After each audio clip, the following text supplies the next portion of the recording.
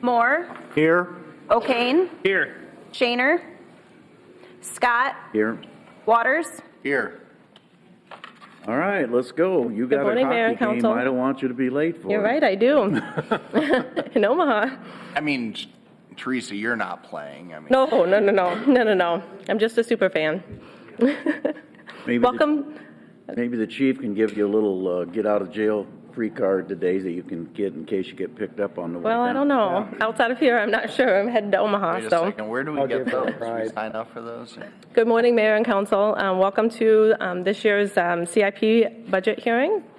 I'm going to start with the presentation. You put it on presentation.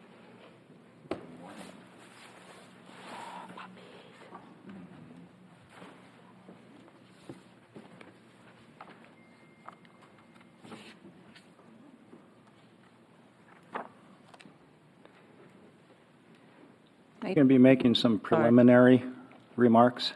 Yep. Yeah, I'm waiting. Oh, there it is. Sometimes it doesn't let us make updates here. Oh, So. hold on. There we go. There we go. First, I'll just go through the budget timeline. I do this typically every year, so everybody is aware. We're right now at the kind of February, March type of area here. But prior to that, there's a lot of work that goes into the budget that you're seeing here today. In July, we reach out to the council. We ask them for their council priorities, and that's based on what they hear from the public. We get feedback from them. We share that with the departments, so the departments are aware when they're entering their budgets and cognizant of those priorities that council has set forth. The departments enter their CIP requests. The peer review team goes through and they pare down those requests to get the CIP to a level that comfortable debt level. Then finance does another review and sends subsequent questions out. Beyond that, the city manager has hearings and meetings with the departments. We go through the improvement requests, which you'll see in the book for operating, and then we go through the hearings that occur. Right now, we're at the CIP hearing. We will have the operating hearing February 8th. Wrap-up is February 26th, and then on March 5th, this is a new deadline. This is a deadline to the county. We're required to submit to the county so they can send out letters to all residents of Woodbury County. Beyond that, right now scheduled, April 14th, we have the budget approval scheduled for a council meeting, and then in May, we do the budget amendment for this current year. So that's kind of the timeline that we're at. This year, unfortunately, it's all gloom and doom.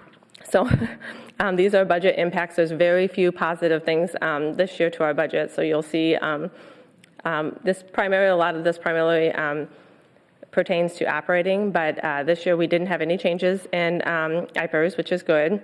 And we did have an increase in sales tax, so that was good. That helps us here at CIP2 as we distribute those funds. And we did have a minimal growth in our values.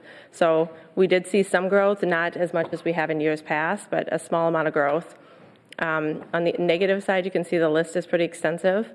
Several years ago, they eliminated the backfill. So this year, the impact to our budget is nearly $1.5 million for that elimination. House File 718, which we've went through extensively, the impact to us right now cumulatively is $1.2 million. House File 2552, that was the change to the business property credits. That has this year an impact of $490,000. Just like other years, we always tell you the fund balances that we're using. So this year we're using road use fund, just over $1 million. And the airport subsidy, which is a general use fund, is $1.9 million. In addition to that, we had increases in a lot of insurance expenses, including health insurance at $1.2 million, general liability about $113,000. The 411 expenses went up about $141,000. And MFPRSI had a small increase. This shouldn't have a huge impact, but it is an increase to our budget this year. So when we polled the council, these were the priorities, which are very consistent with the priorities that we had in prior years. First, Nobody will be surprised that infrastructure was our top priority. Health and safety was second. ED, first residential, and then commercial development was our third priority this year. Fourth was quality of life, parks, arts, cultural, and transportation. And then lastly, customer service. And I do want to note that there were a few other items that were mentioned. Front office work, plan review, inspections, and engineering were items that were mentioned within those priorities as well. So the proposed budget today, I'm going to do it a little bit different than the dollar amount per department. I'm going to do a percentage today. 62% of this budget is an airport expense, and the next page will go into a little bit more detail of what that is. That's a lot of that is a cost share with another entity. So I was going to say it's kind of skewed. You look at this graph, and I think that it's very misleading if you don't read into it. So if you're a layperson watching out there or reporting on this, it's correct. While there is that large expense, there's a match, and it's usually 85-15 or something like that, where it's covered. Correct. By the federal government. So this is somewhat similar to what we saw last year with the wastewater treatment plant. It kind of took over the whole entire CIP because we have that reconstruction occurring, and there was an SRL expense, there. So this is similar to that, just for airport this year. In the next page, I will go through some of those detailed projects. But here also, community and economic development was 9%. But you'll see also sanitary sewer, streets, water, those items which are more infrastructure type items are the items that are a little bit higher as well. We do have a lot of bridge work. I want to emphasize that because a lot of the bridge work that we're doing right now is in preparation for the Gordon Drive Viaduct. So we have a large expenses that are, the city feels are necessary in order for us to support the Viaduct project that's coming up. So here are those kind of detailed projects. The infrastructure investments, the $144 million is our airport improvements. This is the runway reconstruction. So again, huge cost share with another entity. So roadways, we had $11 million of the budget this year. Bridges, $3.1 million in this year. However, we, beginning last year and for 4 years, the total of bridge work that we're anticipating is $10.2 million. And that's all really in preparation, from what I understand, for the Gordon Drive Viaduct, as they start to, they start to redirecting traffic and those things. We're getting prepared for that increased traffic on those other bridges. $9.6 million for sanitary water and sewer improvements, and then there's $9.8 million in the budget for the Bacon Creek Channel. Redevelopment of housing, there's a $19 million in this budget, and that's the portion of the ED for kind of the rehab of the Boys and Girls Home site. Now that we have requested a grant, so that'll be offset by grant, but that is an expense that's in this budget.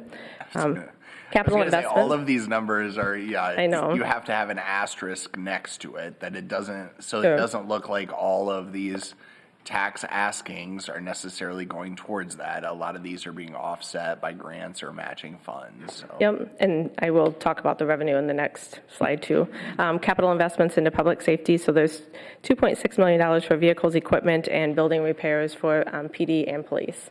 You'll see that detailed out a little bit more in the budget. On this next page, we talk about the funding sources. So that where Alex is talking about that miscellaneous, that huge chunk right there is like a reimbursement of cost. That's where we're getting funds back for those costs that occur. So a lot of that is related to airport and those other areas. So SRL is 7% of our budget, and abated bonds. So those are revenue debt. Sales tax is 2%. Sewer is 3%. The TIF is 2%. Debt service is 7%, 2% of water, and 19% of grants. So a huge chunk of ours between the reimbursement back, the miscellaneous, and the grants are funding this budget. So this is an added slide I wanted to add this year because I thought it was important to talk about the debt service. A portion of what happens today will roll into our operating budget. There's a debt service portion of our levy, which is really directly correlates to the CIP projects. So I wanted to go through quickly kind kind of give kudos to the departments and to the council for how low we've kept our debt and how it's helped us. Now that we have other restrictions within our operating for the other levies, we've been able to turn to the debt service debt and start to, I guess, have capital items that we're moving out of operating. So some of those large pieces of equipment that we used to amortize through our operating budgets just can't hold and handle that anymore. We have the ability to move those into capital and use, borrow debt and purchase those large items. And those items are anything over $250,000. So some of those sewer vacs, those are upwards $600,000-$700,000. Those are items that are huge and costly monthly amortization expenses to our operating budget. So we're able to shift those into capital. And if we had not been extremely conservative with our debt in years past, that wouldn't be a possibility for us. There are cities, if you look out there, there are cities that are 80% of their capacity, and I'm happy to say we're at 39.4%, and that is after everything right here, based on the proposed. If we were to, nothing changes in this budget, that's where we plan to be and after the 630, or after the FY26 budget. So that's really great. We have a lot of flexibility there, but I did want to note that the higher our debt is, the harder it is for us to keep our great bond ratings. So we have really good bond ratings. It allows us to keep those expenses down for the interest rates, and that is a huge portion and reason why we continue to get really good bond ratings. So we're very cognizant of that.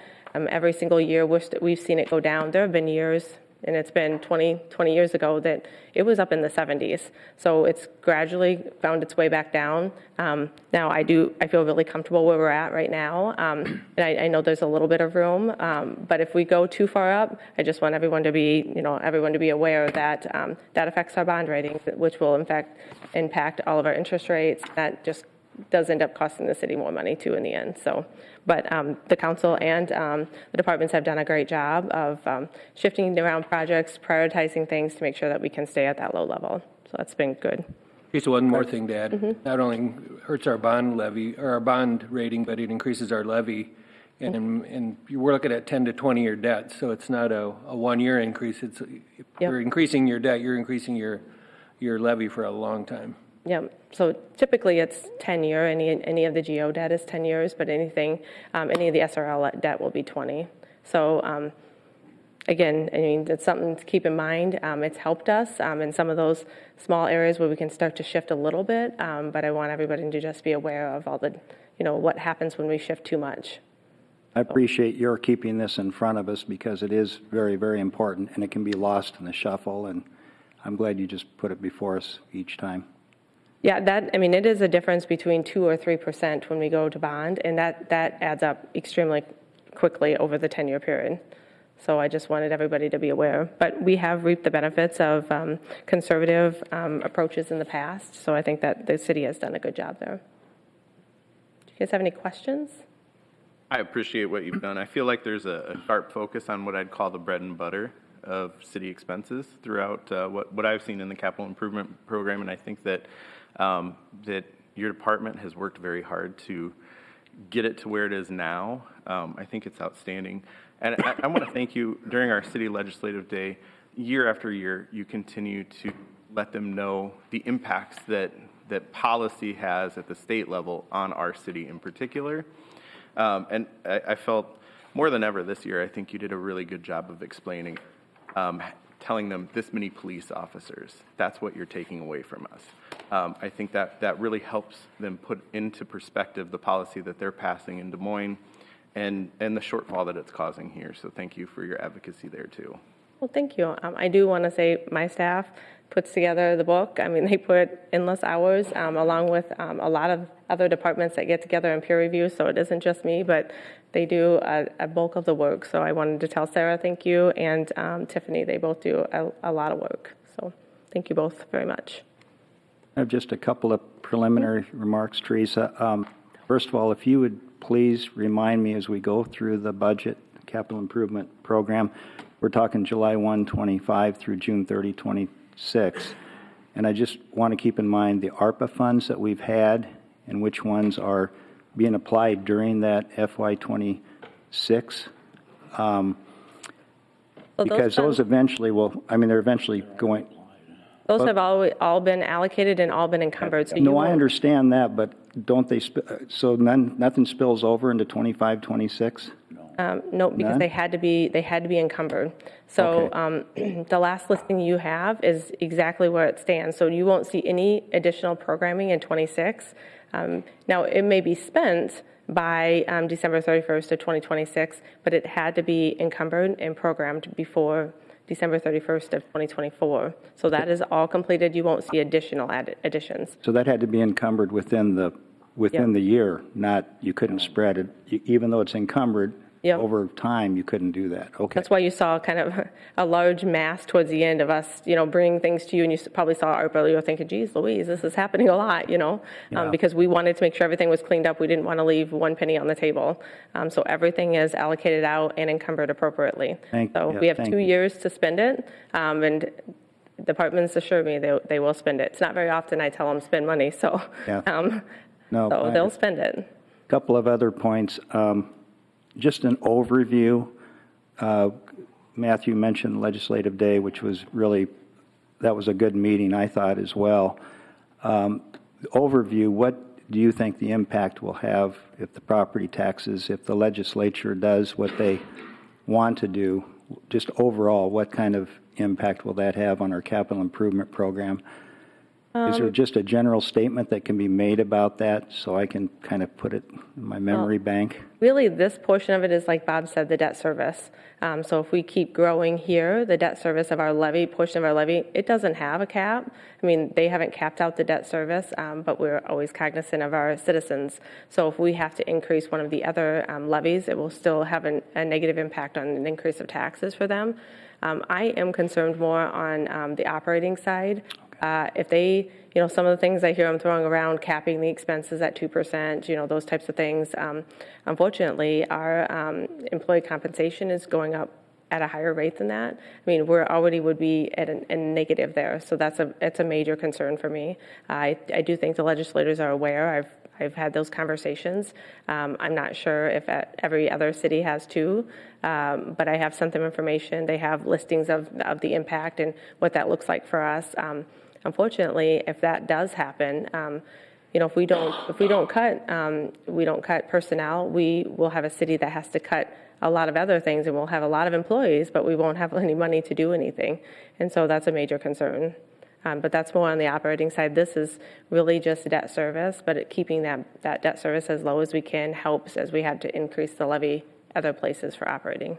Okay, I thank you for those comments. That helps a lot. And then finally, I just want to thank Bob Padmore for participating in our budget hearings coming up. I know he's here till April 4th, but Bob just adds a lot of expertise and experience over the years, and the number of years he's been at City Hall. So Bob, thank you for being here today and guiding us through what is a doom and gloom type of budget, and we need to keep that in mind. So I've noticed how some of our engineer estimates have been extremely high and the bids come in low, but I still want to keep in mind on the capital improvements that we're making that we don't just base it on that low bid, because we get change orders all the time.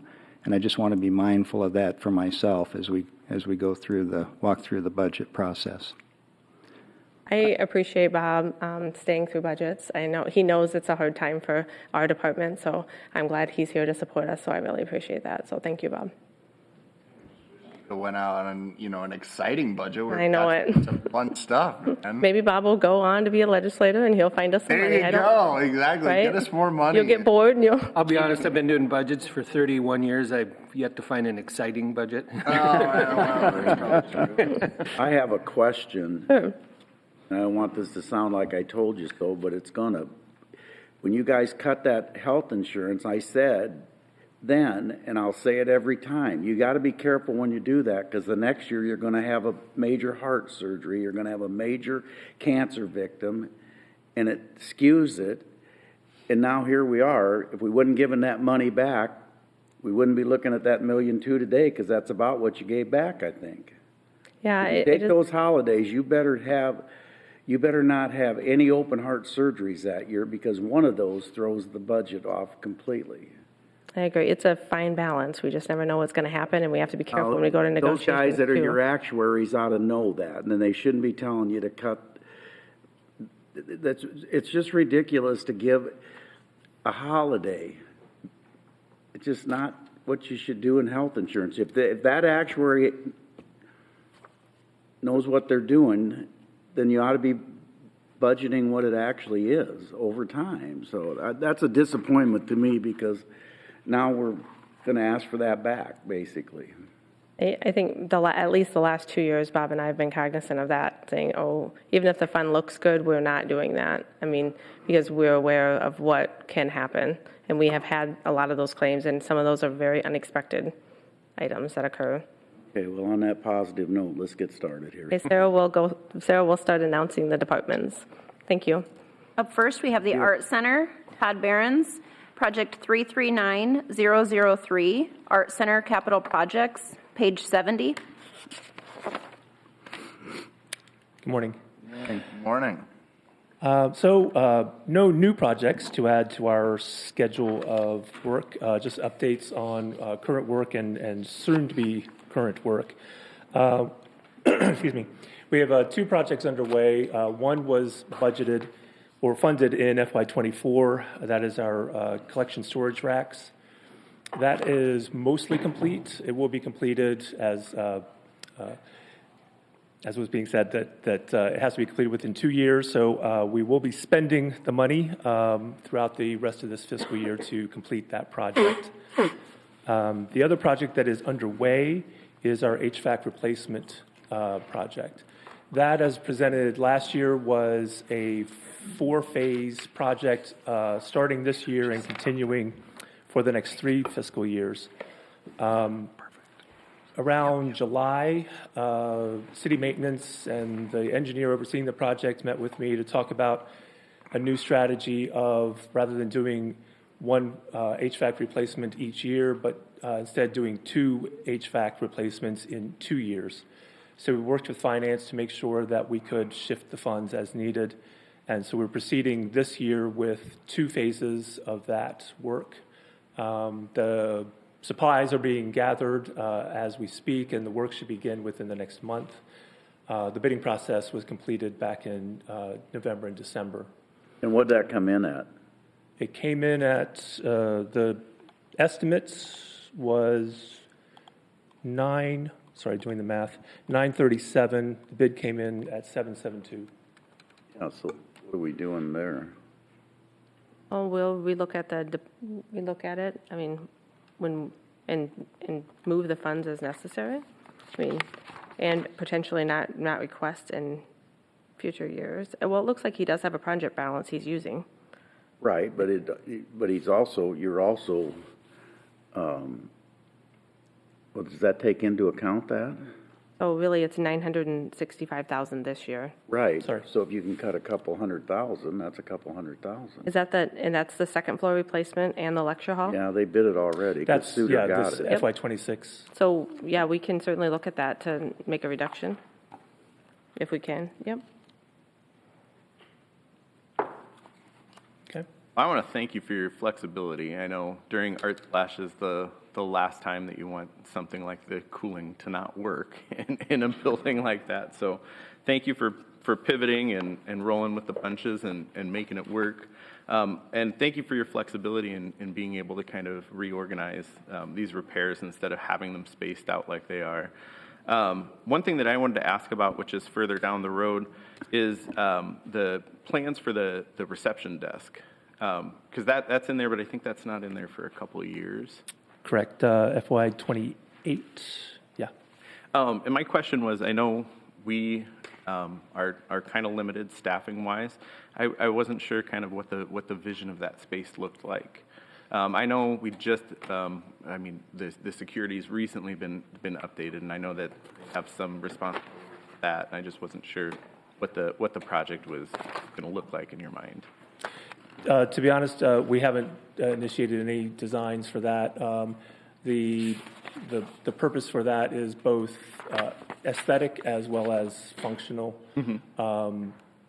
we don't really have the front desk's role. The person at the front desk's role has shifted since the building opened, and so the design needs to accommodate both being welcoming but also monitoring security. It doesn't do it very well right now. So we don't actually have any kind of specific design, but the purpose of it is to combine those two functions of being both the reception with also being security. So will it be more of a secured area too, do you think? Or I don't imagine so, no. Okay. I was just curious about that. Thank you. Questions? Okay, up next, we have the library. Good job. Thank you. Helen Rigdon, Project 319007, Morningside Library Improvements, page 165. Good morning. Morning. I know we discussed this at the joint meeting, and this is what it came in at. So, as you know, that parking lot is bad, and I agree, but I don't know as if we need that large of a parking lot anymore.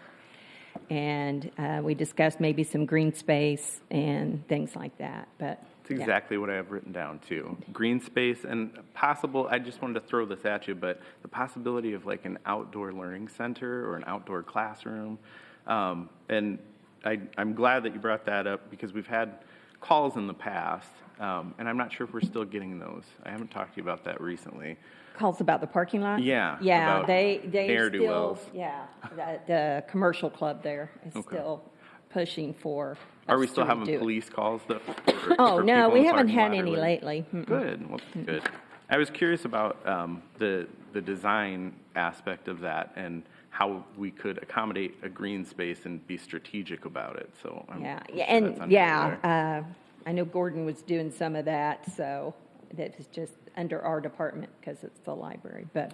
But that's important to do because you guys on engineering need to look at that. You don't need, if you can get by with a third, maybe half of the parking lot. And we have. The commercial club doesn't, it's ridiculous to spend that much money on concrete. Turn it back into grass, they can still use it for the carnival, it won't be a problem. Right. It'll actually be better because they won't be driving stuff into the concrete. And then we don't have to worry about the spikes like you put. And then you have to do snow removal. We have had it on our agenda, Yeah, just make sure that we don't but we concrete need to that. talk to Parks and Rec too, because who's going to maintain it? It would probably go to them if we need to get with Matt. Yeah, because they mow around the library now. Correct. So Parks and Rec, because of Peters Park. Right, It's really so we would Peters need Park. to Yeah. bring Matt into the discussion as far as what he, would see as a good option, how much space, how it would be maintained. Well, and Helen, I first want to apologize. I missed the joint meeting. I was not able to be there. But I did try to give some feedback for that discussion just because it is something that I am passionate about and trying to stay informed on. I mean, I hear from the commercial club being up in that area quite a bit.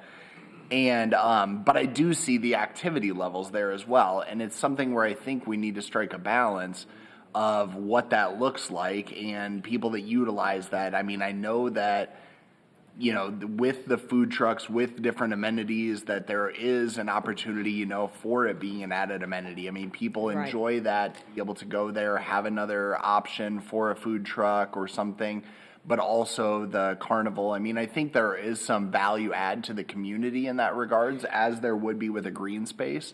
But I also think you have green space around the backside of the library that gets terribly underutilized. Yeah, the library uses it. We're the only ones, because there's no playground equipment, nothing back there. Exactly. And so I think too, and I even think I would go a step further and say, I know the owner of that property that was the old post office. And so talking with them, talking with that access point through, it's a one-way right now due to the positioning of the post office boxes and different things.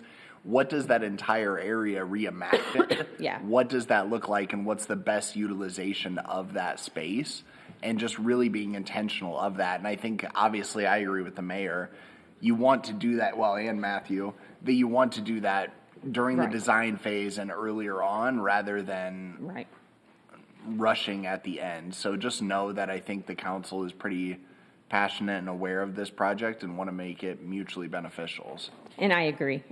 We just have to work out that food truck. permission situation, so, Agreed. yeah. I understand. Project 319013, Wilbur Elf's Library Improvements, page 166. We had pushed back, we've been asking for new carpeting and shelving for the downtown library. And the shelving's usable, it's just ugly. But the carpet is in bad shape. But we did go ahead and push that back. And we also pushed back the air handlers to next year. We're hoping that they will last. We had a small repair done on them this past summer, and it seems to have helped. There was, anytime it got below 50 degrees outside, they wouldn't kick on. We'd have to call the company out, and they finally got the part in and got that fixed. The only thing we really had done out of it this past year was the flashing around the roof of the library, and that they finished that. So, As long as your carpeting's not a trip hazard. not yet. It's squares, and so but it's just getting thread. How old is it? How old is the carpet? I thought we just did that in my time here. 2011, when they remodeled The downstairs, right? downstairs and upstairs. Yeah. From the flooding. All the down when the flood had to be, But, we have, Improvement, 200,000 yeah, people 'cause I come was on through a Yeah. year. And proof that those squares work well. Yes. If we would get a trip hazard anywhere, pop it out, put Yeah. another one in. I mean. Yeah, but we're about out of them, that we had extra, so we're running low. I wonder what the life is on On carpet, On that, I thought it was more than normal. That's what's shocking to me, but. that's why I'm just like, I wonder what the best utilization would be. I mean, whether it's the carpet squares, whether it's a more hard surface, I don't know. well, I don't know. hard surface isn't going to work probably in a library. No, for Yeah, aesthetic. it just, It'd be echoey and. yeah. exactly. No, I know, and I'm just saying, I know, yeah. thinking creatively of what is the best answer long-term. And there has been some libraries, and I've not, it was probably, before I came here, it got pretty popular. They were using cork for flooring, but I've not seen how long that lasted, so I Yeah. could do some research on that. All right, thank you. Thank you.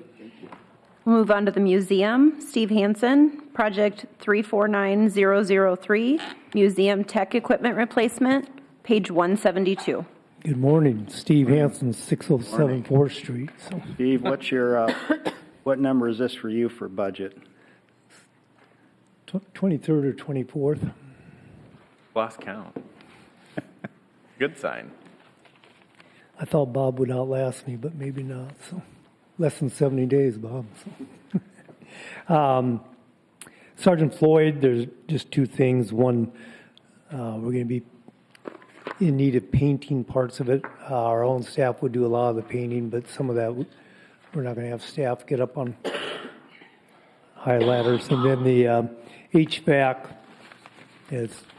we're just always probably one incident away from having to replace it anyway. So, and then I don't know if you want me to go on to the next, to the museum, downtown museum. We're talking about $50,000 each this year or this coming year, and 50 the next. And that's we're talking about come April we'll have been open downtown for 14 years, and the technical equipment is 14 years plus. So we're truly past the lifespan of that. Of what? Say that again. I'm sorry. The technical Pardon? equipment. Technical equipment. Yeah, and even carpet for that matter. But the technical equipment, we're have already begun phase one, and the Association of Private Sources is starting to fund that.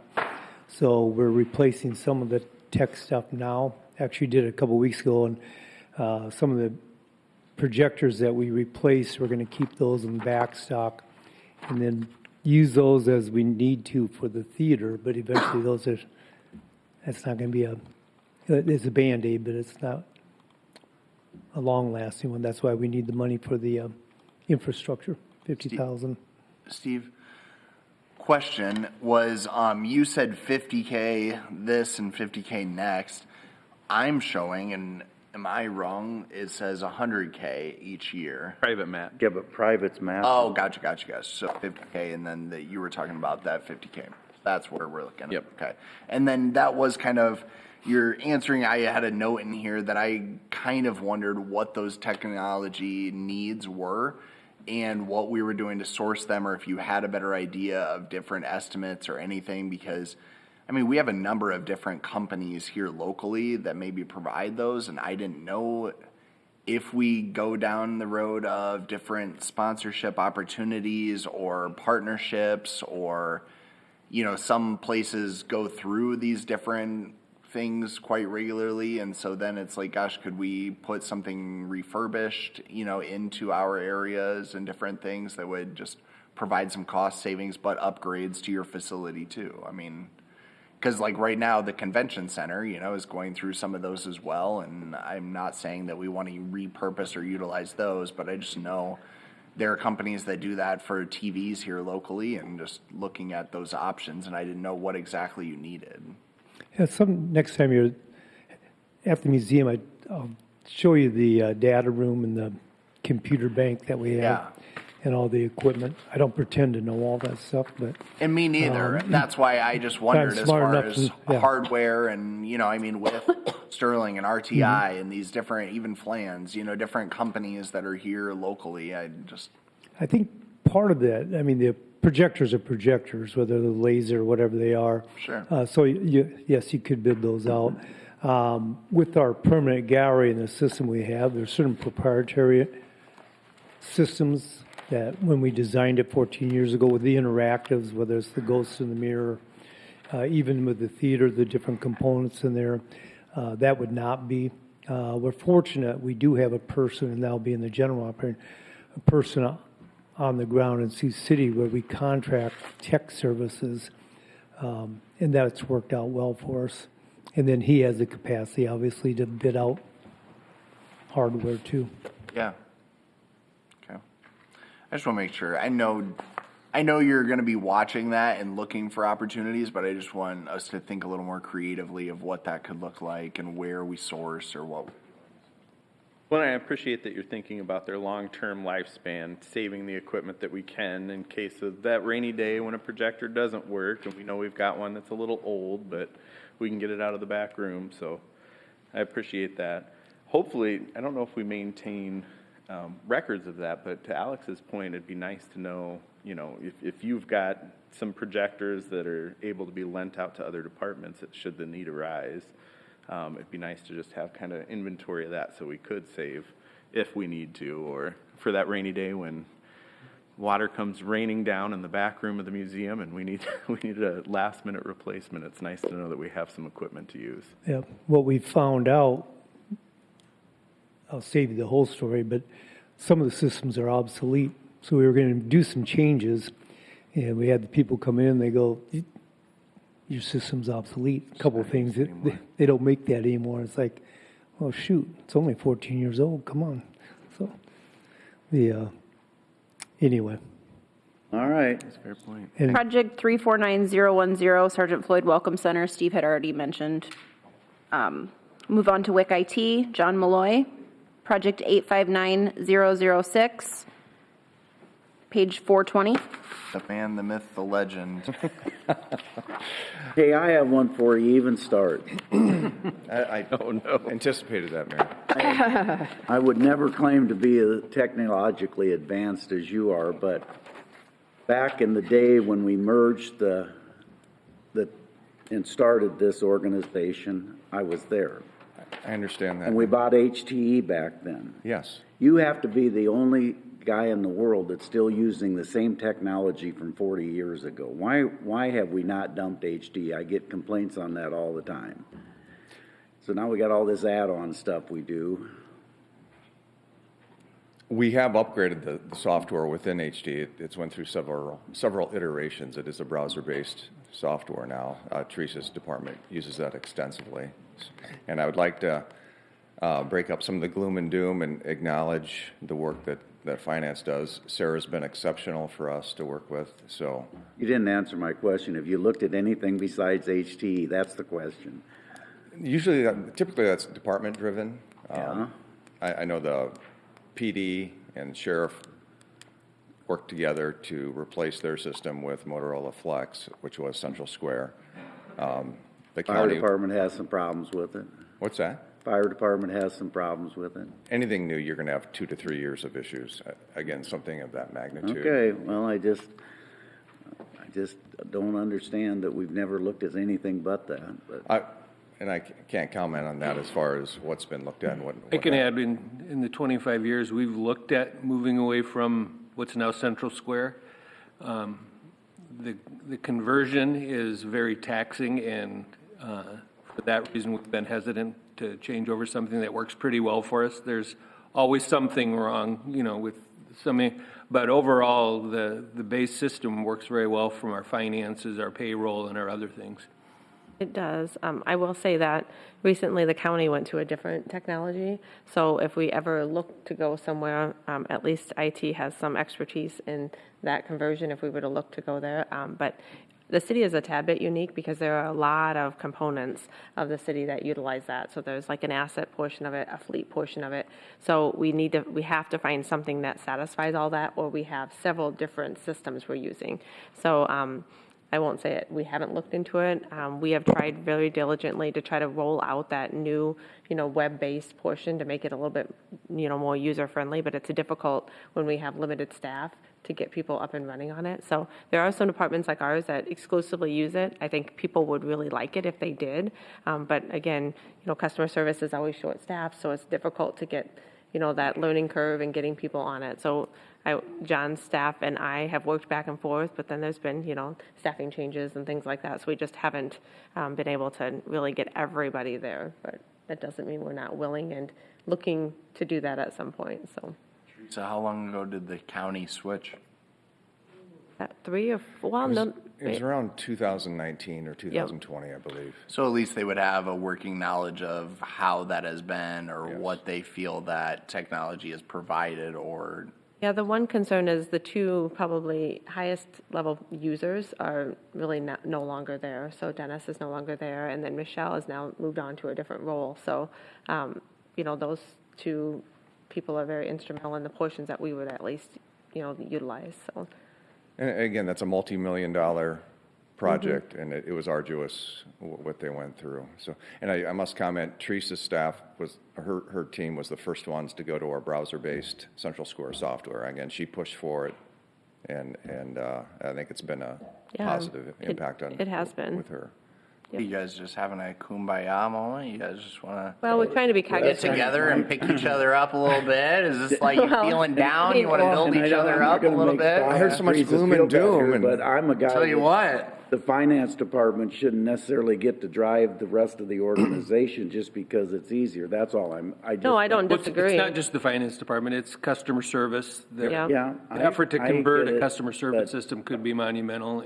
There's inspections. I mean, there's a lot of parts of it that are difficult to. Just ask the question. They just all have to integrate well. You all would have an answer for me. Go ahead, John. Okay, well, to continue tell with us your Christmas list for this year.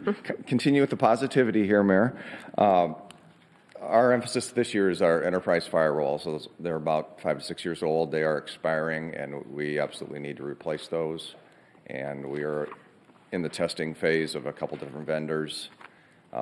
As I was sharing with the WIC Commission and Bob here recently, we have maintenance through November, and they actually announced end of life in May. So if this is approved, we're going to have to do something. So we're going to have to maybe move those dollars forward a little bit. That absolutely has to be done. So again, that's all part of that security emphasis. Smaller projects, again, to go in hand with the gloom and doom. I tried to reduce our CIP this year compared to last year and compared to next year.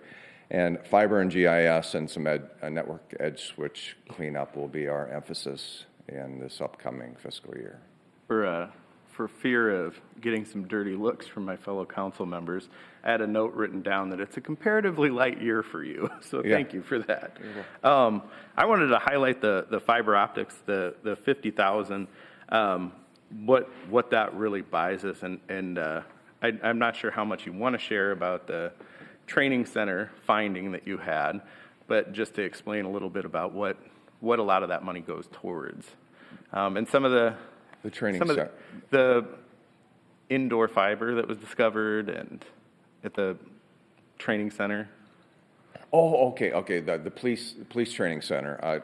Yeah, just Just to explain a little bit of the bang for our buck. Yeah, Let's say again, we kit. Again, we have hundreds of miles of fiber. We have a fiber run that goes out to the police training center, and I think 225th and Allison is the exact juncture point for that vault. They had an outage here in the last month, and was discovered incorrect fiber. It was direct buried into the ground. It's actually indoor fiber, so the mice chewed through that fiber. With our relationship with Fibercom/IMON, we're able to do an exchange, working with Mike Collette's office to get an exchange, and we're going to actually use their fiber to connect to that center, which is a correct version of the fiber in the ground. So now we have mice trying to access fiber and get yeah. online. Yeah, they pulled the vault was damaged, and they pulled the lid off, and then actually a bunch of them ran out, I guess, is the story I was All told. got things to search online too. Yeah.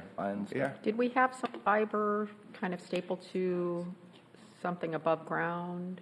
Something too? I think that was part of the phone project. Yeah, something. Yeah, right? there was. Yeah, And- there's lots of and different we always stories. are converting all of those things. Yeah, to modern again, day. it's a boon. The fiber is a boon for network connectivity. We have over 70 locations throughout the city and the county connected, and I think almost 60 of them are fiber connected. So. And thank you for your diligence in helping to maintain that. Because Yeah, that's not I got to give a fast. shout out to Doug Bach on my staff. He has really stepped up since Glenn Sidive's retirement. He's been exceptional in taking ownership of that, because that's a huge utility for the city.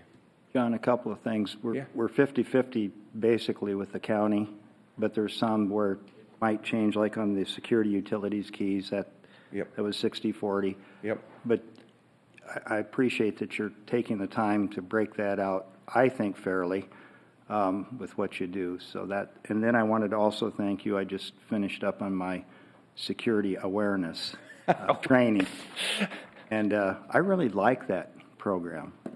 Assume you picked it out, or you're. Yeah, well, I personally picked it out. You're behind it, but no, it's really is helpful. It is informative. I would. So thank you. And you were doing that for all employees of both county and city. Yes, I believe, with maybe one exception, but yeah.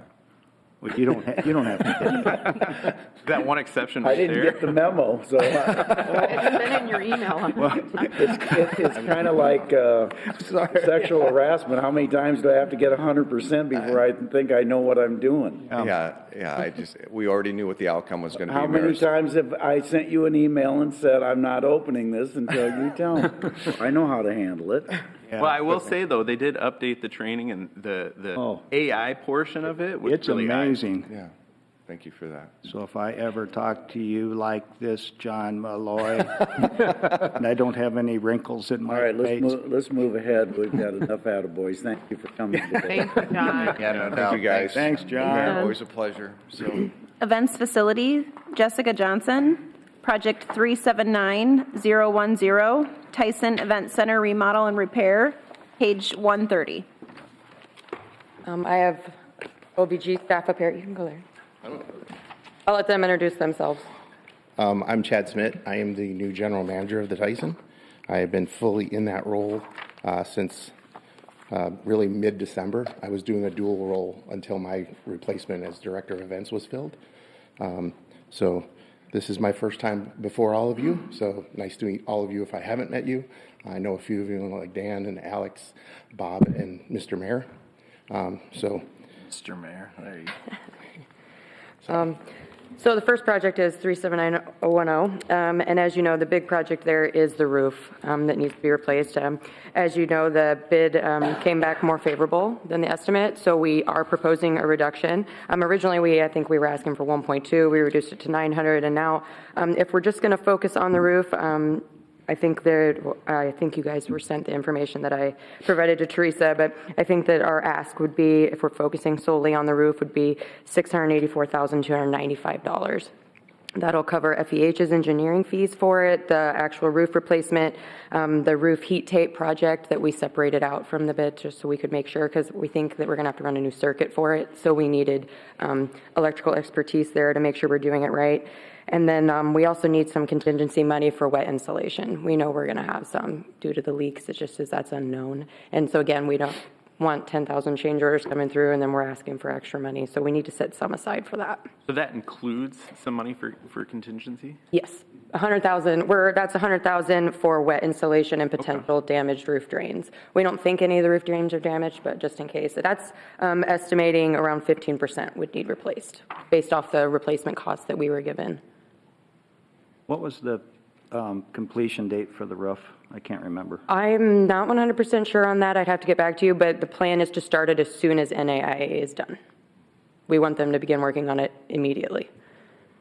What do we do? Do we have a cushion, though, for any change orders that might come through?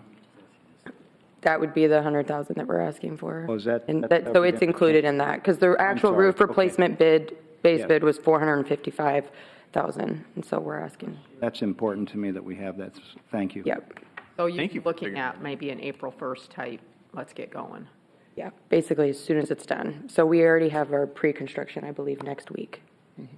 They're aware that as soon as the tournament's done. We just wouldn't be able to get it done before the tournament, and obviously we don't want open roof and things during that, but we would obviously want it done as soon as The possible. weather's not nice enough to have an open roof for basketball. No.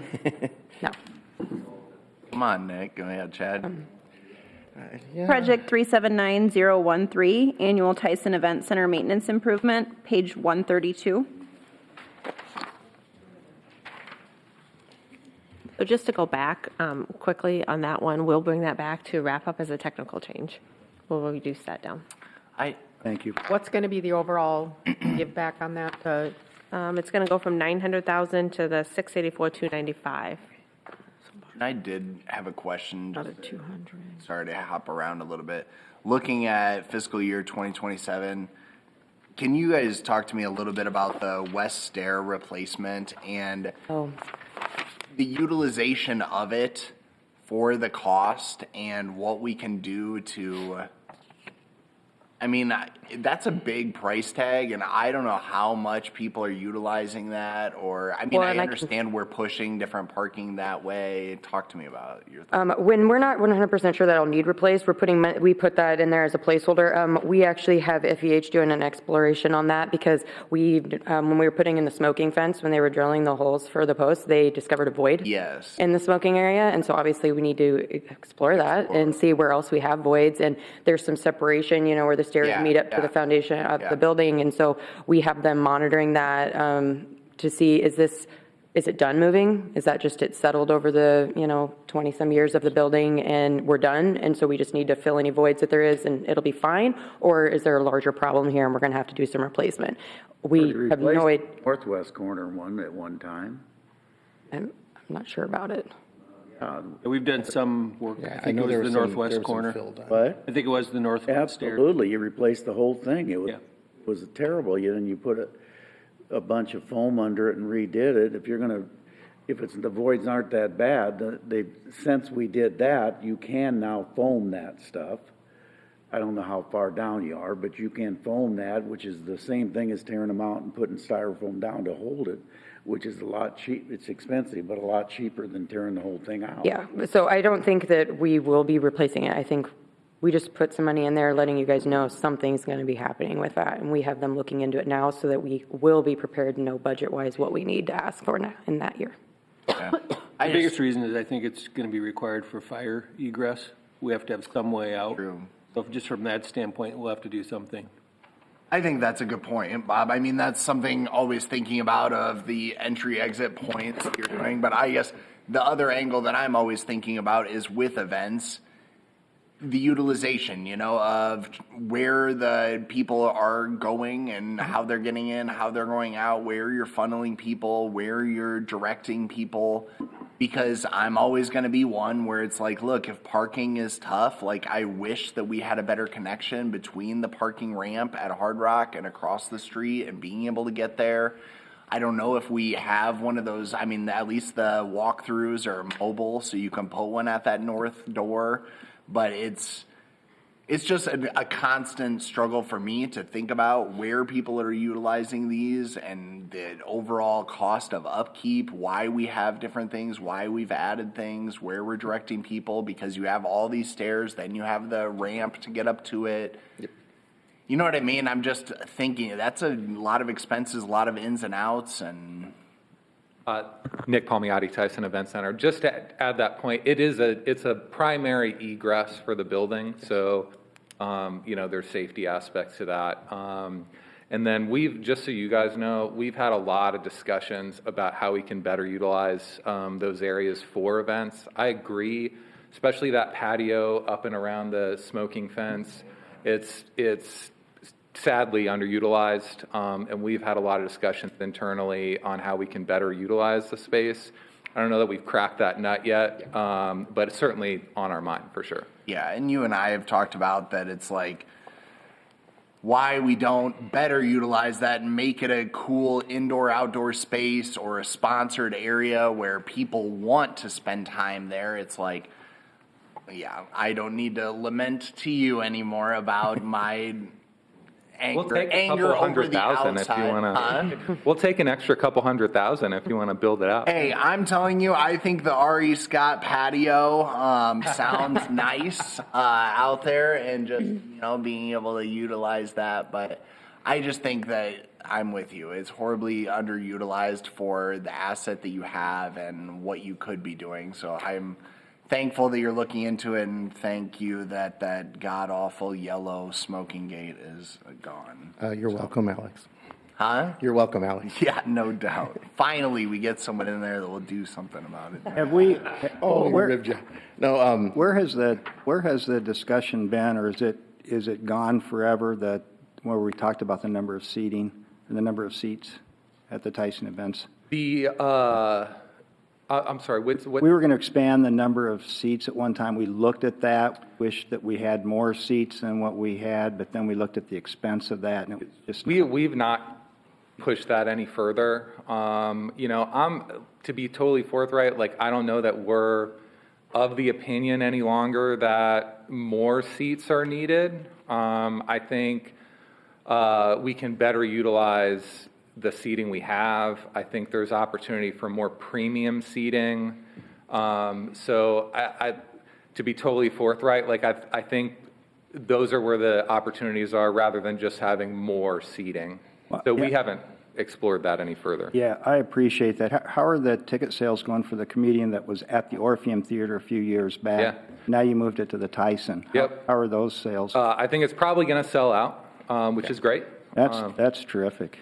Sioux said he tends to be a late buying market, which is a little frustrating at times, but it's going to be a huge show. It'll be one of the biggest shows we've had in a long time. I have some family members that are excited. Along the about lines of what you were asking, Alex, with our entrances and exits, we're constantly talking about ways to better utilize them. And one of the things was with the new mags that you guys allowed us to get, we have a faster ingress than we've ever had, so we're able to get more people in a quicker time period.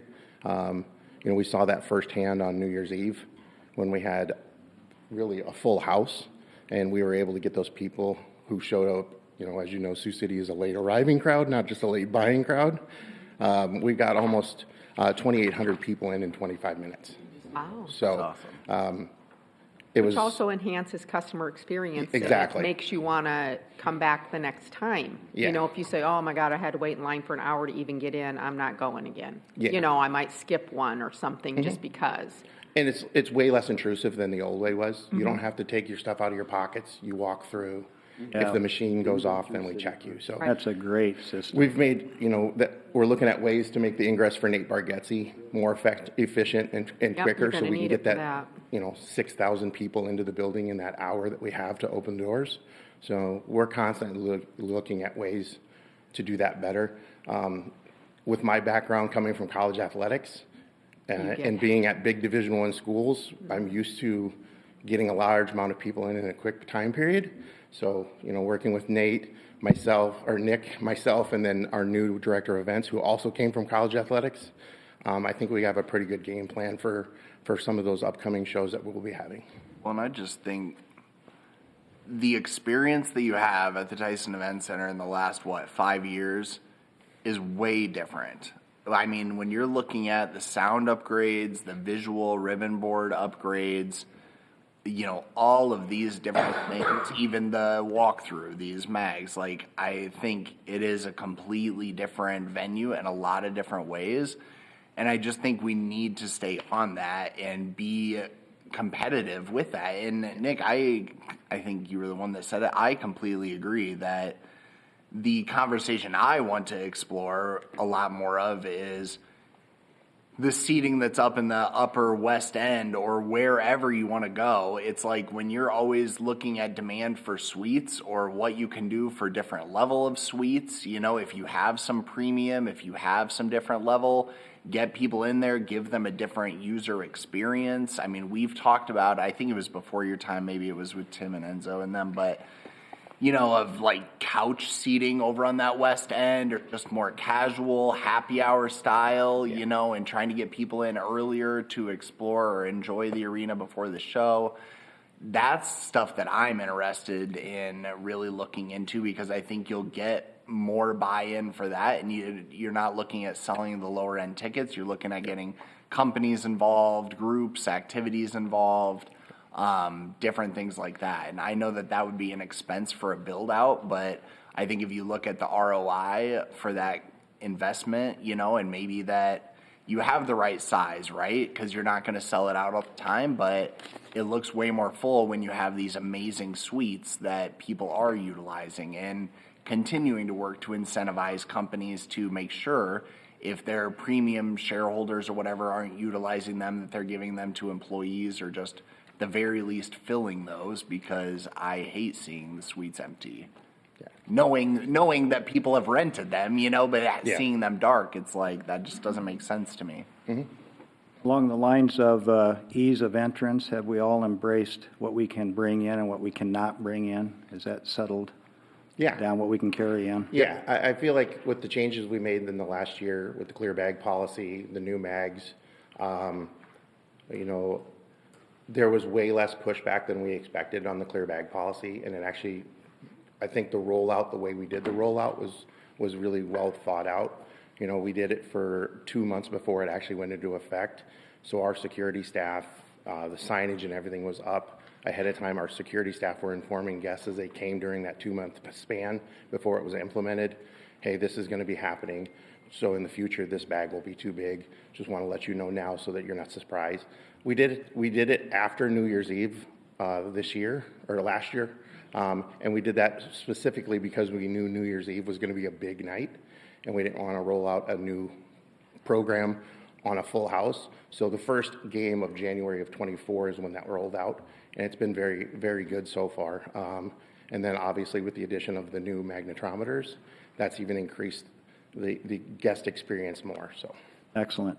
Thank you. Mm-hmm. With ingress, egress, I'll go quick. This is just one comment, but thinking about that at the Orpheum too, we have to do better utilization of that north entrance and just pushing that. I know the sidewalk project or different things is affecting that. I get it, but just keeping that top of mind too. One thing I will note is with the open gate mags, they're pretty easy to move around. So we've had some discussion about if there are big shows at the Orpheum, you can utilize those at the Orpheum because they're battery powered. You can move them wherever you want. So we're certainly. And you know the shows that you're going to. Yeah. Yes. Yeah, absolutely. I haven't been to a concert since Gary Puckett and the Union Gap opened the site.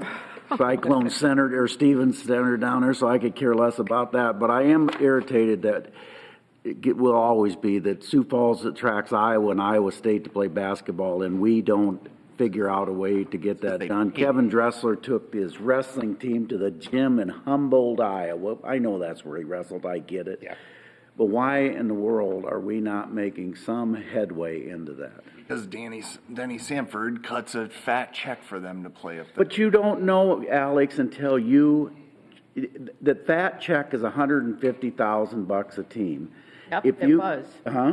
I followed up on that with our. It's $150,000 a team. Yes. And if you put 10,000 people in the Tyson for a basketball game, that'd be tight, probably. Well, I don't think we could get 10,000. Yeah, you can't. You get 7,500. 7,500 we could. Right. If you put 7,500 and you had those, Iowa State tickets now are like $75 to $100 a ticket Right. for a basketball game. If you even got half that, you could make that work. And if you couldn't, there would probably be some corporate sponsors that would do that. And I'm not blaming you as much as I am Iowa State and Iowa. It's ridiculous. Yes. It's absolutely ridiculous that they do what they do to us. Well, and especially when we had local kids starting for Iowa. And we have talked about this in our sports commission meeting, as you know. And when Tim was here, because that was a thorn in my side when Iowa played. Well, they played there 3 times now. Yep, and I did my due diligence, found out what the checks were, and it was $150,000 per team for travel. And I think Tim even supported the fact that he thought we could cash flow it. But he said, we need money up front, to get them here. And I said, believe me, the city will find the money if you can get the contract to get them here. But this is still a wrestling state. Augustana now is a Division I, Big 8 or Big 12 member. Yep. Why in the world would Iowa State not come here and wrestle Augustana? Right. South Dakota State is. Iowa, yeah. No, I'm just kidding. I don't understand. I mean, Mr. Pollard, you need to go sit down in his office. I've called him, and I don't have any influence on him, but you need to call him and say, we're coming to Ames to talk to you. Yeah. And to let you in, we have talked to some universities, the Division I schools, about coming here. It's probably not one you'd be excited about. It's actually the University of South Dakota had approached us about a game here. We had a conflict on the date, so it didn't work out. But that would make me happy too. I'm an alumni, and so am I. Maybe I'd give them more than $50 next year if they did. But we are actively working on trying to get a Division I game, whether that be a Division I hockey game, because we have the facility that can host a Division I hockey game. We know we can host wrestling here. We've proven that when we hosted the Iowa Girls Super Regionals, yes. And we had the 8 mats on the floor, so we know we can host wrestling. Basketball is one of those unique situations. It's a money-driving sport. So, as Julie mentioned, the payouts are what matters to a lot of those schools. So, it's not something we're giving up on. Too, because if you have a game, if Iowa plays at home, they take in a lot more than $150,000. Yeah, they do. That's not. They can't use that money drives that, because that's baloney.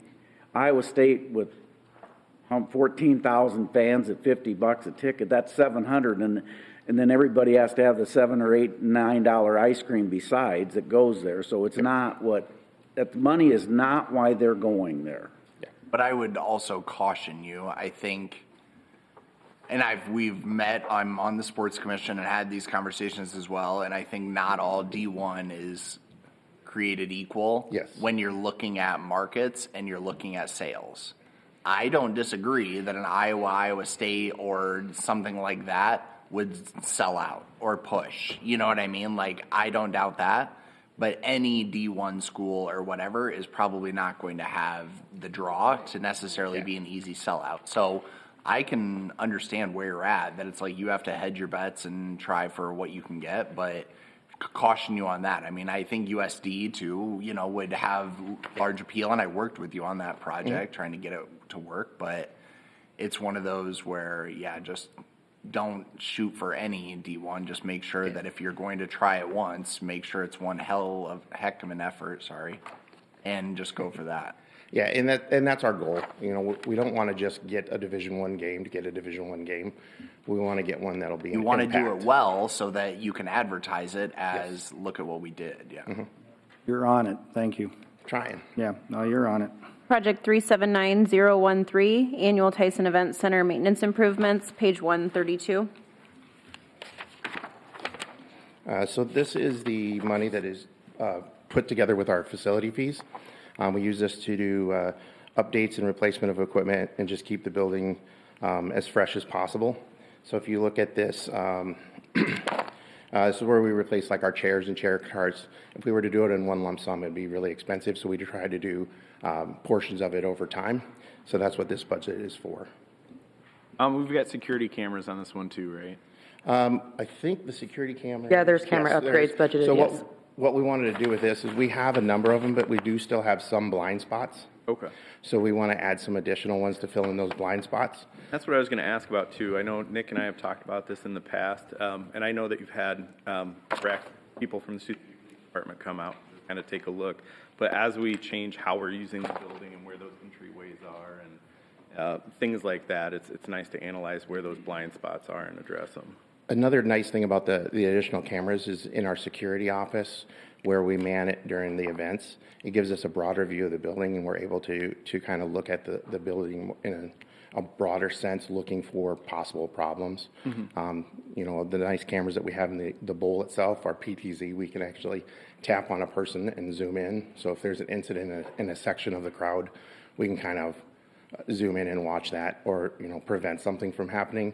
You know, for example, I think it was one of our hockey games, the Omaha crowd, or no, Sioux Falls crowd and the Sioux City crowd were hollering at each other over the VOMs. Can't imagine that, right? You know, it was just keeping an eye on that situation, making sure it didn't escalate into something larger.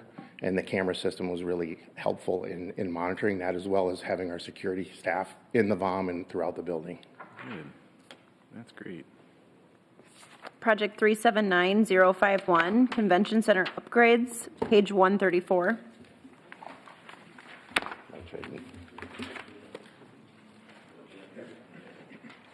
Thanks, Chad. Thank you. Yeah. Welcome to the team. Well, yeah. Congratulations. Yeah. Travis Lee, Assistant GM and Director of Sales at the Sioux City Convention Center. First time here, so appreciate getting to talk a little bit about the Convention Center upgrades here, and certainly I know majority of you, but for those I don't, thanks for giving us the opportunity today.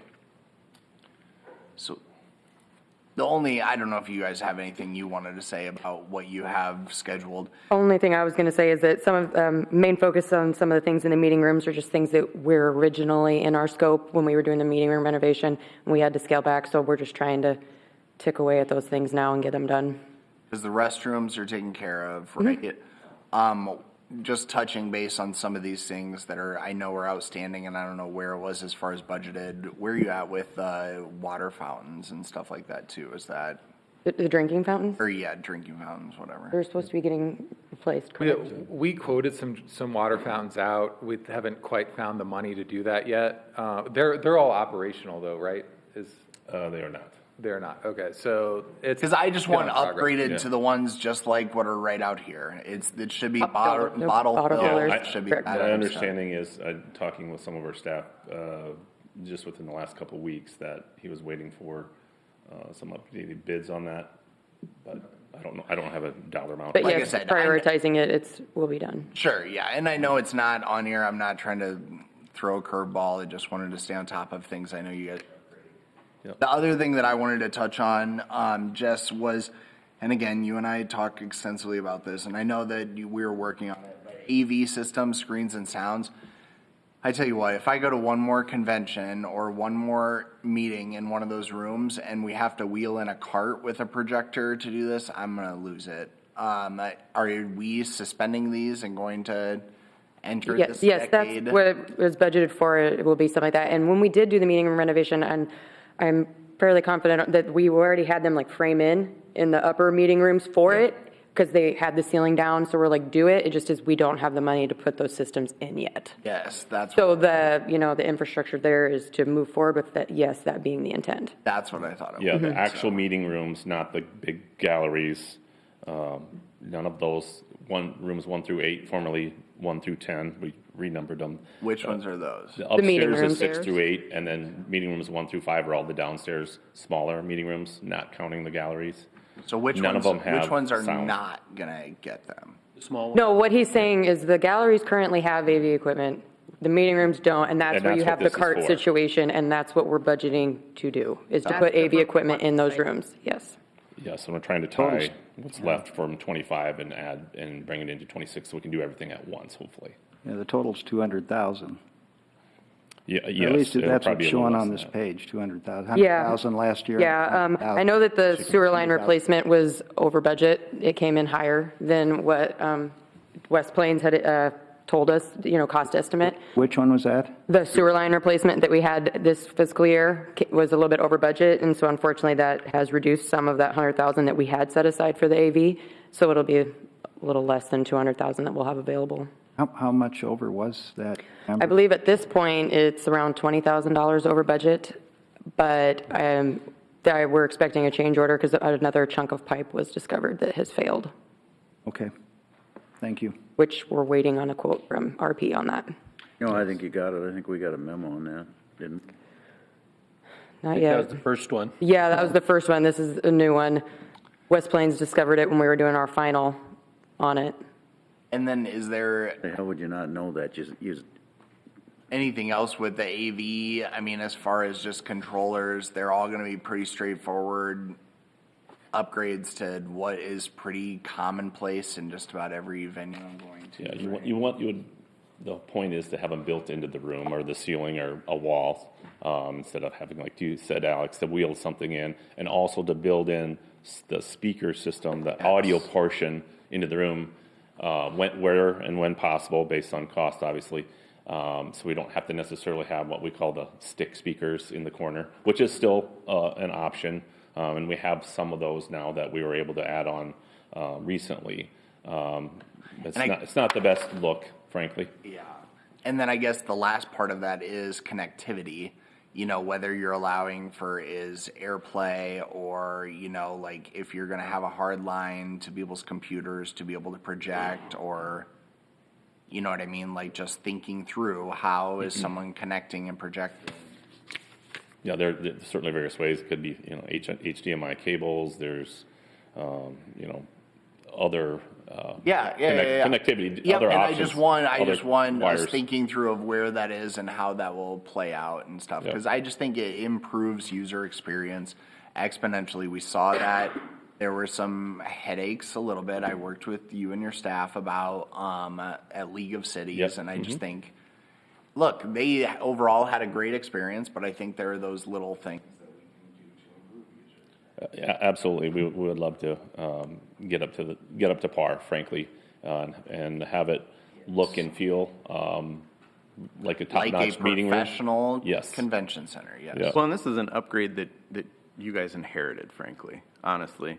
And I was just thinking about that because we got the invitation to Faces of Siouxland. Faces of Siouxland was not an event that you guys hosted last year, right? So it was the end of March, right around, or the beginning of April when you guys took over? April 1st, we took over second. April 1st officially. So really, they've been in the building since April 1st, and I don't know. I've attended more events there in this past year, and it looks like a completely different building. The feel of it is more grown up, more modern. There's not magazines from 3 years ago. There's not toilet paper stuck to the ceiling. There's not paint that, or chipped away paint in the bathrooms. So thank you for all of that, and thank you for inheriting and really taking it forward. The AV issues that we've had down there have plagued us for a long time. And the previous group that was managing the facility lost a lot of big events. They lost, the school district stopped hosting events down there because of it. So bringing your expertise into that space and really letting the space shine, but investing your time and your effort into it's really appreciated. League of Cities was amazing. I can't count the number of compliments that we heard just from that about how well the space looked, how attentive the staff was, and how much fun everybody was having. And it's big events like that really, they drive income downtown up, and we want to encourage those people to host more and more events. I know Dan's working on his lawyer friends to make that at least a biannual, right? Come on, bring it on down. Iowa Attorneys Association. Yeah, the mayor loves it when the lawyers come to town. Oh, yeah, absolutely. But thank you for that. I guess to tie that together a little bit, what you said, Matthew, as well as Alex, that's a great example, the Iowa League of Cities. This is why we are requesting these type of funds for the AV audio, because when a big event like that, which is a major revenue driver for not only our building, but like you alluded to, the entire downtown, potentially the whole tri-state area, we need to have things operating and functioning properly, professionally, so we can host more big events like that. That are taking the whole building, because there's a lot of times we have just portions or a gallery or a couple meeting rooms being used, where then it's not that difficult to roll in something on a cart. But when you have everything going at once, whether it's the AV or our staging risers, and we need those things in virtually or almost all the rooms, then they begin in a little bind. Even of tables, that's another thing that's on our list. I would like to add one thing, and then feel free to ask more questions, but we certainly understand it's always is, but it's a tight budget year, and we were asked, and we did move $220,000 from the FY26 to FY27 for the stacking chairs. Certainly, we have around roughly 2,000 stacking chairs right now. They're functional. I won't make a lot of comments necessarily on their beauty and their cushionability, but they're functional. So we were happy to make that move. So I wanted to know that we're trying on our side to be fiscally responsible as while we're still trying to upgrade and improve our look and appeal. Mm-hmm. May I ask you, when did you start here? End of April. April 27th, I believe. Oh, a year ago. He was one of our first hires when we took over. Yeah, that's okay. Yeah. Time flies when you're doesn't it? Doesn't it? Does. The team effort clearly shows. People have reached out to me who have had small events even, weddings of 100, about the food, about the facility, how great it looked, how well maintained the bathrooms were since previous times. Having been in the service industry for many years, one of the things I used to always say we hosted a lot of rehearsal dinner meals, and the mothers of the grooms, would come and meet with me, and I would say, let's pick out what you want, and then I want you to only worry about what you're wearing, and let me worry about the rest. It's my job to make you look good, and I think that's the mindset that you guys are using, whether you know it or not. When that presenter gets up there, it's your job to make them look good by having the AV ready to go, by having the correct riser, by having the screens placed where they should be, for having the sound system working well. Because they want to look good when they're giving their presentations or when whatever's happening. They're paying you to make them look good. So that mindset and maybe reminding staff and from the top to the bottom, it's our job to make our guests look good. The person who hired us. Make it easy for them. They should walk up, push a button, and go. Yes. And again, the mothers of the groom, they're sometimes on the back burner. And I used to say to them, don't worry about a thing. It's my job to make you look good. I know what you want, and I will make it happen. So that's what you're, in essence, doing, and I really appreciate that because I have received feedback. My very best friend attended a wedding, and she said, holy cow, that food was amazing. Amazing. So you're doing a great job. We'll make sure our food and beverage team is aware of that. A great job. But that's why those upgrades are important. Yep. Right. Because you're making your client look good. So they need to push that button, and it needs to happen. It's a great way to look at it. All right, we got to roll here. Yeah, we got to roll. Way behind. Thank you. Thanks for the technology help. Fire Department, Chief Collins, Project 159018, Fire Apparatus Replacement, page 148. This is your first. There's a lot of first-timers today. There are. It makes me feel a lot better. Yeah. Right. Takes a little bit of that edge off. Yes. And they've all done a great job. Okay, so this first one here, apparatus replacement, this is something that we do every several years. We want to make sure that we maintain a functional and operational fleet for emergency responses. In this project here, we're going to be replacing 3 fire engines. These were initially all lumped into one fiscal year at $2.85 million. Through the peer review process, it was decided to spread that out over 3 fiscal years, which makes a lot of sense because these are anywhere from 2.5 to 3 years build out to receive these. So once they're spec'd, once they start the building process, it's going to be close to 3 years before we actually receive them. So it makes sense to spread that out. These are anywhere from about $950,000 a piece. The costs just keep going up and up and up, and with a lot of things. So we are doing our due diligence. We have a rig committee set up that is currently speccing everything out and trying to decrease the cost as much as we can. We are starting to get some quotes from several manufacturers, and so far it kind of looks about in line with our estimate. 7 is out in Riverside.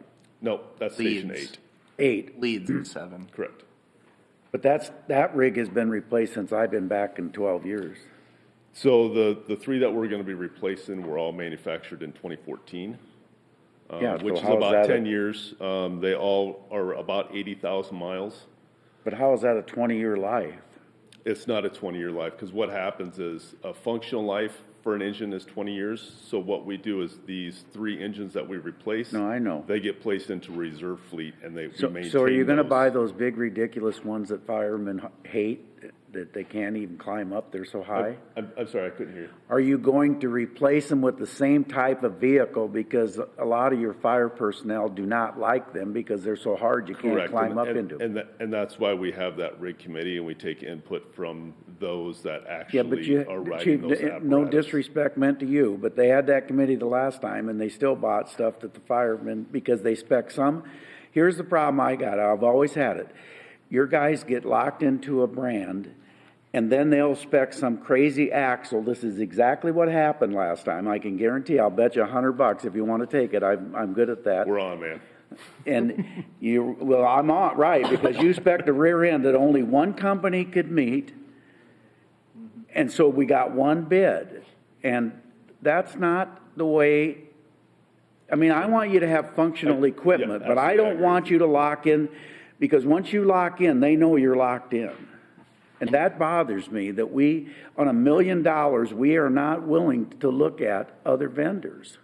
Chief, one thing I would just echo before you respond, one thing I would just echo of the mayor, and the mayor and I actually spoke about this at the League of Cities conference, and I look to you as it being your first year, as you being open to new ideas, and whether you talk to your rig committee and pass it along to them or not, we have a company here in Iowa that builds all steel rigs that is highly reputable and produces a really good product. I know the city of Arnold's Park just bought one of their rigs and is very happy with it. And I would urge you to explore other options. And I agree with that. And our rig committee has actually 2 or 4 different manufacturers so far.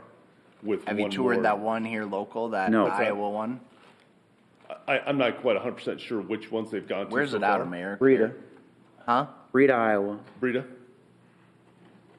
I just would encourage you. I mean, that vendor was very knowledgeable and said he would love to visit with Sioux City and love to work with them more, but just hasn't been able to meet the specs. And so is just really open to that and has good, compelling arguments of why those all-steel rigs will last in our climate a lot longer. And like I said, I know Arnold's Park at least is happy with what they were delivered. And I agree completely that the specs should not be written so that only one manufacturer is able to meet it. I fully agree with that, because all that does is drive up costs and reduce the competition. So the specs need to be drawn enough that each manufacturer has the ability to meet that. Well, we're looking for that leadership to. I think our last go-around, we had 3, we actually had 3 companies that were able to bid, Pierce, Rosenberg, and I can't remember what the third one was. I don't think so. Not on these trucks. Maybe No, but I mean, our last time we bid out fire equipment, I know we had Pierce and Rosenberg. I can't think of the name of the third one. Well, some of them are owned by the same company now, you know. I mean, the guy in Wisconsin that owns Sioux Falls also owns down in Snyder, Nebraska, too, right? I mean, there's somebody who owns them, 3 different companies. Just if that rig team goes to that company in Iowa, you let me know. I'd even maybe do a road trip with them and go look at it. So sounds good. Let me know. That's all I want. I don't want it such a close spec that we get one bid on 3 fire trucks at $1 million a piece. I don't think that's in the best interest. Do you have any, are any grants or any kind of type of fundings available for fire engines? Such a highly competitive grant field for that type of grant, especially with, you know, the natural disasters that happened out east where they lost pretty much everything. We're almost guaranteed not to get any of those grants. Not that we're never looking, we're always looking at those grants and always applying for those grants, but it's a very, very highly competitive field, and they're looking for those communities that have been stricken by disaster, which have lost pretty much everything. Luckily enough that we have apparatus that are still functional, are in good shape, and we want to make sure that we maintain those. But you do make, applications have been made in the past? Yes. For that, okay. We'll continue to Yep. apply. Great. Thanks. Any other questions on that project? Project 159019, fire station improvements, page 150. So this is, most of this is going to go towards the training center down on Terminal Drive. The roof is in bad shape, and it has been for a long time. We've done our best to patch it where we can, get up there, try to find where the leaks are, but now it's to a point where a lot of the insulation on the inside has becoming saturated and is falling down.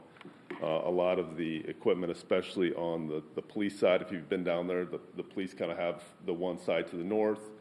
A lot of their equipment is starting to get kind of stuff coming down on top of them. It's just in bad shape. Is that a metal roof?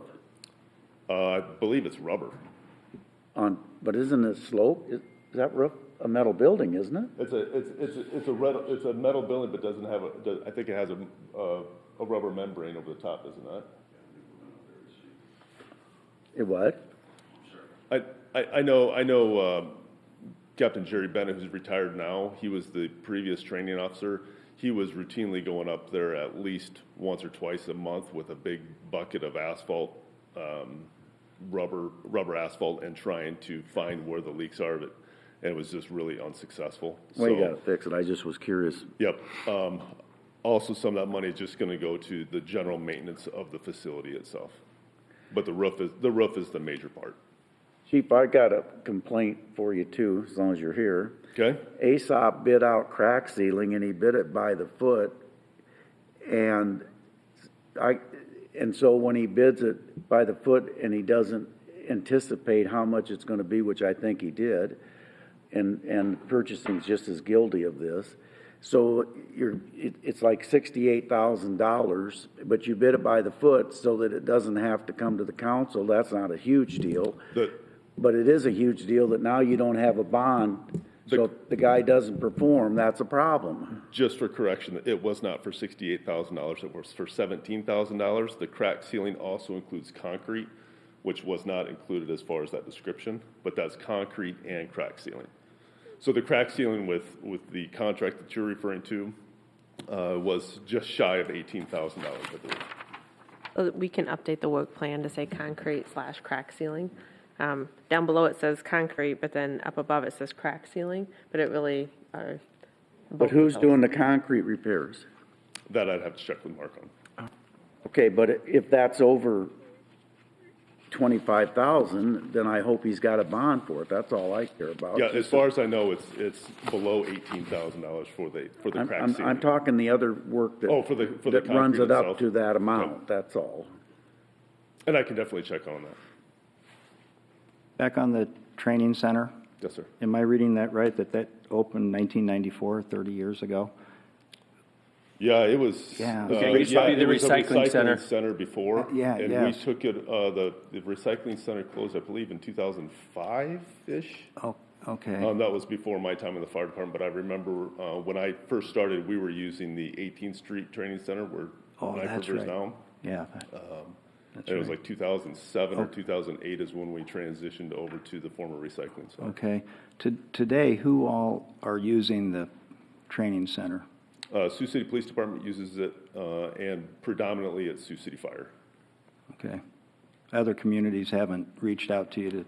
The students from the Career Academy routinely uses it. Students at Western Iowa Tech use it as well. I believe Woodbury County Sheriff's Office has used it occasionally for different types of training. But by and large, Sioux City Fire utilizes it the most.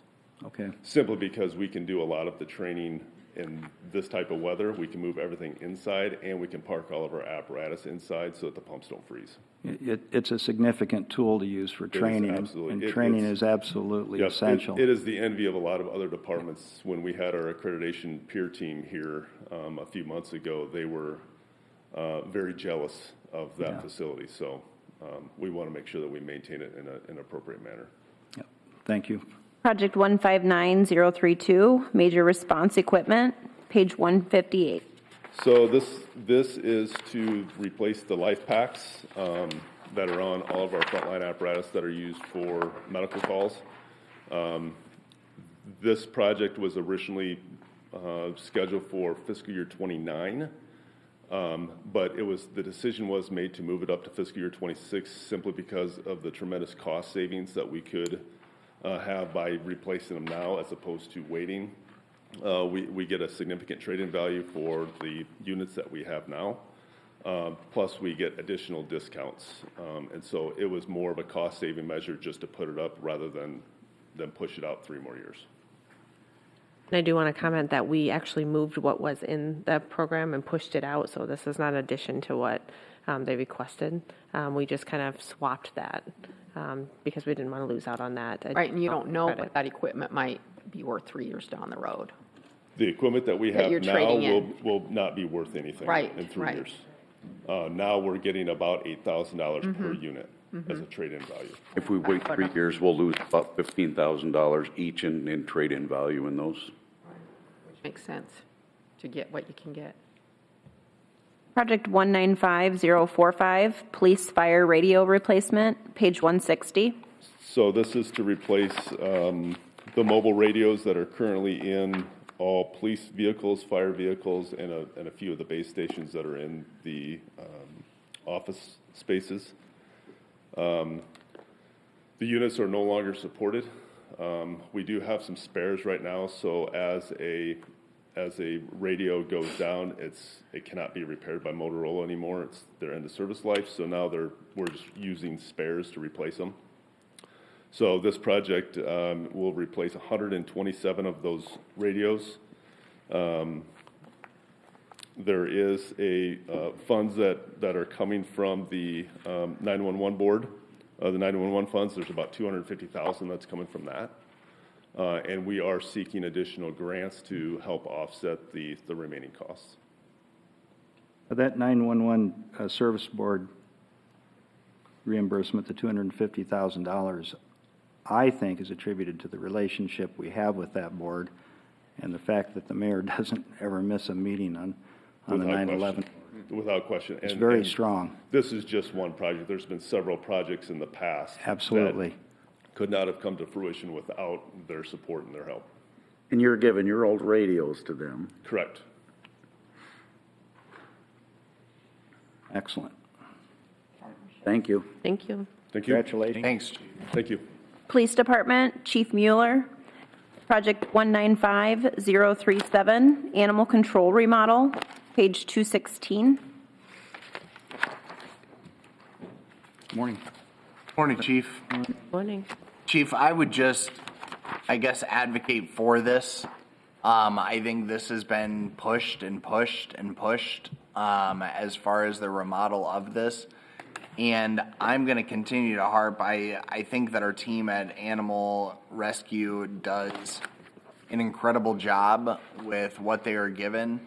And as far as staffing, and concerns, we've done better to try to, improve the pay of those positions to retain staff and do different things. But I do think their facility could use a remodel and some upgrades. I mean, the LED lights, sure. I wish there was better coordination and cooperation where we have been upgrading LED lights all over the city, and we should just go through every single one of our facilities and make sure that it's on a similar timeline. But as far as their ask for improving that build out for that other room, I just don't understand how in the years that I've been on council, we haven't gotten this over the finish line. And I think they've been patient. I just wish there was better coordination. We have a number of different pet adoption programs throughout the city, and it's like everyone directs funding to every different one, and you just wish that there was better coordination and not money going to all the different ones, because sometimes it seems that ours can be overlooked for the incredible amount of work that they're asked to do. I guess that's just my 2 cents. I'm not saying that, we have to bump up this project to do the remodel, but I as one council member am frustrated that we haven't been able to help them. I feel like we give them adequate resources for the job that we have. Well, and the 52,000 is the requested, I know, and that's in relation to just The lights. the Yeah. lights. And that's, just in line with what the city has been doing and replacing throughout city facilities with LED lighting. And yes, that does get pushed, the other has been pushed out. So I leave that up to you guys to decide. I would agree. I think that room that had been requested for the animal adoption is being used for storage at the moment, some city documents, so. Well, I think you should move the 52.5 up. We should bring that back. You've saved a little bit. I don't know about the room right now, but I would support that. I think so too. I don't know why. Bring that back to wrap up for a vote. I mean, and it's up to you guys for the remodel. I understand it's not going to be maybe the number one priority when you're looking at the budget as a whole. But when we're looking at different areas that just don't get the attention or the funding or different things that I think for the work that they're doing, and they're not the ones that are here, pun intended, barking the loudest, trying to get those funds, but it's like, you like that one? Thank you. I just think that they do a good job, and the facility that they have could use some improvements, and especially if that's going to be the long-term place, like location of that facility, it's like we should make some investments in it. When we bring this back to wrap up, if you want to, we can certainly take it out of unprogrammed and put it like in the last year, at least in 30, so it's programmed, it's not just out in the out years, and it's sitting there, and then you can decide in later years to move it forward if you want or whatnot, but we can certainly, as we're going to make changes to this already, do a vote to move that out into one of those years that isn't the unprogrammed, because the unprogrammed could be, 10 years beyond that time, but if we at least stick it in 30, then we know it's there. To me, it's just silly to even have it in 30 and not be able to bump it. We're talking $250,000, and I understand that is not an insignificant amount of money. I'm not trying to No, and we can move it further. But when wherever you we're want. talking about the money that we program and where we direct it and where we get grants, where the chief has been able to get grants or direct different dollars or what we've been able to do, it's like what have they asked for? Like what else besides personnel requests or different things have they asked for? And I think that for what they do, they just aren't getting necessarily the support that sometimes I think it would be warranted. I don't know if there's been an overall review, but Alex, you made a point that I was going to raise about the long-term. Is that the place to be, is for long-term? And so I don't want to put a lot of money into something that we're going to move out of or relocate. And I don't know if anything has been looked at seriously about that. At least I can't recall anything, Bob. One thing to consider is that building was built in 2007 or 8, so it's not that old a building. No. I go there often. The Animal and Control Center, yeah, it's a brand, well, for me, it's a brand-new building. The other thing to consider is that unfinished space right now we use for a lot of vital records storage. So the $250,000 just to remodel, if we wanted to finish that space, you have to take into account the costs then to find new record storage space.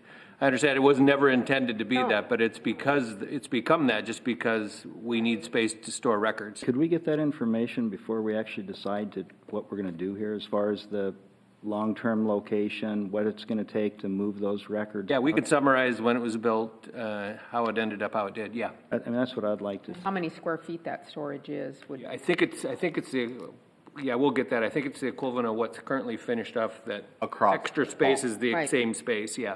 Same size, maybe a little bit smaller. I think so too. We'll add that to a wrap-up item And so you'll Bob, get a to your memo. point, I mean, I do think it's a newer building. Nor have they ever indicated that they wanted to move. So I'm not trying to state that, but I am just trying to say, like, I know there's movement down in that area and have been discussion on a variety of topics. So I just am putting it out there that it's like, look, if we have this space, I'm not even taking into account the look, you want to best utilize the space, but I understand it creates different things that need to be addressed. But I think that it's something, if we can fund this in a much, much sooner year, I think it's warranted. I do. We could offer some collaboration with the other animal entities? I wish that was possible, and I would love if that is, but I don't know if it is, so. And I don't know if things have changed, but it used to be animal control, since they're a facility that does euthanize animals, had a conflict with the Humane Society, which does not euthanize animals, and for that reason, there was a bridge that couldn't be gapped. Now, that may have changed, I don't know, but that was, if you go back to when we rebuilt our animal control center, that was one of the primary drivers, is we couldn't combine at that time. And I understand, and it's an unfortunate reality. I mean, And their missions, just in general, are different. I'm a huge animal advocate, but unfortunately, there are people that are irresponsible pet owners, and that has to happen sometimes. Okay, so we'll get some Thanks, info. Chief. I just wanted to voice my frustration, so appreciate you listening. Project 195051, Police Training Center, page 218. This is just, finance in discussing this prior, finance had talked about splitting that off. That was the outbuilding, which was approved last year, and then this is the facility itself. Now, I can say that the facility, we're happy to have that facility. When I started on the department, most of that facility there was in place from the 80s.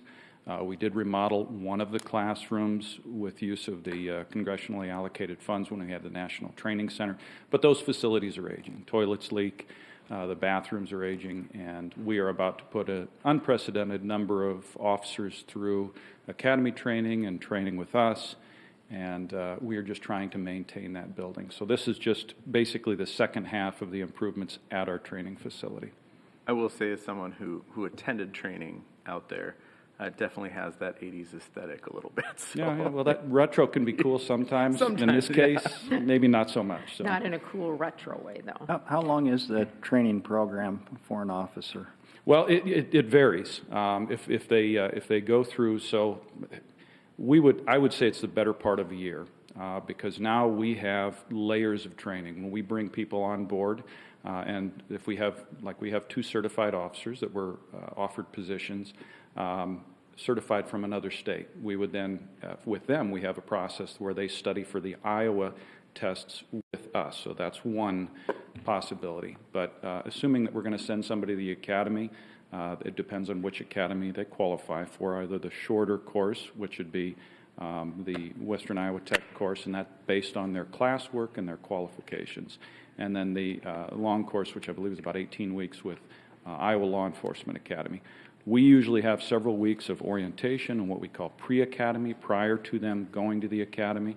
Then when they come back from the academy, we have post-academy training, which is a few weeks of training where we just teach them how we do business as far as radio codes. We do some scenario training.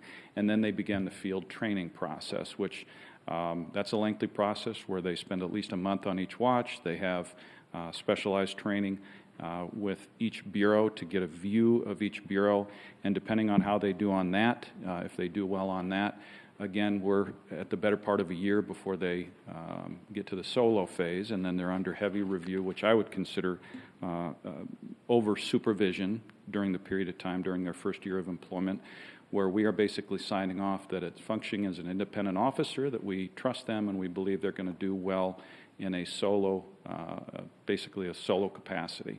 So a lot of eyes on them. So I would, to try to compress it, I'd say better part of a year for training, which is why we're always trying to hire ahead, because we know that when we hire somebody from hiring to solo phase, when they are actually counted as an independent officer for us, is again a better part of a year. That's why we're always trying to pipeline hire or anticipate our losses so that we can have people in the seats when they become vacant. I wish it worked as well as we'd like, because there are sometimes unexpected absences as people retire, have injuries, but we do the best we can. And yeah, right now I'd say we're in a very positive place. I will probably send something to the council on hiring, and that's assuming that everybody that we have made offers to have in the academy or have in training are successful. What we looked at is that within a year, or about a year from now, if everything goes perfectly, we would be fully staffed with our allocated personnel.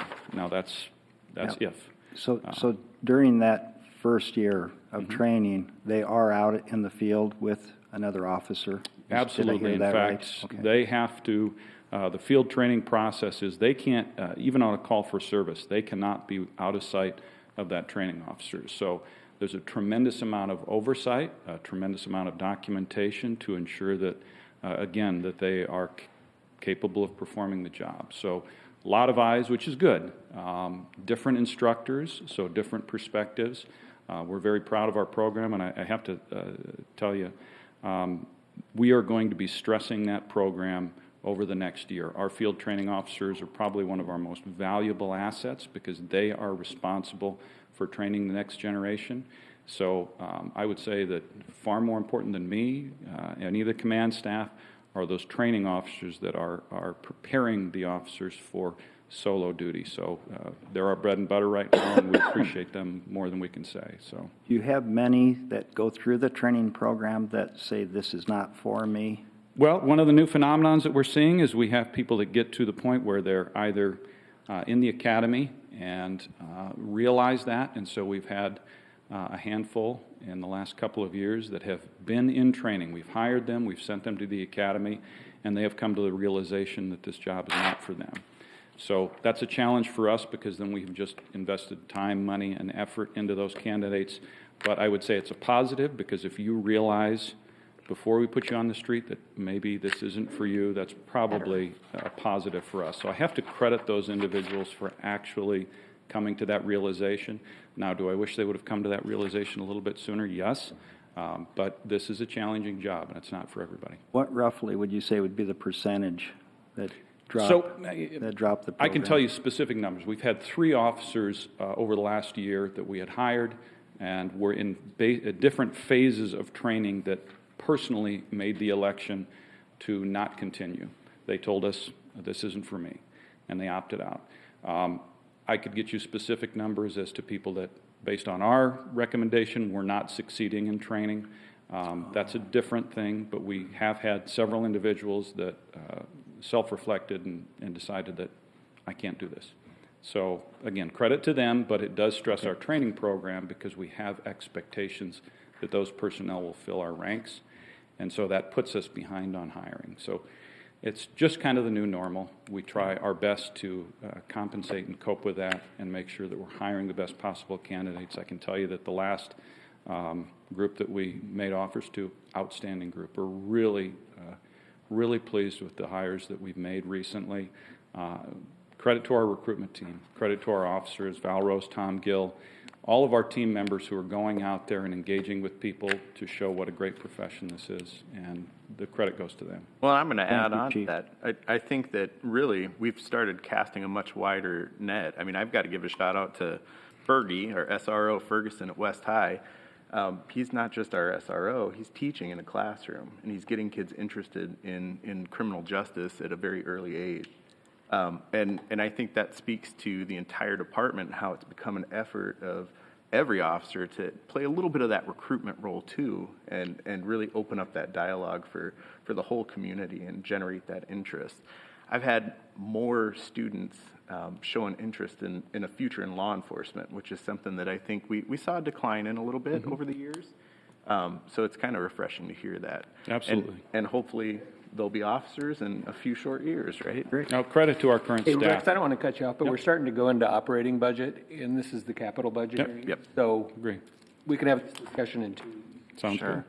Yeah, it was important. We just have we have a lot of staff lined up, and I want to respect their time. Yeah, I just want to say one thing. If it looks like it could pass, that finally somebody gets educated and USD qualifies for the short course, and I think that is because of Bossman and Henderson, I hope, because I met with them. But if that's the case, will you let us know so we can send them a letter thanking them for that? Absolutely. All right. Absolutely. And Bob, I mean, not to stretch it out, but I believe Hawkeye closed, so that's going to help perpetuate the WIT Academy too. It already has. And that's a positive for us because we don't have to worry about that not going if there's enough Right. staffing. So, Chief, Your drone equipment, alls I wanted to know is we bought one. Are you saying you're buying another one with this money? Sarah asked good questions about that. Finance was very proactive about that with the drones. So the Faro equipment is necessary. Our old equipment is aged out. That's the scanning equipment that allows our TIs to scan accident scenes. They've had different versions of it. This is no longer functioning. But as far as the drones go, in my conversations with finance, when we asked for that, we were still actively seeking grant funding. And we did find some grant sources to get those drones, so I would say those could be pushed out. And Finance Director Fitch and I have been talking about dealing with that as a fleet item.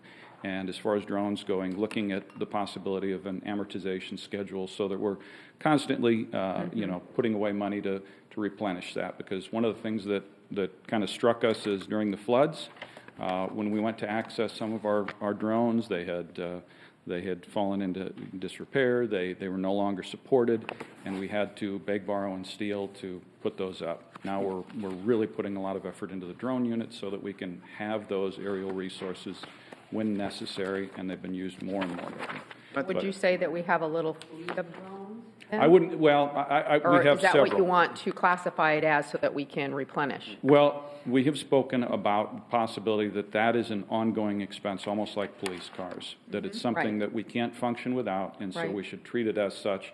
I would say that since drones became necessary in law enforcement, we've always looked to funding. We've looked to MERD, we've looked to burn JAG funding, we've looked to the GTSB. So we have sought ways to provide ourselves with those without relying on the city. And I think we're at the point where we just need to have ongoing funding for that. But right now we're doing good. We've got smaller drones. We've got some of the larger ones.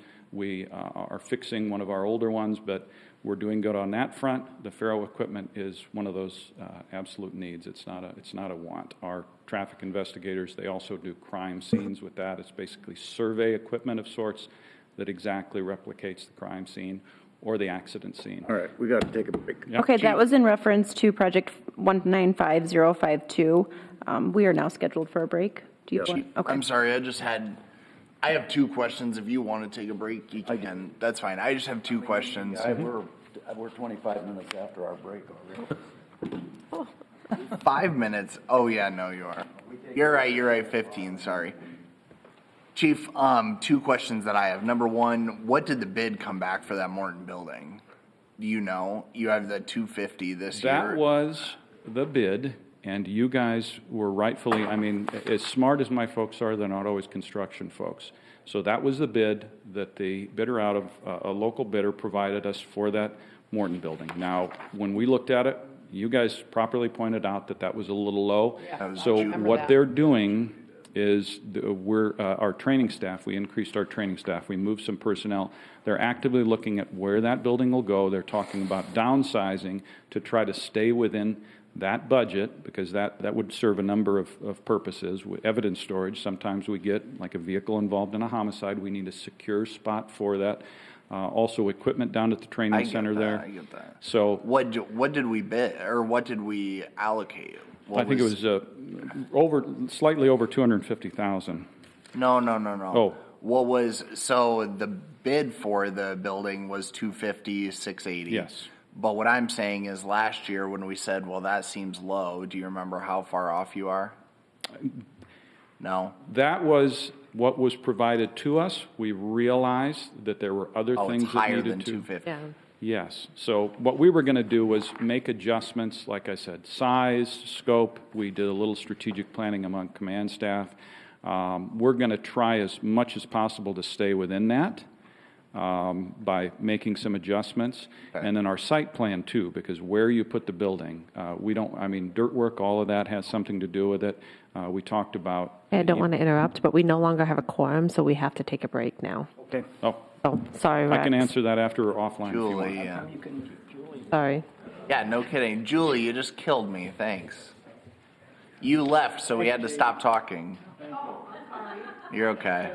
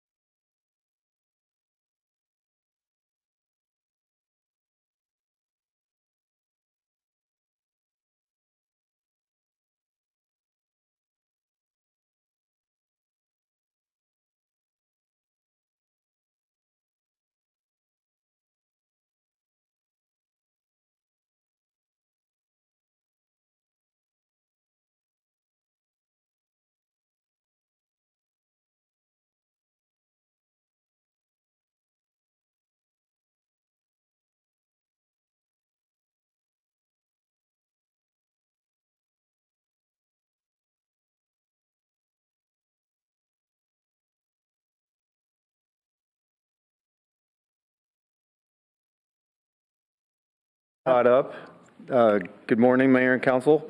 I'm not going to talk a lot about these projects, but if you have questions, let me know, and then we'll keep flipping through. For this particular project, we're going to give back $75,000. The Hubbard Park lights came in well under the estimate for the 2 years, so $75,000 getting sent back. And that will come back as a technical change.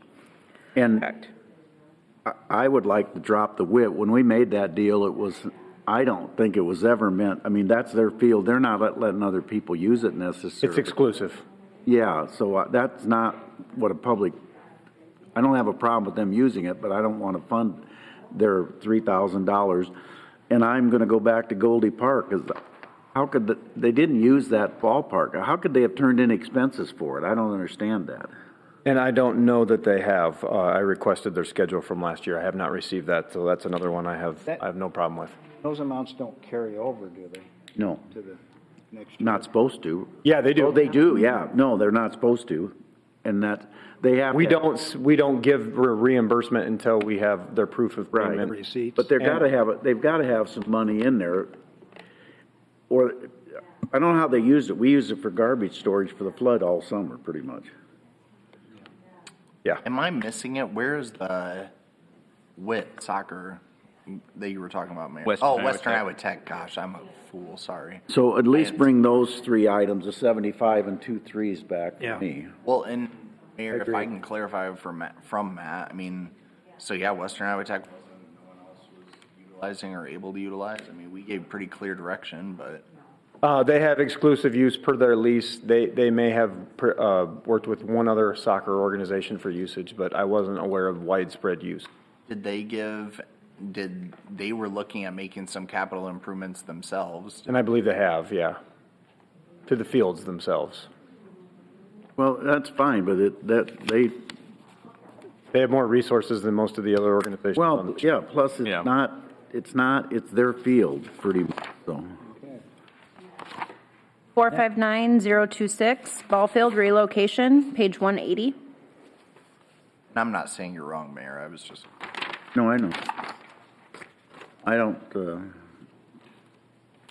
And this is fine. This is, I mean, obviously there are different factors that could change this, but I think having it in an out year and. This is just a placeholder. Yeah. Project 459030, Riverside Park Improvement, page 181. How successful you think you're going to be taking that over? We took it over last year. Yeah, but what did you We get? had great usage. And, okay, good. And our concession sales far exceeded our expectations. So good. It was a very positive thing for the community. Kelly, get those. He gave me pictures. They're too old. 2 sets. They're rusted. They need some modifications. So I don't think that's going to work out. Okay. And one thing, so you all know, I did look into concession stands. I called Matt to get clarification of that, because I said, why can't we just better utilize the Miracle League's concessions in that area? And he said that, on the contrary, that soccer did utilize the Miracle League concession area, but it was so successful, and they found themselves selling so much product that this 26K is actually just bolstering some of their offerings to make it more in line with what they offer at other parks. So just so you know, I thought that was helpful to know. Oh, yeah, that is helpful. Those soccer fields, every time I was out. And I want to pass along the girls of 68. I have heard numerous compliments about how well the park's being maintained in that area, especially after the flooding. They didn't expect things to get cleaned up and look as well as they did. So I've had quite a few people pass along compliments there too. Great.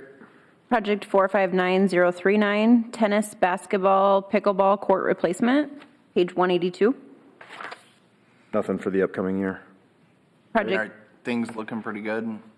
Yeah. Project 459055, annual IBP Ice Center maintenance, page 183. Okay. Project 459058, Emerald Ash Borer, page 184. We have one large project coming to council here soon, and then this is cash for a project again next year. But those bids came in really cheap. Yeah. We're doing well with that, yeah. I think like around 300K. And I don't know, I'm not staying up to date on this, and I hope Kelly is. I don't hear as much about it, of the spread across Iowa and across the Midwest. I don't know if we feel like we are staying ahead of this, or how much it's into our trees, or how concerned our citizens need to be, how effective we feel this program has been. Obviously we're taking a lot of trees down. Like, I understand, I can see that number, that we are effectively really getting through these trees, but I don't know how well we're replacing, how we're offsetting with different variations, like how we feel So we're from a horticulture or from, So we're focusing on a lot of street trees right now. It did get here last year, and it's about 7 years for failure. So we're well ahead of the curve, but it's important to continue this program. I agree, and I'm not saying have it go away. I just wondered We were originally a lot more aggressive with this than we needed to be, so it's been scaled back. And continue to treat, not necessarily just cut down. We'll treat in certain areas depending on the tree, but Some are cut down. yeah. A lot of them, and residents are given information on how to treat them too. Yes. But it's a continual process. They have to keep coming back, and it's Perpetual. Yep. You're never going to stop. I will say this is because this has come up in the other EAB. We've talked about it as far as maintaining the canopy. And I know that they're looking into tree programs, like tiny tree programs in Sioux City, to help residents be a little bit more proactive in replacing ash trees especially. But we are ahead of the curve for a lot of communities, and I think that's amazing. And I will say, because that's something that I'm really pushing for, Matthew, I'm with you, that it's like, I worry about our tree canopy. I worry about what we're doing. This program and the replacement of them. One bright spot that I do want to bring council up to speed on, because it was just approved in our last meeting, or in my meeting this week with Downtown Partners, is they did an inventory of all the trees in our downtown SMID area, and we have right around 305, I believe it was. And of those, 85 to 87 trees are either cut down and are all the way down or are dead. And Cindy Waite and the foundation came forward and had matching funds that Downtown Partners agreed to match. And so Downtown Partners is working with Brett Prince of Parks and Rec, as well as Kelly Bach, and we have a plan that we are going to be replacing 85 trees in our downtown. So about 600 ash trees have been taken down. I think so, yeah. How many do we have? I think Kelly said that to us. I'd have to look that up. I don't know if I can't remember the number. Our canopy's predominantly, well, not predominantly, but a large percentage. It was a ash. huge chunk. Yeah. 600. But he's been pushing for diversifying our canopy for quite a while, so I think this is... It says in the verbiage that we have 9,240 ash Does trees. it? That's just right. It's about 28%. No, that's everything. That's okay. Yeah, and some of it, we'll let it, if it's in a park and it's not a hazard, we'll let it naturally just go to the ground. We're not going into forest to Go clear. clean up detail. Yeah. Project 459059, IBP Ice Center Enhancement, page 186. That's just that on the locker room expansion project. Project 459102, Longlines Family Rec Center, page 187.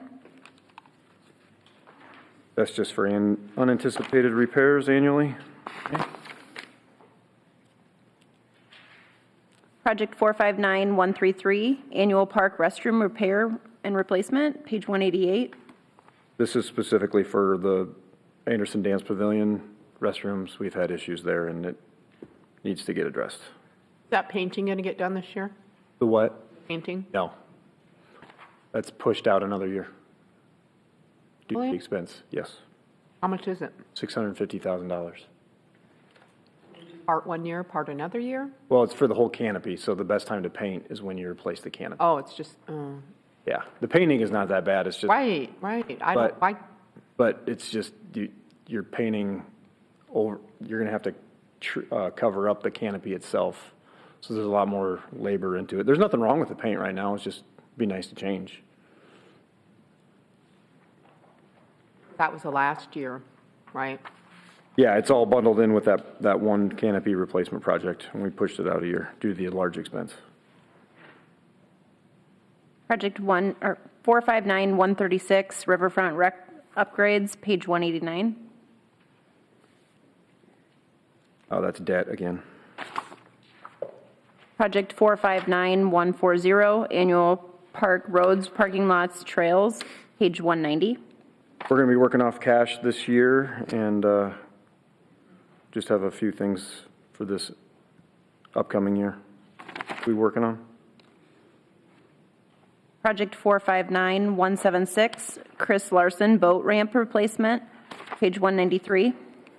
That's for a new dock well past its prime. Is it improvement? Is it just Replacement. Same? I know. Yeah. But I mean, is it like improving on what the physical dock is? Is there a different model or type of dock, or is this one just a pretty straightforward? Pretty straighththat I think everybody that uses people are the just boat landing ramp, it, tying to it, getting their trailer and going. everybody that uses the boat ramp is going to want something very similar to what we had. Okay, cool. Project 459-179, annual swimming pool maintenance, page 194. Slide restorations just per building maintenance. How old is that? A slide? It's probably 1993. Was when we built the pool? Yeah. That's lasted a long time. Yes.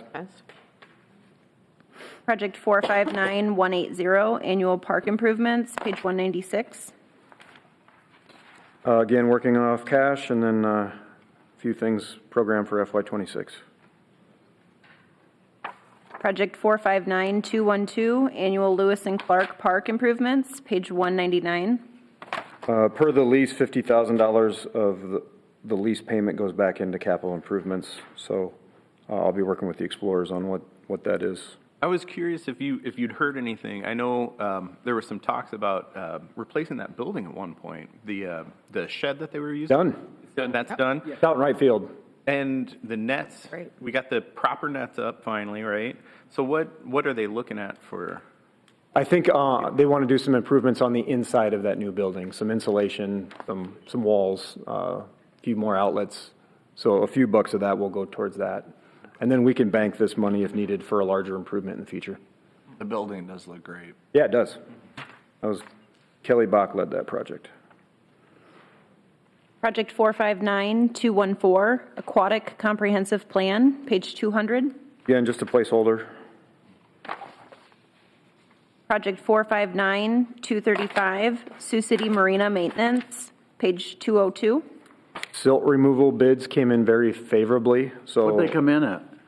59,000. How much? 59,000. Wow. So we're gonna. I recommend giving back 200,000 for this, and along that peninsula there's going to be some possible repairs that need to get done. So who bid that low? They were all over the board. Barcon got low. Yeah. Going to do it with an extend-a-hoe? I think so.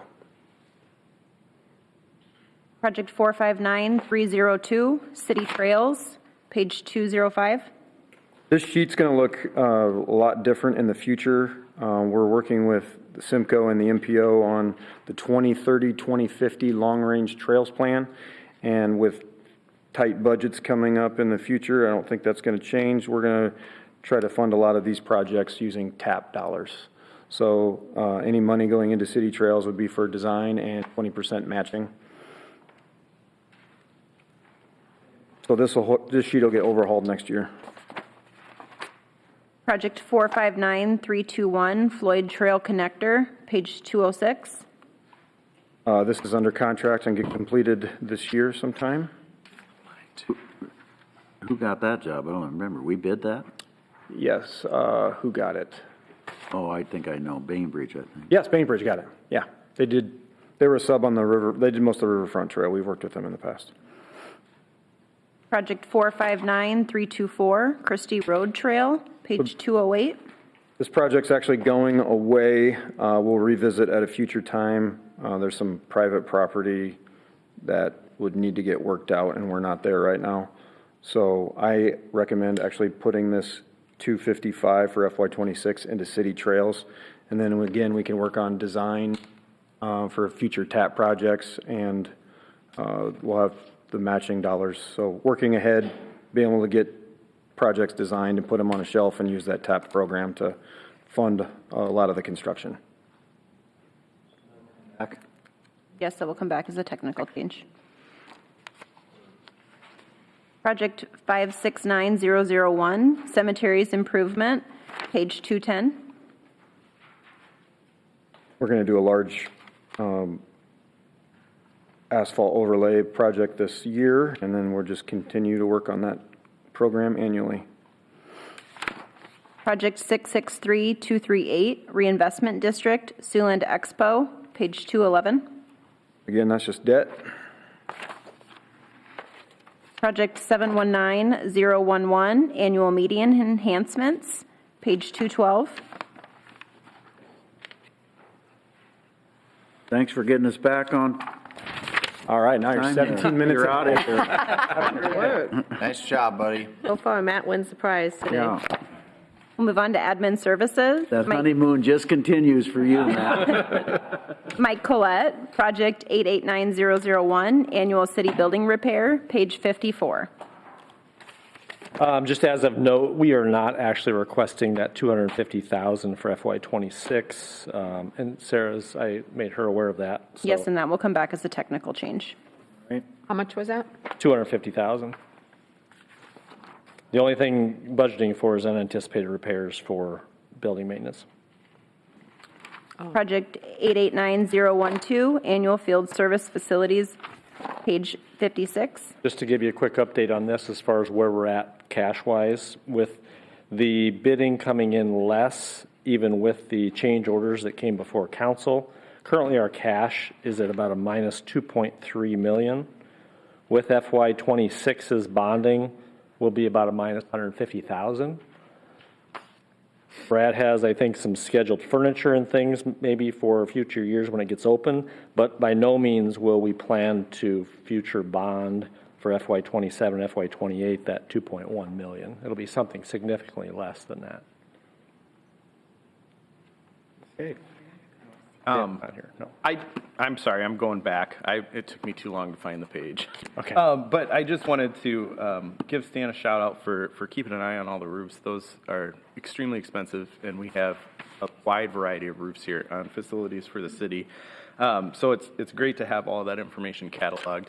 We've all seen what that can cost us if we are not proactive with it. So Yeah, I think he's touched all of them now. So. yeah.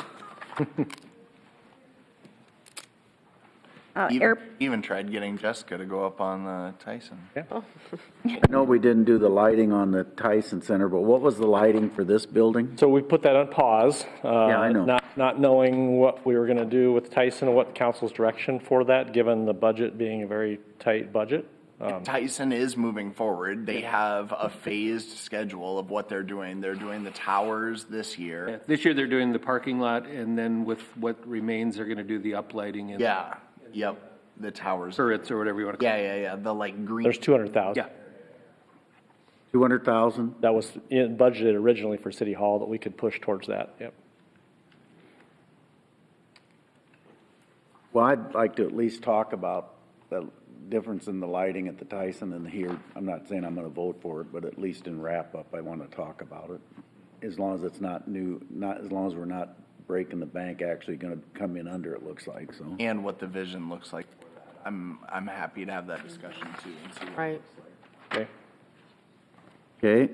Airport, project 749084, annual airport capital projects, page 62. Where all our money's going, Mike. Based on Teresa's initial pie graph, it appears that I heard Mike snickering back there. Yeah. So just so everybody, I think council understands. His reputation. Those percentages of actual city money going into that project is about, we've budgeted $1.4 million of the $142 million for our match. So Dolly, that's the quote. If you're gonna run with 62% of the budget, say it one more time. How much of what? So we've budgeted $1.4 million in FY26 for our match. The rest of that contribution will come through the National Guard Bureau and the FAA.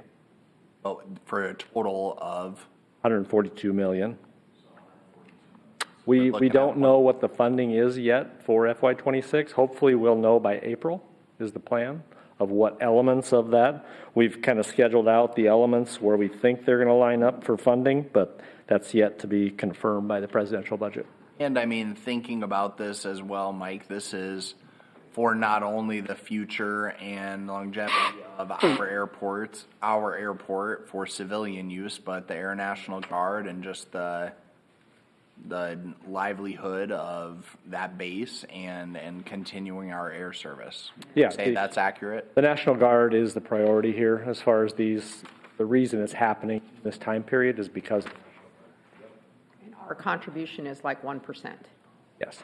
If we put it back to Teresa's percentages. And the guy in RS&H is buying him a nice home in the Bahamas. I don't know about that. Well, I can guarantee you, he's got a little shack somewhere for what he gets out of us every year. Every year that money goes to Wisconsin, but what the heck. The rest of the projects all have a match associated with them, other than the HVAC for the terminal. We're just doing that in phases at $250,000 for FY26. Transit, project 739020, annual transit capital projects, page 332. The request for bonds is fairly low for FY26. It's $47,000. Because in FY25 we budgeted for an HVAC program for $775,000, that we were able to secure a grant for $600,000 towards that project. So it drastically reduced that need, and we knew we were going to apply. We just didn't know the outcome at the time we were budgeting last year. So of the askings, others are grant related, other than the repairs, preventative repairs and maintenance we do to the parking ramp every other year just to stay ahead of that facility. Project 739020 or 021, replacement of transit rolling stock, page 334. None of these generate any kind of GO bonds. These are all just programmed as they're eligible for grant replacement based on useful life. We put them, everything that's eligible, we put inside the tip. So if we do get grant money, we can procure it, but otherwise we don't buy these until we get a grant for them. And our match is already set aside through amortization through CMG. Okay. Economic and Community Development, Marty Doherty. Thank you. Thank you, Mike. Project 611001, City Share New Residential Development, page 76. Good morning, Mayor and Council. Morning. I've got members of our great team here today, so we'll be able to answer your questions.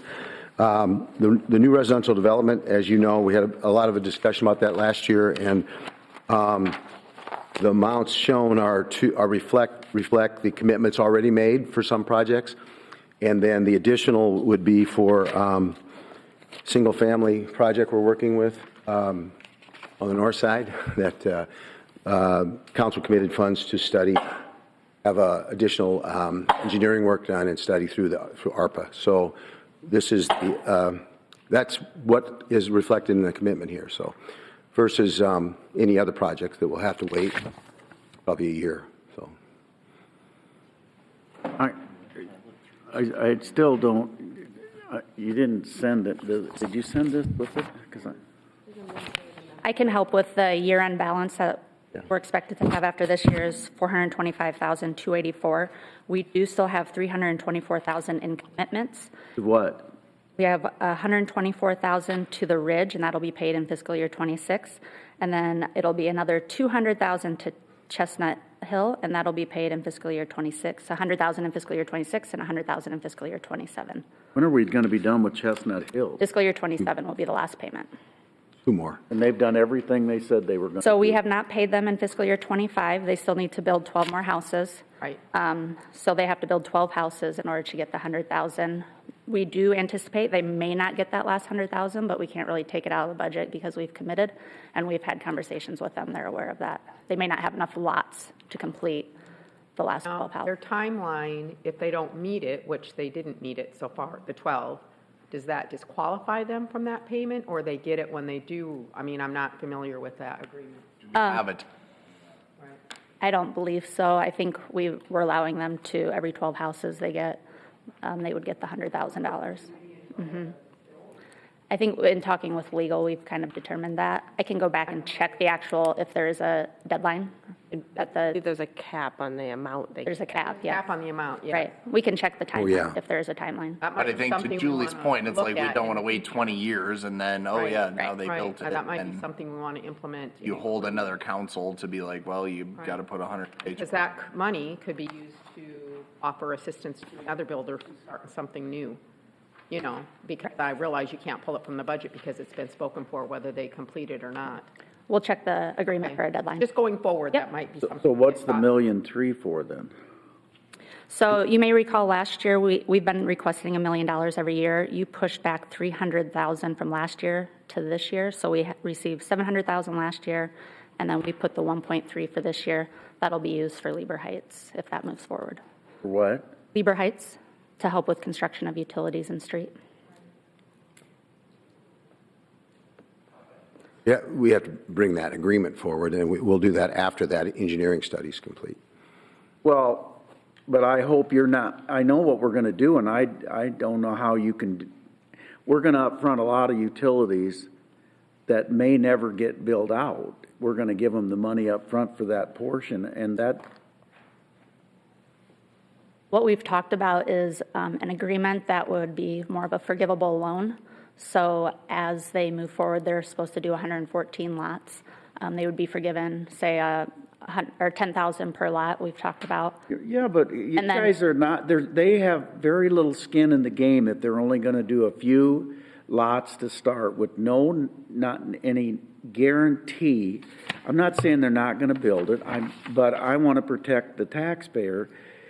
Is if they never build it, then you got to go get them for the money. We've never, ever upfronted the utility cost for a development. That's where we're trying to change our mindset to help these developments move. Julie, you still have to, they got to have skin in the game. Agreed. Or you have to have an agreement that holds them accountable or a way for them to. But big funds. I will say we had are talked to meant bond for counsel utility. about a lot of different ways we can do it, which would hold them more accountable. That they would have a letter from a bank and they would have to put something into escrow. Just a lot of different options that would potentially hold them, accountable. I think we've discussed all those issues. Well, why wouldn't anybody do that? You gave them the money to design. You're going to give them all the upfront money to get their first 140 lots going or whatever the 50 lots, Approximately. whatever. Why wouldn't I do that? Why wouldn't you do that? Why wouldn't you do that? Developers still have to have some skin in the game. Right, but do we think this $1.3 million will cover all of the utility work that's needed out there, the infrastructure? No, because they're going to have add the streets later. Right. But it's They going are gonna have- it's going to cover enough to get them into the project. They are going to have skin in the game. Not if they don't do phase 2 and 3. I think that's what the study is doing. They're doing a 60% design to determine how much that first phase will be, and then we'll know, is 1.3 enough to cover? Maybe we don't do the full 1.3 there. Maybe they do a percentage with us. Yep, that's I to be want the determined. project, but I want it to make sense for the taxpayers. We agree, Mayor, and that's why we committed to take this path where we're having a study done, and we'll clarify exactly how many lots it is, what the costs are. The study will include an estimate of the cost, which I think is critical to answer your questions. And we have been working with Teresa to figure out the best method to do this. When will that be done? It's supposed to be done in May. So we have to approve this. Yeah, we just need something binding initially that we can enforce, that's going to be enforceable. We need something binding that can be enforceable. Dan. Yeah. It'll be enforceable. But I mean, it needs to be up front. Just looking at it generally, the DIG fund, this project has been pretty successful in the last 5 years, especially with multifamily housing. I think we've struggled or tried to come up with the best method to encourage single-family housing. And that's, if you look at the statistics for the city for the last few years, A lot of great apartments in multifamily. The numbers have dropped on single family the last 2 years. And this is an opportunity, this particular project, if we can work out all the details and you approve it, is an opportunity to get a large number of homes built in Sioux City, single family. Still in an affordable range, a workforce housing type range, but we just haven't seen that scale of that. We've had some great smaller projects, but that's kind of what this is a commitment to. And the details, we absolutely understand they have to come to you. Chestnut Hill is a perfect example. When the interest rates went to 7%, it died. Not Bertrand's fault, not your fault, not anybody's fault. And as long as these interest rates, the people that are younger have never had the experience, like some of us, 9.5% interest to buy a home. I remember. And so they think that the status quo of 2.5% to 3% is what a home loan is. Well, if you look at historically, 6.5%, 7% is a good home loan.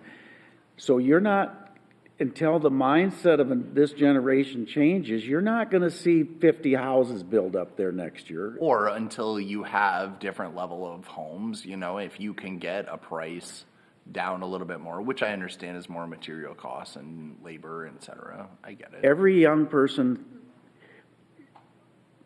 thinks they have to buy this home with a finished basement and all that. Most of us bought a house and finished the basement as we could afford it. It's just a different mindset that's out there because home prices have been cheaper because of interest rates.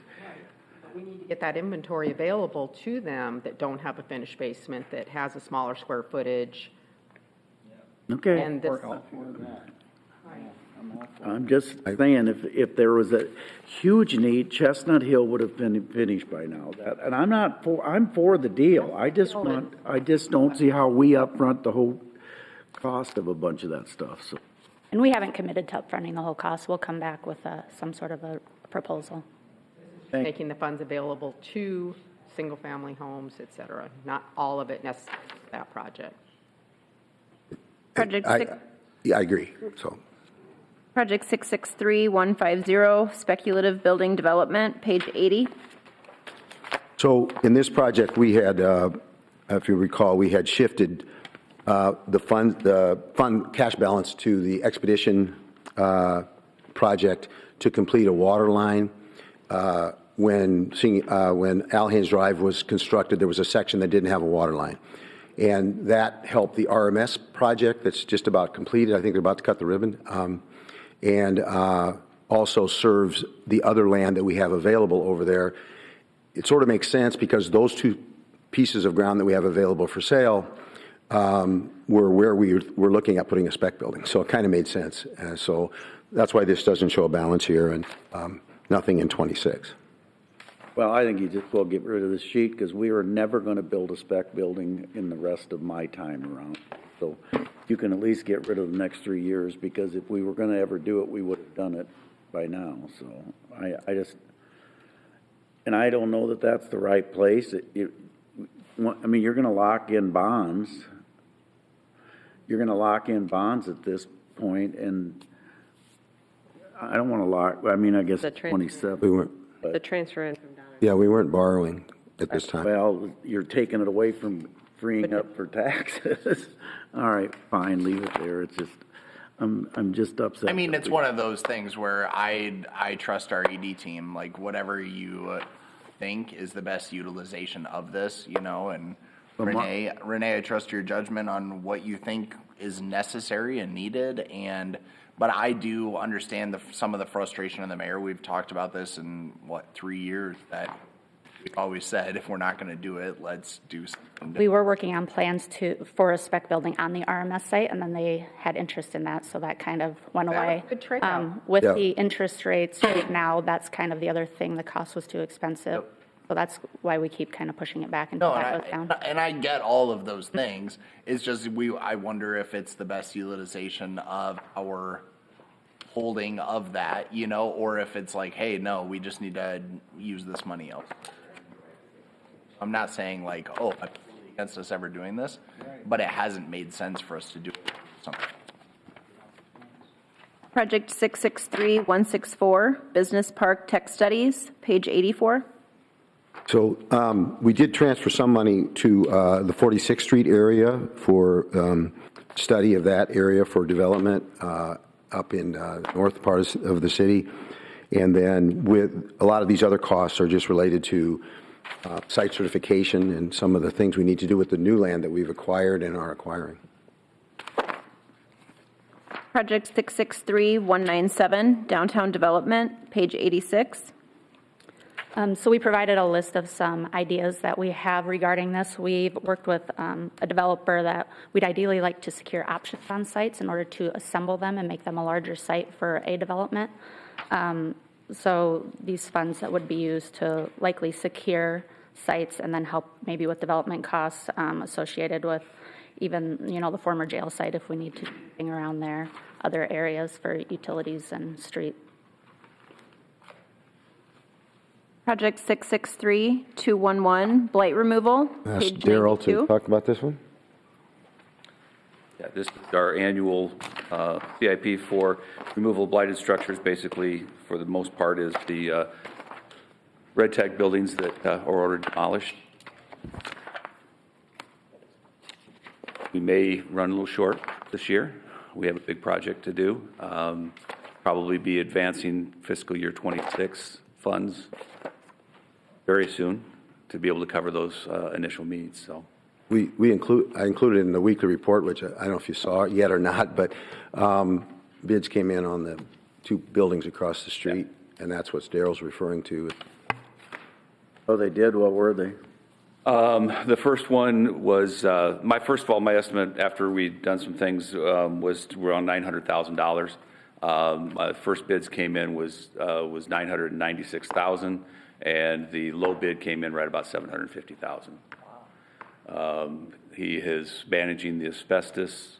My determination through some conversation with him, he's handling the asbestos in some ways that they do meet the requirements for the DNR, but it also helps saving on some of the landfill costs, which, as we know, the 625 will have to be taken down as asbestos-containing materials, so that needs to be managed by a third-party asbestos contractor, wetted and washed materials. But once they go to the landfill, if they're not a washed material, then it's twice the landfill fee for asbestos-containing materials. Can you say who that low bid was? Hebert Construction. Mm-hmm. I was going to say Triple D or Hebert. What's the timeline? Yeah, it's an imminent danger, so it'll be starting as soon as the bonds get in here, probably next week.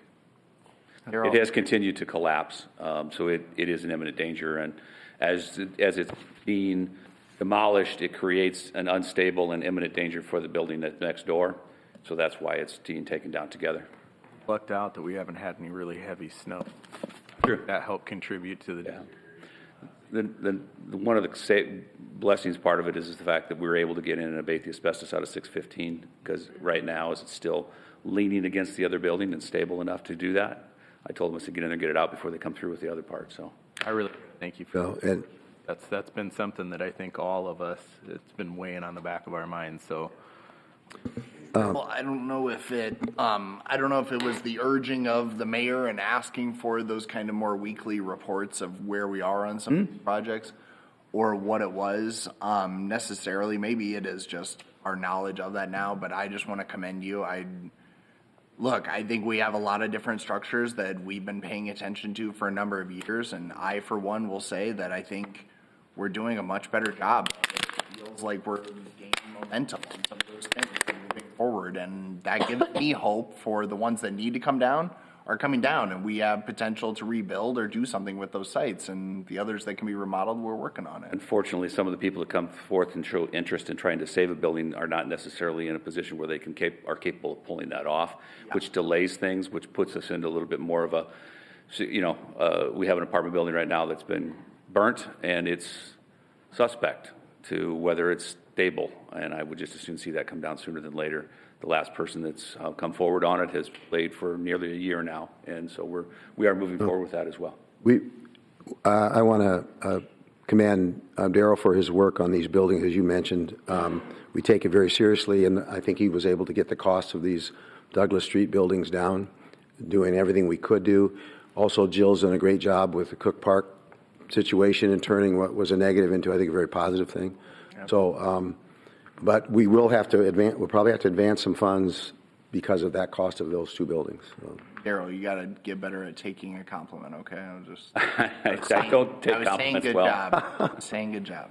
Thank you. Appreciate Daryl, that. Daryl, about how many residential properties are we on the line for demolishing that haven't happened yet? I'm trying to delay a few of those as long as they're not causing a nuisance in the neighborhood, a severe nuisance in the neighborhood. I'm trying to delay as many of those and go after the more severe ones. So right now I've got 2 that are very severe that need to be down right away. One of the homeowners has stepped forward and is taking theirs down. And then I've got 2 more that are burned that are necessary. They need to come down right away. So we're right now, as far as having to move forward with demolition of a single-family dwelling that's a large nuisance in the neighborhood, I have 2. Okay, all right. Daryl, Yes. was the former Lamb over at Cook, Yes. was that budgeted for demo money? No. Okay. No, that's not in there.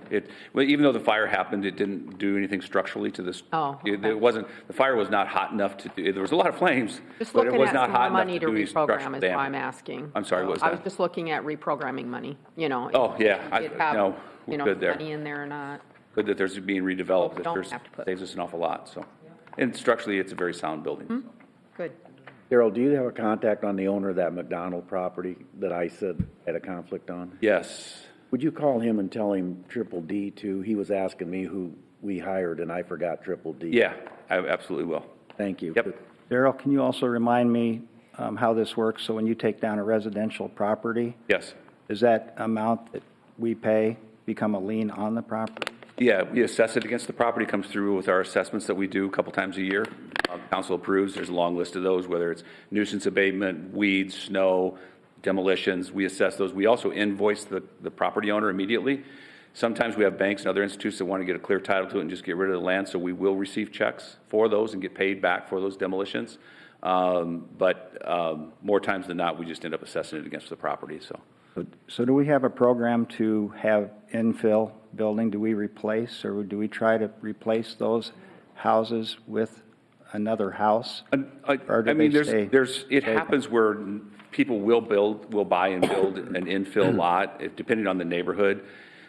Unfortunately, the vast majority of the properties that we end up demolishing are our older homes that are on a very small lot, and it's hard to squeeze a house back in on something like that. Did just And amend that. Yeah. No, I agree, but topography a lot of times plays into that as well. And just because your square footage is X number, it doesn't mean a house can fit there.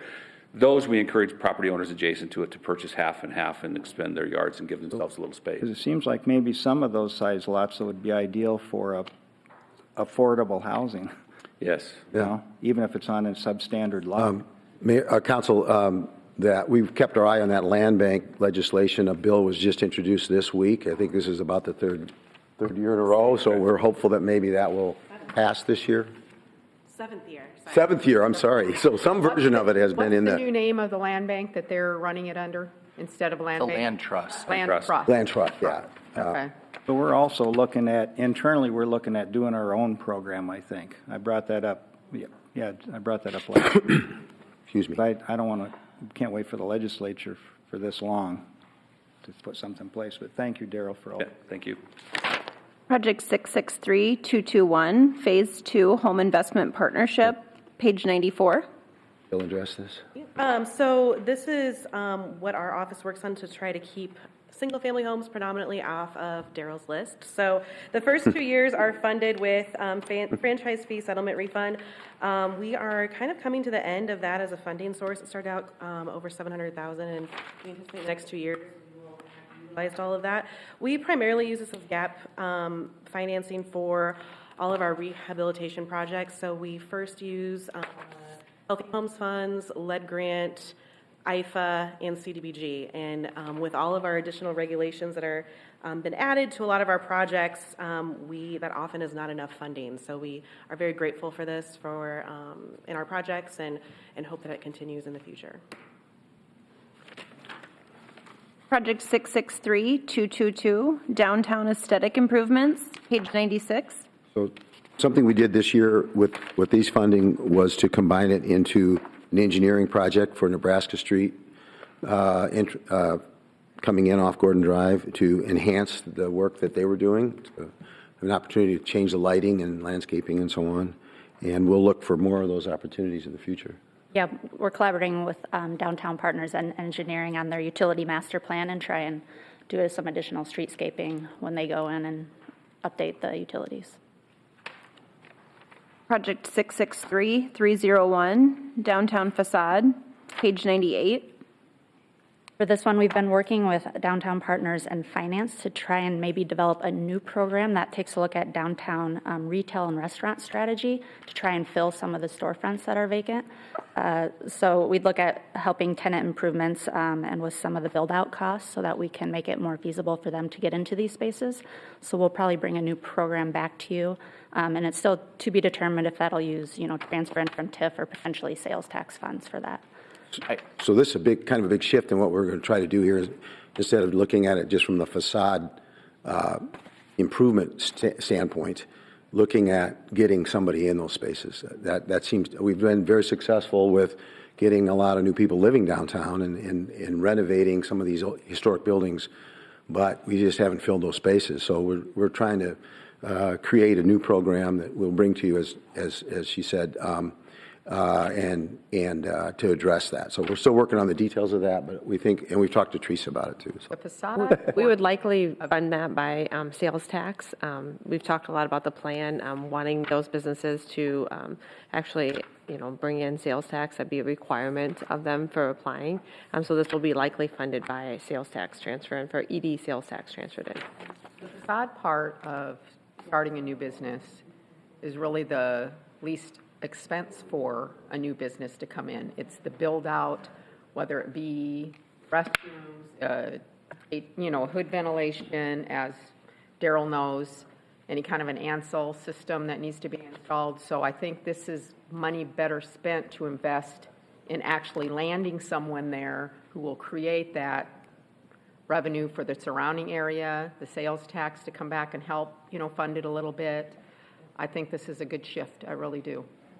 I was going to say, I just want to commend staff and the committee. I think there was a committee called to kind of brainstorm and talk about this, and I would just echo Julie's comments. I do think, and I would urge us to continue working with, and I'm glad there will be a match with the property owner, but I'm extraordinarily frustrated with some of our property owners that get these great spaces and then don't build them out to a point that anyone could move into them. And then they try to hold these small businesses to build out their location or make these investments. And it's not like you can take HVAC or floors with you. And so expecting them to improve your asset and then pay you rent, I think flies in the face of what is acceptable. Rent and property tax. And it bothers me a lot that they do that. And so I think hopefully this type of program can incentivize them to take action and build out some of those spaces, because I could list a couple of them that I'm very disappointed in that they have not gotten them more prepared for a business to move into. Yeah, we've heard the same things that you guys are hearing, and that's why we're going to take a different approach. It's amazing that we can use sales tax for this, but can't use it in our neighborhoods anymore. I'm a little more than pissed off about that, I have to tell you. To expand. Do so much for the downtown. It's incredible. We could expand it that way. But you can't plant a tree in Morningside in the parking lot out there and stuff like that. It's amazing, just amazing. Project 663-305, North Side Industrial Development, page 100. As we mentioned, we moved $50,000 from the business park tech studies for this project. We'll work with an engineer to develop a plan for the 46th Street site, most likely with utilities and a street through there to create some developable lot for smaller businesses. I was going to ask about that. Instead of looking to market to just one single entity, I think this would be a great location for some lots of 2 to 5 acres apiece. Make it available, to a small industrial, commercial, whatever the zoning, supports there. But I think that's a great idea. Yeah, and the other thing we're doing there, we've taken the steps needed with the Corps of Engineers to allow for the testing the soil and then doing a storm pond. Because of the channel there? And would their access would be then out on 40, or on D12 or whatever everybody's calling that now? 46th Street. 46th Street. Yes, and to the south as well, finding a location for the south. And we worked with the DOT. We didn't get the answer we wanted initially on, but we'll find another way to have an access to the south. But that's not your plan for this project, to have 2 to 5 acre sites. Your plan is to have it saved for one and done. I just don't know if we're going to find that. I knew you were going to bring that up. I want this made perfectly clear to you today. Well, I knew you were going to say that, Mayor, but we are looking for another site to accommodate. We recognize there's a need. Battling going on that we don't know about. No, it's. Well, sometimes the staff has a different opinion, and so they don't pursue anything other than what they want to pursue. And this is one of those examples, in my opinion, of that. Yeah. Well, I don't think that we had any single vision in mind when we purchased the property, did we? We know that it was a good Maximize use of it. So, right. But what the mayor's talking about, and we are looking at other locations for. There is a demand for smaller sites for local businesses that want to expand. And for whatever reason with the market, a lot of those have been sold. So there's a lack of sites. And this one? We are trying to complement this project with another one that would work for in the best way possible, best use of the land. So with this road that you're talking about putting the street in, it was to accommodate like 2 to 5 acres? Not necessarily. I think this is an outstanding site that will attract interest, and I think we can have multiple lots that would still be large enough to attract a significant. I mean, so what if you had a 20-acre lot and 2 10-acre lots, or who knows? But just to have an open mind that we are willing to split it up to accommodate. Oh, yeah, yes. So we need to make that known. Agreed. What are you looking at me for?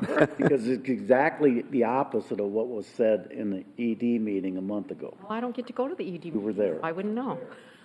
So I think there's a difference saying that the types of developments that would go there and whether we subdivide it into different lots. I think we could subdivide it and still distinguish between certain kinds of developments. Okay. But I hear what you're saying, and you guys are raising the right questions, and I think it was great that we were able to obtain this land at a reasonable cost, and it's an outstanding opportunity. So, Project 663306, CBD Slum and Blight, page 102. With this project, we're working with a developer to assemble properties near downtown.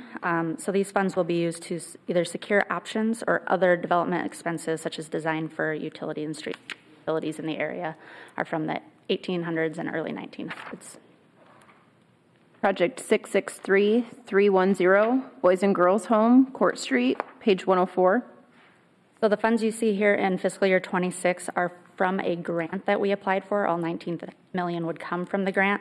We haven't received final word. We do know that they've awarded 1.9 billion of the 2 billion they have available, but they are still reviewing applications through the spring and will award the final amount later this year.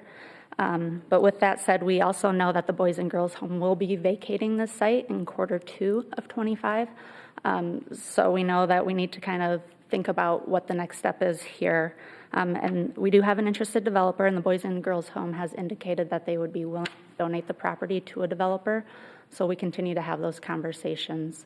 And then the funds you see here in the out years would be used to assist with demolition of the older portion of the hospital and also the ancillary buildings, and help with construction of utilities and streets if we're able to put that through there, through the site.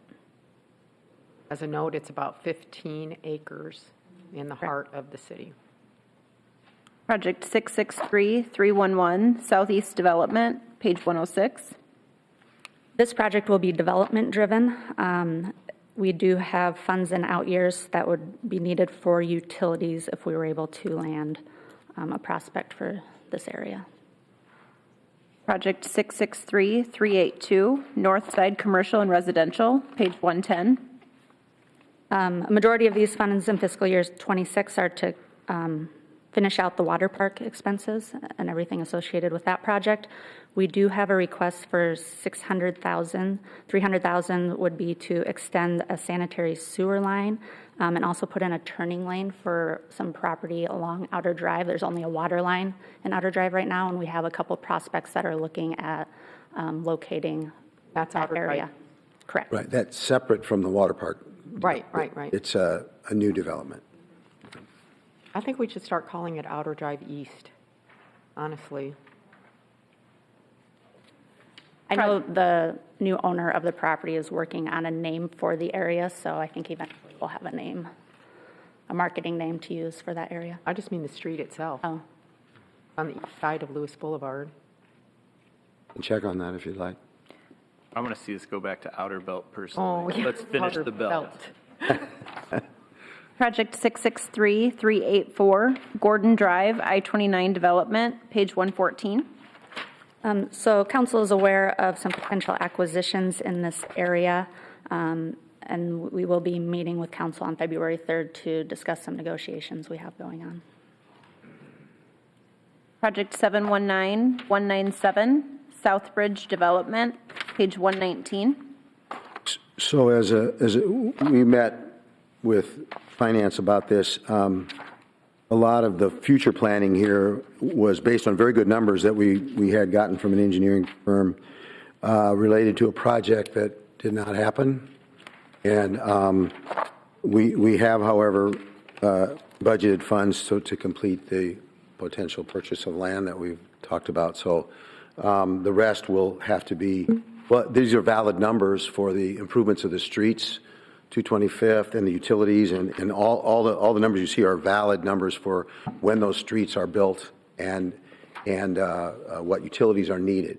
So, but it's less likely to occur immediately than we thought, that we hoped, I guess. But we do have the funding available in the cash balance to use for acquisition of land that we anticipate.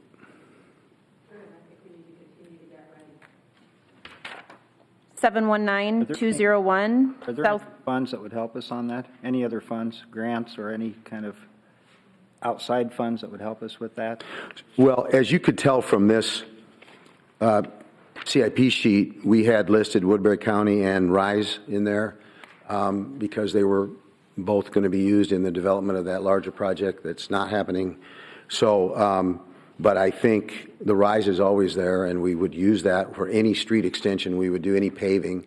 We would use that. It can vary between 50% up to 80%, depending on the number of jobs created by whatever project will happen. So I don't think we've ever built a street out there without using RISE, and we would continue to do that practice. The county is willing to assist us as projects come along if it's something that they feels important enough, and they were very good to work with us on that, and we'll see what happens in the future. But with the new interchange coming in, we anticipate more growth and interest from investors and companies. And again, we've just sort of laid out what those costs would be if a project comes in, and we'd be ready to fund those, and we would apply for RISE and talk to the county at any time. So. Thank you. Project 719201, Southeast Morningside Area Improvements, page 122. Does it make sense to bump this up or move? This is actually a project that I think is moving forward. It's replacing a very small water line to some properties that's been annexing into the city, and there'll be some houses built there. It's a smaller project, but this is a very deficient water line, and I apologize. I meant to call Gordon to see what the date is, but I think this is moving forward to be done. So, and again, it's tied to some of the property owners there that are going to build some housing down there. So not a lot, maybe 3 houses or something, but this was a need that was identified in the CIP years ago and just never completed. So. 719295, Lions Park Investment Area, page 124. Oh, sorry. I'm too eager. If you've driven by Lions Park recently, the park improvements are almost done. The shelter's just finally that soon, so that's exciting. Offer still stands if anyone wants to try out the obstacle course. We have our ribbon cutting. Let me know. And then we also have all of the design done. You'll see in a CIP coming up, Engineering 719-121, we've partnered with them on a series of sidewalk improvements and resurfacing. So our office is covering all of the design for that project, plus all of the concrete work, and engineering is covering the asphalt. We do have a little bit of a hiccup. We're operating under a continuing resolution right now that goes until March. And so, like I said, all the plans are done. Normally, we'd be bringing those forward to adopt, but I'm kind of waiting a little bit to see what that bill looks like in March. And then immediately after that, we'll bring that forward for approval in construction this summer. Okay. See what Doge comes up with. Thank you. Good. I do want to note, my parents just sold a property in that neighborhood, and that was a selling point, that park, so. Lions No, Park. that was a comment made, It has that was good. signed to that project, I will say, which is unusual. Thank you all. Thank you. Okay, we're running a little ahead of schedule, so we'll move on to wastewater. Tom Pingle, project 539006, wastewater treatment plant facility plan improvements, page 343. Look at that, before lunch and everything, Hey, man. yeah. I like it. Tom Pingle, Utilities Director. This is our project. We've been going on year 3 for this project. Right now, we're at 30% design with our engineer, Hazen. We expect to get the guaranteed max price for this project late this year. After that, we anticipate construction to start early in 26, like January of 2026. It will be about a 4 to 5 year construction period. During that time, we'll start designing for phase 2. Tom, are you looking at the CMAR contract coming February 3rd now? Yep, that's correct, Bob. We're moving that to February 3rd. We want to allow the council to review the contract. So I'll get that out to you guys early next week. And yeah. You sending it out to the committee members? Yep, committee as well. I appreciate that. Yep. To talk about the committee's been great. They've had a lot of great input and help us make big decisions. And they're good to work with. So Julie and Dan both sit on that, and you guys are very great at helping guide us and help us along. So we have one committee member that asks the tough questions. Yep. Bradbury. He's great. He's done a great job. Yep. For us. All of the others have too, but he really raises some good questions. Yep. I agree. I've actually invited him to come for February 3rd as well. Oh, good. He's excited.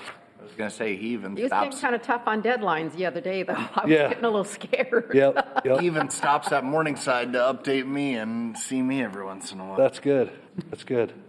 I did have one question, just thinking, and it came up in a conversation last night, and so I just wanted to ask you, what is the thought as far as, and I know it's probably not hurting anyone at this time, but demoing that house?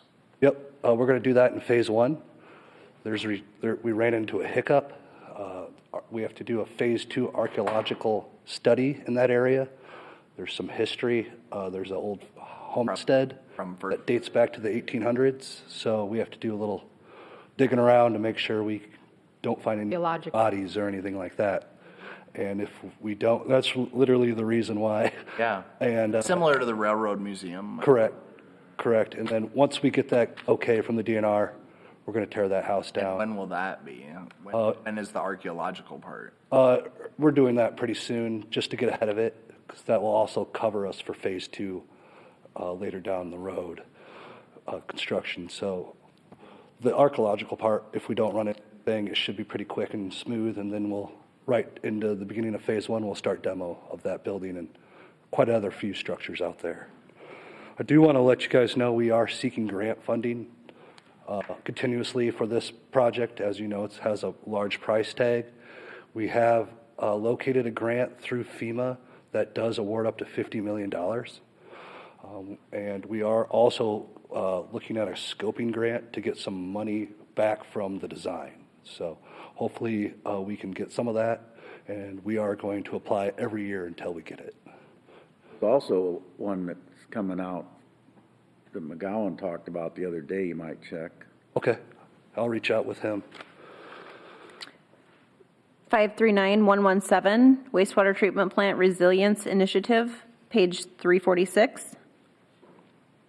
This is an ongoing CIP. This mainly focuses on pumps, grit, and debris removal, valves, probes, controls, our ProLogic controllers, and our odor control systems. These are mainly for unanticipated breakdowns, and this is due to our plant being at 110% capacity and all our equipment just always running. So if something breaks down, we try to have something on the shelf, and if we don't, we use these funds to get that. I really have appreciated how you, on emergency repairs, it's so thoughtful the way you approach it, and some things we can make repairs on that we'd be able to use going into the future years. Others are, you just question about them, but you're really good about making that distinction for council. I appreciate that. Approving. It's not just me. Again, that's the committee. That's folks like you guys and our staff. Project 539143, annual wastewater treatment plant building maintenance. This is more for unanticipated breaks, like water main or pipe breaks or sewer mains that are out there. We are starting to experience more increased pipe breaks out there due to the age of the pipes and our weird super cold weathers that we've been getting every winter without snow, which causes the frost line to get even deeper. So we have a lot of pipe breaks happening. Another big issue right now at the plant that we hope phase one will address with our odor control is our HVAC systems. They're only lasting 6 months to a year due to the environment out there. The high H2S is eating away at all of our HVAC systems. Super corrosive. Yes, yeah. Freezing cold. Freezing cold.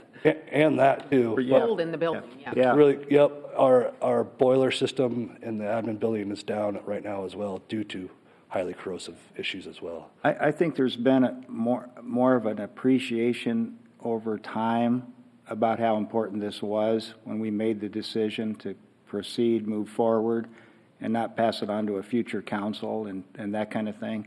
And you covered that so well at our last committee meeting about what it could have been back then. Well, I guess Teresa helped with that, but what it could have been initially, and then what we'd be paying the price for today. So yeah. I think there's been more of an appreciation. At least that's what I'm hearing from our citizens. It takes a while, and it's going to cost a lot of money. There's no question about it. But we're doing something. Nobody wants to do it, but it's one of those infrastructure things. We're a utility provider, and this is what we have to do. Everybody wants it. Yeah. But nobody wants to do the hard part, the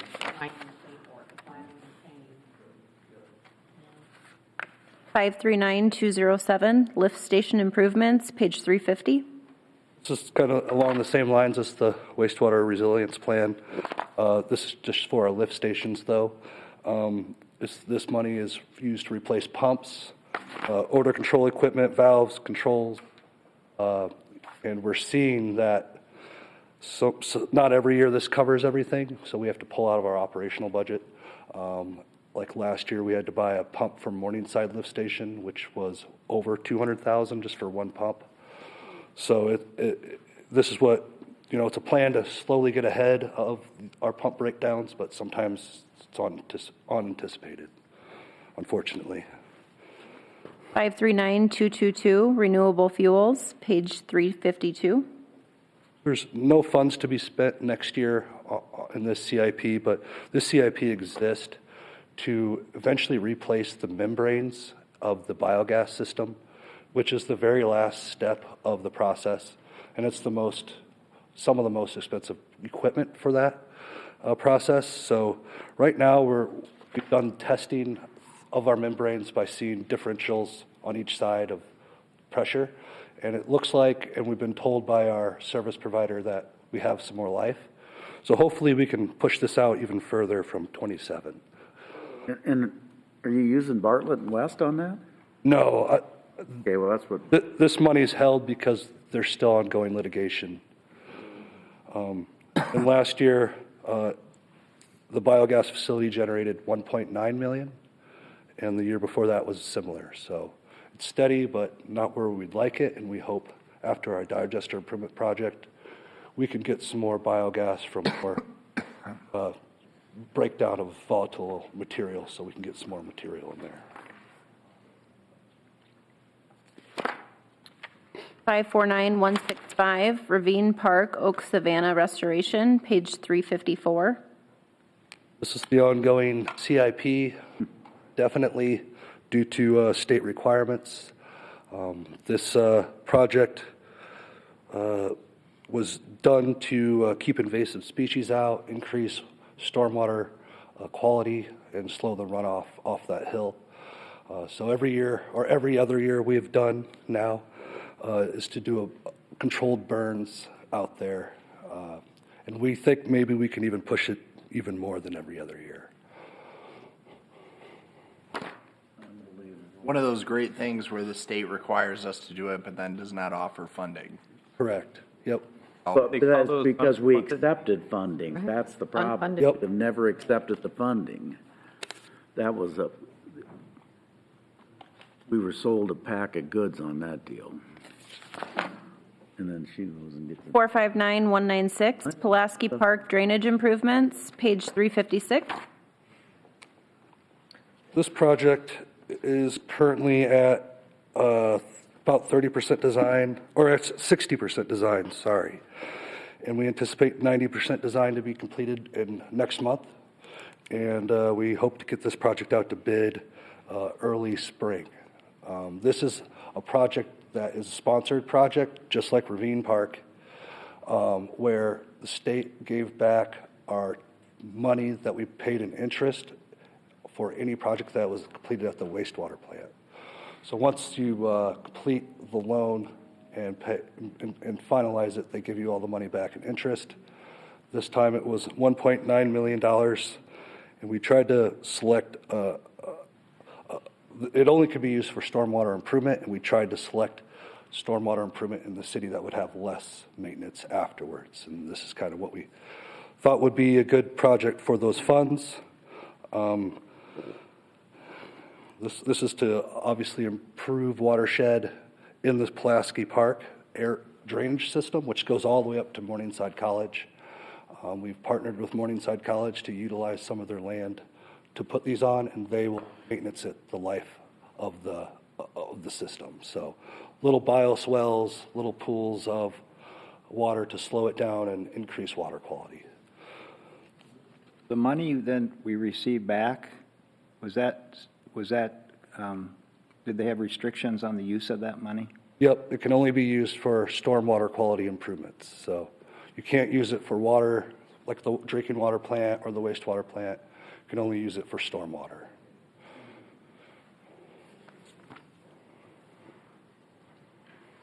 Water Department, Project 519103, Well Replacement Program, Thanks, ma'am.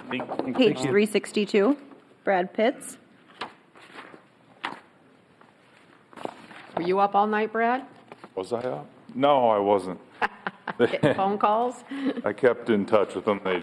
They said they were able to have all the water back on before their shift ended at 10:30. So Is that McComb? Southwest guy, yeah. Probably interrupted your early morning run for pheasants. What's that? Probably interrupted your early run this morning for pheasants, didn't we? My son's sending me pictures of fish, so. Project 519123, Unplanned Water Main Replacement, page 364.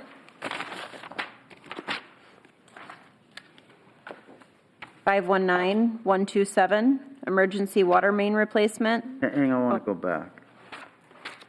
Is the Central Street Tyler, is that the one that'll increase water pressure up in the north end of Leeds? Water flow, yes. Yeah. Yes. And when is that bid? Did that bid? No, not yet. We're still waiting for an easement from a property owner. He's being difficult. Is that the one we just talked about? Yeah, there's two portions of that, right? Because there was the undersized water main that was taken care of, and then the rest of the portion is going all the way to the north on, what street is that? Central, and then loops it back over to 48th and Tyler. And over to Harrison, too. So we're going to loop all of that. That'll help with the flow, then the pressure. Okay. 519127, emergency water main replacement, page 367.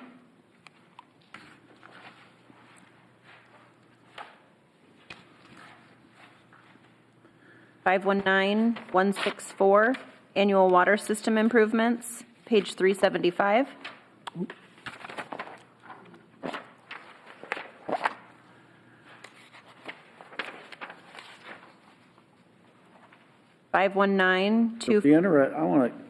We always have these projects, and we're always anticipating, but it'd be nice if we actually got them done in the budget year that we're in. Every one of these pages has that. We anticipate we're gonna spend it, but normally we don't bid it until later in the year. These type of projects that are a year old should be bidding right now. But we never get that done. Some of it takes time for design. Well, then we shouldn't fund them 2 years ahead of time. That's, either we should get them to where we do them in that year, or we shouldn't fund them. Well, the Fairmount Leach to Gordon, we're going to be bidding that out here in the next 2 months. Okay, but my point is that we don't always do that, and we borrowed the money last year. You brought this up last year. I know, but it doesn't change anything. I don't get that. What can we do to improve it? I don't know. Not bond some of this stuff if we're not gonna use it till the year after. If we need to design it a year ahead and then put the construction money after. That might be a good way to do it, split it. Yeah. Move all the Split it design costs one up. year, bid the next year, yeah, so we've all went of the for- money's not on the table at one time. Yeah. Let's adopt that and give it a go. Well, I don't care. I want to, we bonded, I want to bid, that's all. I want. Right, but if And they I want can't to get bid it this done all time in of the one year year when because of that. contractors are not busy. If we're taking it on, and we're trying to get ahead of the design the year before, then time, we'll be able to roll those out a lot quicker. We'll look at a way to improve that. I'm not proposing you Could put take it that out, on I'm an just agenda proposing. item, Brad, we could put that. These on. contractors are begging for work right now. We should be bidding everything we can right now. 519254, annual hydrant rehabilitation, page 384. Just a note on that real quick, the contractor was able to start early. They were able to paint 606 hydrants this last summer and fall. 519256, water facility chemical improvements, page 385. 519262, water facility SCADA process upgrades, page 387. When's the last time we replaced the SCADA? Oh, what year was that? 2013? This is all connected to the new fiber on Larson Park Road. Once that fiber is installed, we will be replacing all of the old processors in the wells to get them on fiber. So everything at the plants has been done. This is just outlying facilities. 519263, annual undersized water main replacement, page 388.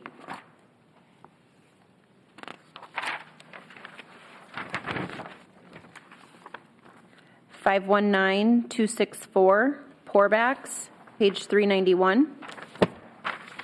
This will be coming to council, I believe, on the 3rd, maybe. There's a second renewal.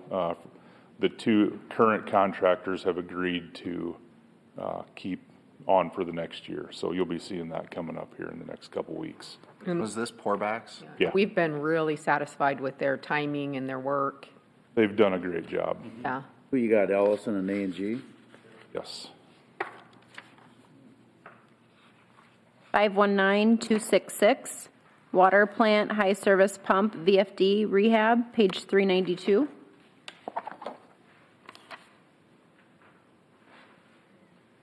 There is a possibility that 26 and 27 may move here a little bit. They could potentially move out if we need to. We're having some issues getting quotes for the work that we need done. So That's attributed to. not wanting to get back to me is all that is. All that is. So Need you contact? well, that's a sole source. That's those are the big high service pumps at the Zenith plant. Those are Fairbanks Morse pumps. So the pump, the motor, column pipe, the shafts, everything are kind of proprietary to them. We're trying to look into different manufacturers to see if we can retrofit something, but at this point in time, we haven't found anything that'll work. 519270, Harbor Drive, Highway 75 water main upsize, page 396. Yeah, I got a question on that. I'm smart enough to do the square, I understand a 24 is bigger than two 16s. I'm not completely void of intelligence in that area, but are you going to keep the 16-inch line? Yes, that is the plan. Initially, we didn't think we wanted to do that, but we would rather the 24-inch main be a transmission main only. So it only makes sense to leave the 16 in place with all of the service connections on the 16. Right. Yep. We did that. That water line's not 50 years old. Some of it's some of the southern stuff is in the 70s, but most of the northern portion I think was like 92. Right. Okay, because back then they said we could do twin 16s and have all we ever needed. My only concern with that is once the plant expands, we might as well have the 24 in there for any future demand. So you're not going to take that 16? Nope, it's going to remain in service. 539102, annual sanitary sewer improvements, page 398.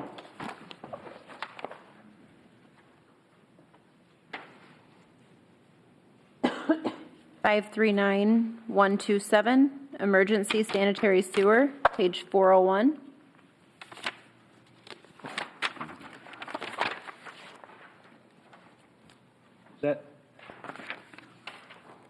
Those are for the emergency repairs. That's right. 539217, utility lining improvements, page 404.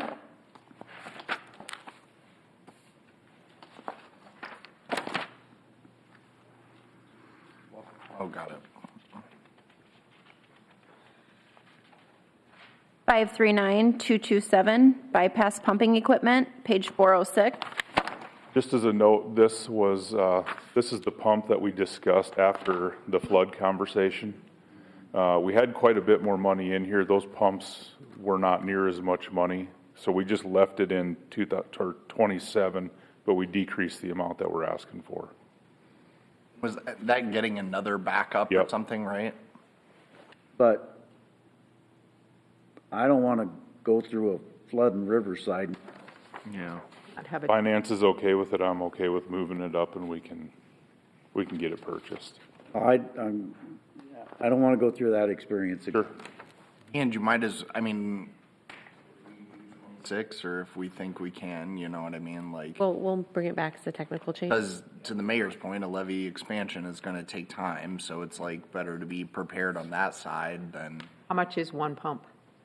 I think they quoted it was like 90,000. I think originally we had 200 and. Yeah, I something. remember it being high. I think I'd like to at least talk about that. Well, and there's no cheaper time usually to buy something than now. Sure.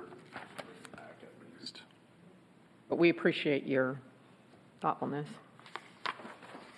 539232, utility underground equipment replacement, page 407.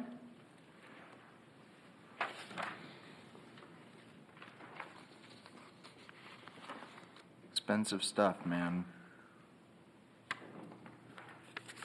Essential, but expensive.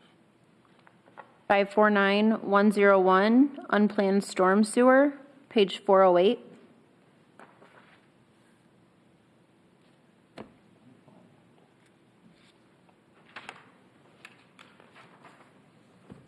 $549,133, annual storm sewer improvements, page 409.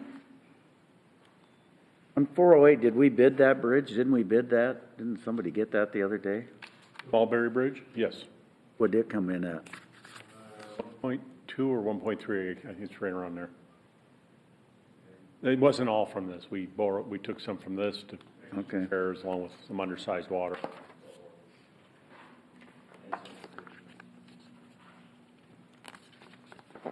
$549,166, emergency storm sewer, page 414.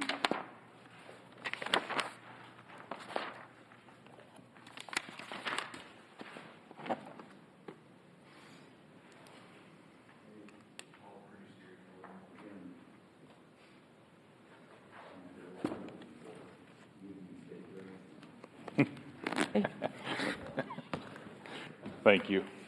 We will break for lunch and be back in a half an hour. Sorry, Gordon.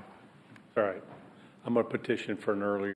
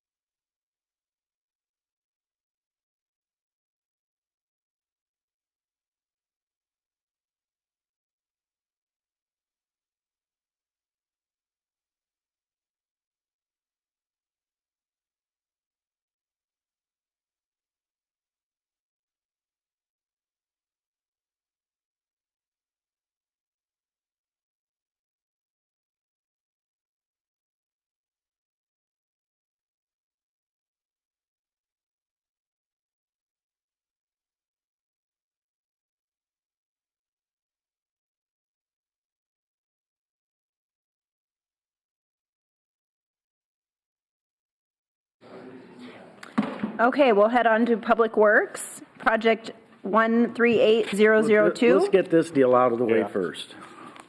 Go ahead. Tell me the So, story. Albanesius has the project that encompasses Westcott and Ridge down to Macomb. We could potentially give them this emergency repair from Ridge to South Lynn, is the street that's paved. West to Lynn, on Ridge. On Ridge, yeah, South Westcott to South Lynn on Ridge Street. And you've talked to them? I told him he's going to look at it on Monday. Okay. He's in the middle of his Christmas. So he just expand the scope of what he's already going to be doing up there. It'll probably double his contract. So that's going to be a big change order. He'll have to, if he doesn't accept that, I can't force him. No, above but what- it can go in as a change order. It could, but you'll have to approve that ahead of time, of course. We run it as an emergency? We certainly can. We do I'd that say this meets separate. that definition as long as we know it's coming and we let the council know Right. what we think the cost is. Yeah, because that's what worried me about that. Yeah, you can run this either way. and then bring it to us later. Yeah. Okay. Gordon, how does this relate to the mayor asked at lunch? The DA Davis, remember the, Block off. is it a, okay. Yeah. The big one we had a couple of years ago, 3 or 4 years ago, Yeah, that's, a couple blocks away.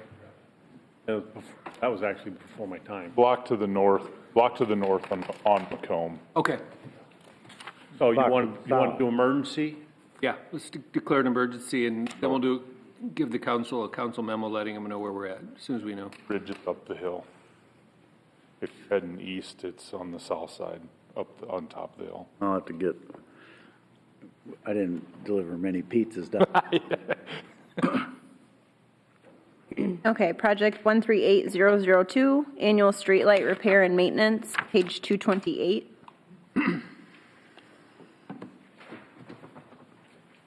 Our streetlights in this city perplex me. We own a few, Mid-American owns them. Hey. We're not allowed to put a flag on anything. So- I'm just, ugh. So what page is this? What do you mean you're not allowed to put? 228. Mid-American 228. won't let us put any flags Wow. on anything downtown. So I have a question about this, and Mayor, it would maybe shed some light to, and Julie is exactly right. So we had, Downtown Partners had their retreat, which I brought up earlier, and we brought this exact point up because we have all of these signs and like flags to display in our downtown, whether it's flags for Veterans Day, Memorial Day, whatever it is, or flags. The districts, welcome to this part of downtown. Well, all of those brown Cobra heads are Mid-Americans, and they're the ones that are not allowing us to put anything on them. And then we were trying to even take our flags and things off of them, and one of our maintenance guys, Downtown Partners, fell off and broke his ankle, and it's just this big debacle. Well, Mid-American said, look, we're looking at replacing all of those. We're going to replace those brown poles anyway, but we're not going to run power to them for you. And they said that, oh yeah, but we will let you put flags on them, I think was what the plan. But they were like, oh, but that will be 10 years. We're not going to do it for up to 10 years. And so there was a discussion of just how can we better partner with Mid-American to try to facilitate this discussion.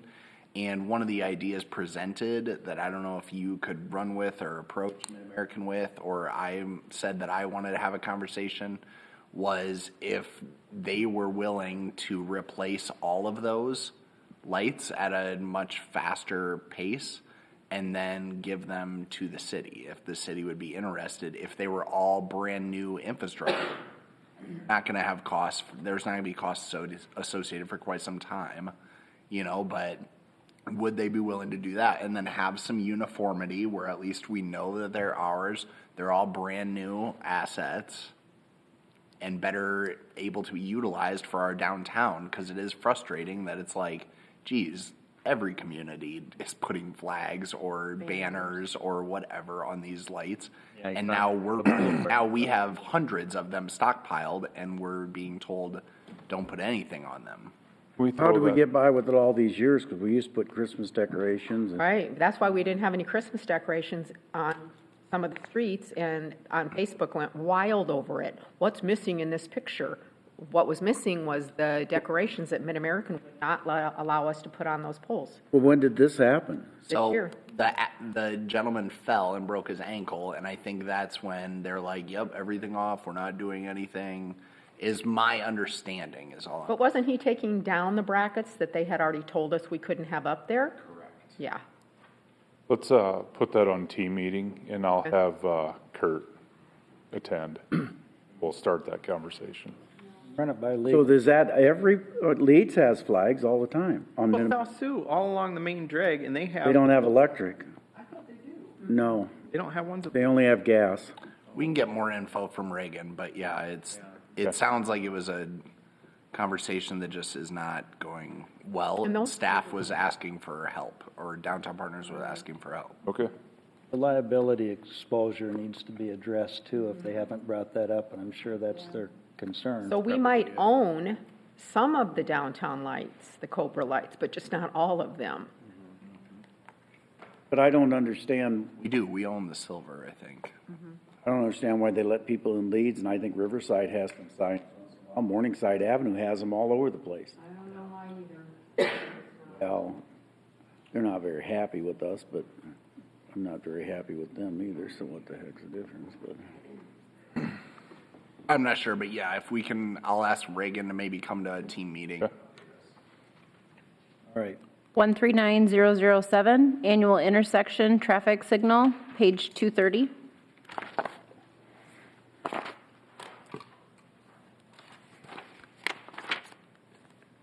are we doing there? These are a big portion of that was added this year were the Ethernet switches. That came through, it's kind of a collab between IT and Signs and Signals. They've got some older equipment that needs new Ethernet switches. So that's the new money that kind of came into that this year. Some of those have already come before council and they were approved. I think there was 20 of them, I believe. This is the remaining portion of those Ethernet switches. But the street light is because of Quick Trip. Yes. They're not even gonna start construction in 2026. Shouldn't we put that off a year? You mean the 700,000 is what Right. I'm looking at? Those have an 8-month lead for any big signal poles. So we have to get it designed, the intersection designed, and then we have to order those poles or that truss system. I'm anticipating a truss system. I'm not sold on it unless that's what the designer says that we need. I think that'll be the best thing for it, though. What's wrong with what we have? Well, we got to expand a lane there. We need another turn lane. They've signed an agreement. But yet we're gonna go do all this without an agreement. Nothing. They don't want anything from us. I was gonna say, they're not even But signing. are they requiring us to do this? Then why are we doing it? Because it's going to tax that intersection. In the anticipation of increased traffic flow, so we're trying to get ahead of it, I think is the goal. 100%. Unless you want to wait until it is way backed up, but. Well, we don't know that. Who's it gonna gonna way back happen. up on? Up onto the interstate. They're expecting Gonna be semi. somewhere in the neighborhood of 400 vehicles an hour in the peak hour.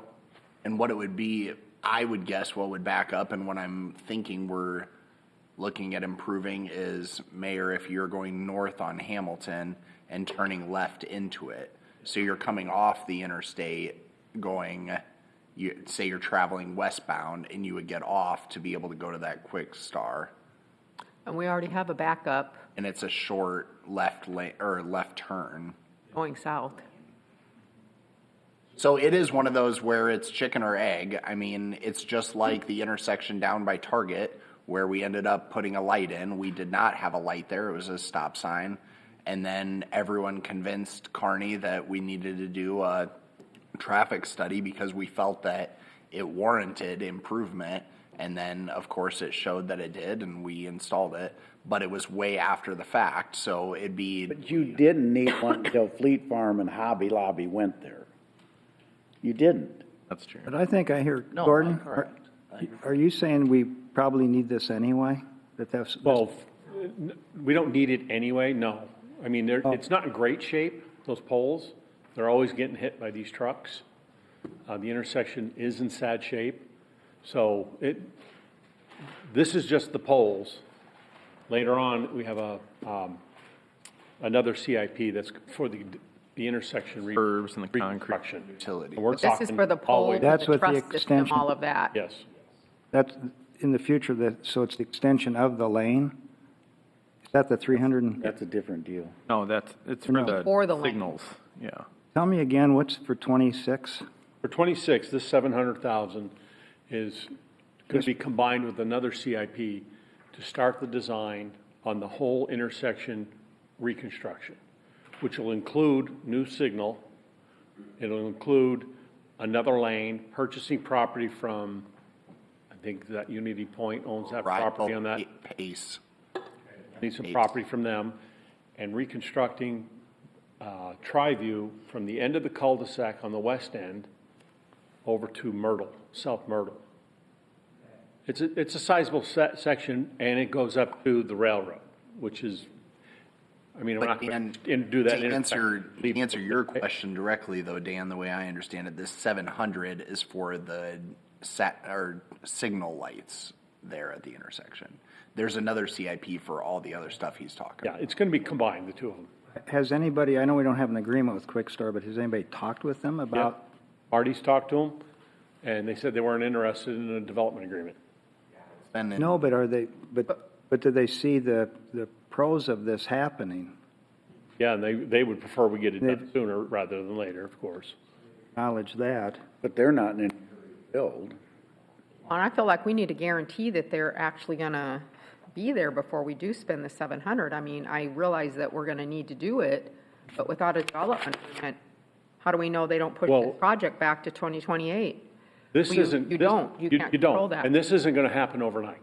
No, I know. So I'm betting by the time we have this started and get the design going, before we can even buy any poles, that they'll be started on it. Why don't we split the 700 then into design Because and you got to then? buy the poles ahead of time. Yeah, I know, but they're not going to be being built until 27. We already know that. It won't be finished.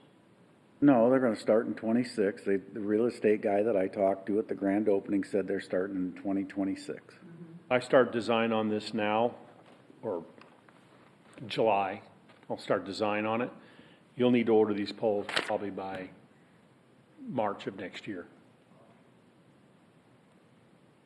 So it'll be in fiscal year 26. But the poles could be paid for July 1st of 27? No, I mean, you have to order them. When you order them, you pay for them. Got to pay for them up front. Right, yeah. We don't I'm just have. trying to stretch it out. I'm not No, I against the know. project. I'm just Yeah. trying to figure out that $700,000, you know. I still got to hire an engineer too for this too. So the project overall estimated to be about 5.5. So it's going to be a $500,000 design. The overall plan is how much? 5.5 million. That's for the reconstruction? Yeah, for the area that you're talking about, yeah. Right. We have that kind of money available? Budgeted later. There's portions of it budgeted in another project. It's related to this one? Yes. What page is that on? Try it in. Note. It is 312, yep. Project 719381. Got all. Oh. Yeah. I just want to put up. All right, well. 139019, Traffic Studies and Investigations, page 234. I'm kind of with Julie on that about having something. Well, you're probably better off to push some of the other because you're not going to actually do the construction and leave this because you do have to pay for poles. You don't get poles anymore, any kind of pole, unless you pay for it before you even, once you place the order, you pay for it. They don't charge to the city. Well, they might to the city, but they don't do a contract. And if you look on page 312, the expense for the construction is in 27, but we have to order the poles in advance. So in order for us to order them, we have to pay for them in 26 so that we can even do the construction portions of it in 27. I'm just inquiring. I'm not questioning the project. I'm just trying to be fiscally responsible and not have what we just talked about. So. Yeah, we hammered through a lot of that during peer review. I remember going back and forth, so. Okay. Thank you. The timing kind of thing. I know. All right. 139019, Traffic Studies and Investigations, page 234. 173002, Perry Creek Flood Control, page 237. If I can ask just one more question, back to the intersection we're talking about, and I know we've talked about this part maybe previously, but would this improvement help with the cycling of the traffic that backs up going southbound that gets so backed up getting on to the interstate? Or We've looked at that under a different project study with Burns and McDonnell, actually. I have that report on my desk. We might be able to do some timing between the two. Yeah. I know it's only at peak times, but it does get extraordinarily backed up. It does get backed up, but I've been told it does clear out. Yeah. So we're not going to get a double left-hand turn under that? I haven't got that far into the study yet. God, I hope not. 173011, Big Sioux River Infrastructure Protection, page 240.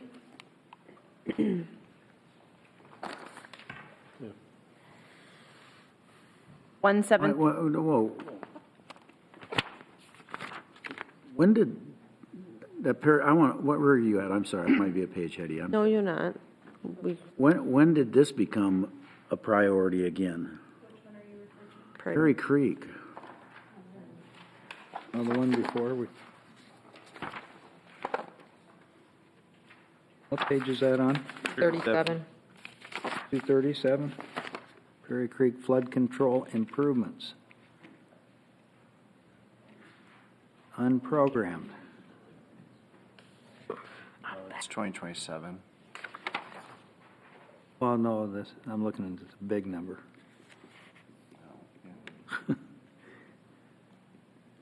That for? Ooh.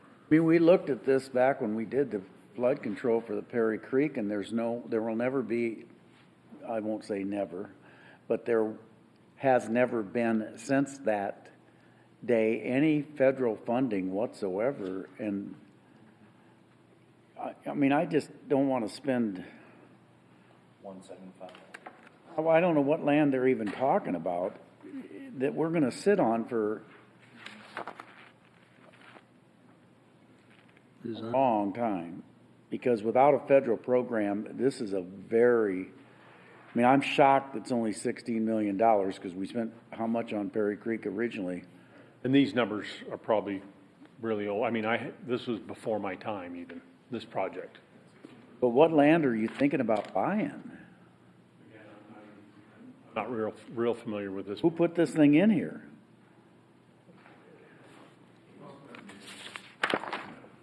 Oh, so it's just a carryover? Right. Oh, it's design and I would just request we move the money and we can look into it further and see. Yeah. It's in 27. Do you want to move it further out, or? Well, I don't want to leave anything in there without some sort of plan, because this is to do the Perry Creek from the conduit north to the 20 whatever Stone Park. I think that was like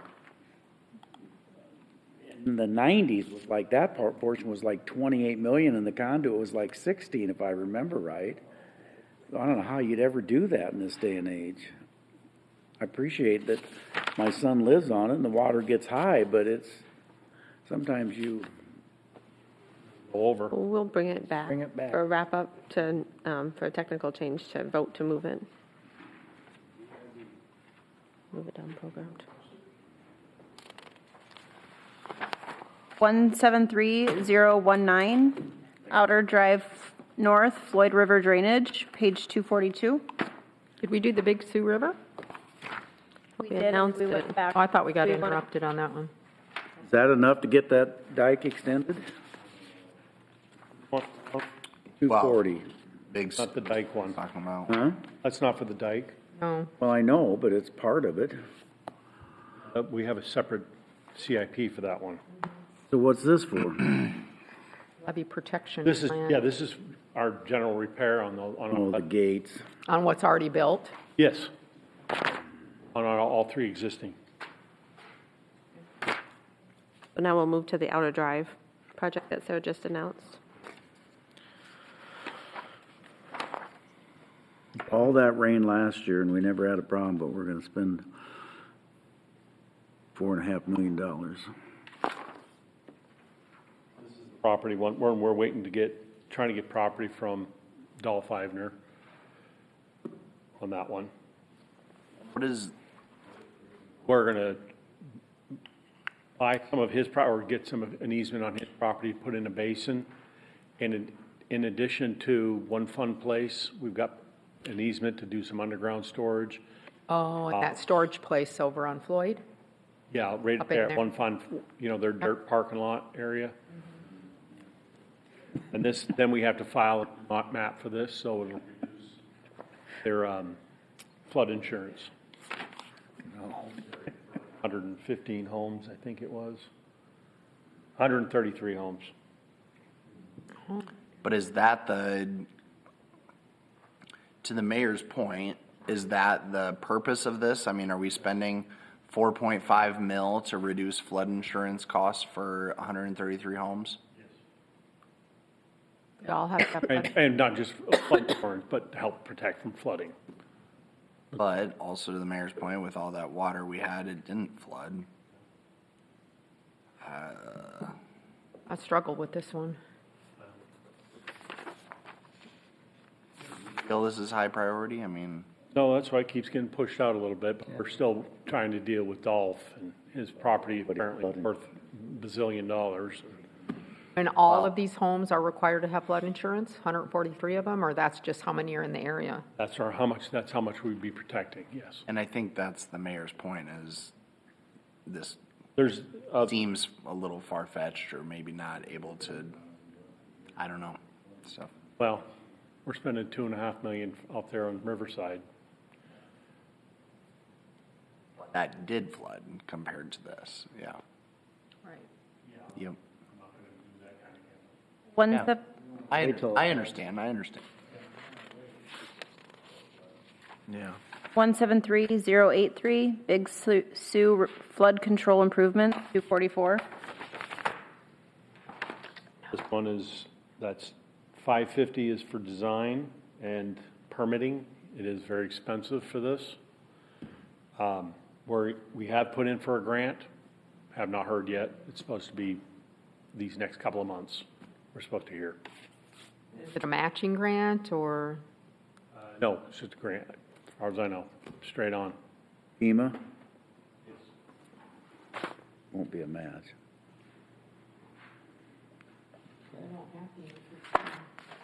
Five 539003, reconstruction of Bacon Creek Channel, page 246.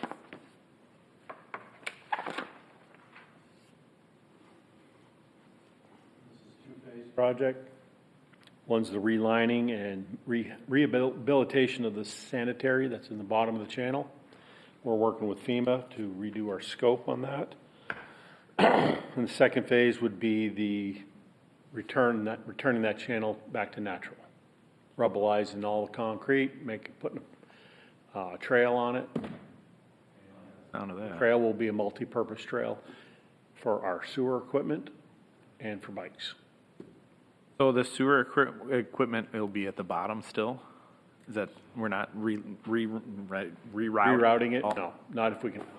Okay. Let me know how deep it is. 549002, Southbridge Drainage Ditch, page 248. Finishing up the design of the ARPA funds for this channel/temporary detention basin. And then funding is pushed out in the next couple of years. So now that we've acquired the McQuaid property, would this, what? Oh, that we have a chance to acquire some property. Okay. We have a chance to acquire some property that we looked at originally for a ditch. Yes, that one's a little bit farther north, though. That property you're questioning, and that's buck and grade. So what would we have drained with that? Because there was a plan. It was just south of that, what we were looking at before. Oh. I thought it was right on the property line when you had. It may have been, but it would have been a wide, deep ditch. Okay. This is it'll be better, and this naturally flows down that way. It's along that ridge. 549171, Floyd Park Storm Sewer Improvement, page 254.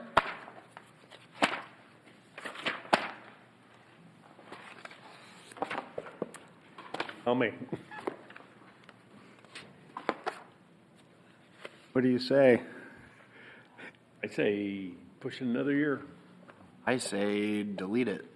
What I say. Bring it back at wrap up for discussion and vote? Okay. Yep. 549198, South Lewis and Union Pacific Railroad Drainage, page 256. Oh, yeah. So, Kevin Alexander, local developer, came to us complaining about the drainage down here during all the rain we had this past spring, but so did Sergeant Bluff on behalf of Kevin Alexander, to look at putting a pipe in underneath Lewis and the railroad to connect into that storm culvert that goes underneath the interstate and connects into the airport ditch. So we hired DGR to do a study on it just to see how much it would and how much property it would benefit and what percentage would be ours versus what percentage would be the Sergeant Bluff's. And lo and behold, it's about $3 million because there's some very expensive electrical line that has to be lowered, electrical, by Mid-American. Plus, we'd have to lower a water main and some other fiber. But, and then it's a big bore. 4 48-inch pipes that would have to be jacked and bored underneath there. But the surprising thing was that it would benefit the city 51% versus Sergeant Bluff's 49%. And they were kind of surprised about that and taken it back. So I'm not sure how they feel on it at this point or if they're getting funding. So I'm just presenting this to you here at this point. So did we spend $400,000? Not yet. Well, what did we spend? Spent 20 grand. Yeah, just on that. $20,000 for the study. That's it. Well, this conduit or this storm pipe, what it benefits for the city is Dan Heisbro's got some property there. Salzbeck's have all of that property behind their current shop that they want to develop that they can't. But then it would also benefit our, what we call the Sioux property.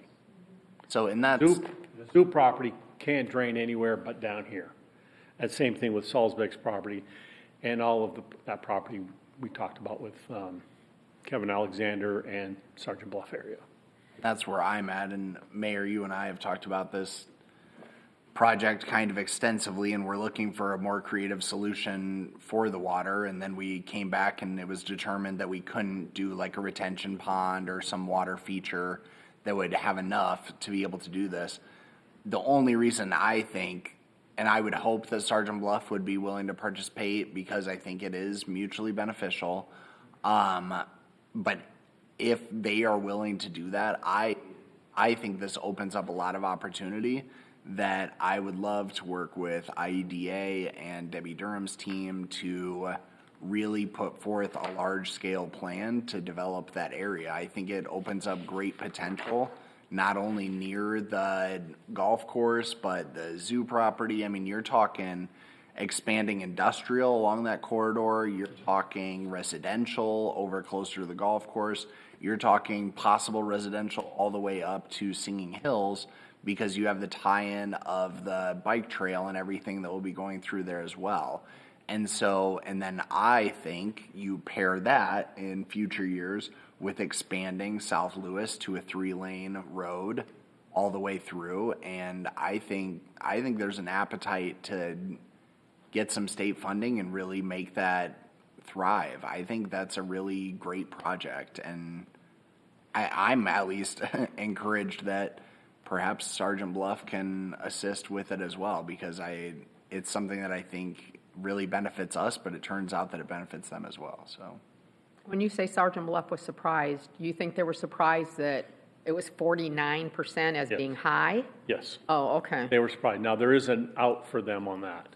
A lot of that comes up from the Brickyard, where their property. If they mandate that the Brickyard maintains all of theirs, or keeps it, retains all of their water up there, then it could reduce their percentage. So it could essentially cost the city a little bit more. We should take the opportunity to look at it further. Yeah. Talk to Sergeant Bluff and see if they want to pursue it. I really think it's worth it. I mean, I've talked with economic development. I've talked with developers in the area. I've talked with you extensively about this possibility. And so I think there's a good return on this investment. I mean, that's what I'm always looking for, is if we're going to spend money, where can we recoup it? And this is one of those where it's like, I think this has potential to expand our tax base extraordinarily. I bet with Salzbeck's too. Yeah. They really want to develop their property. Correct.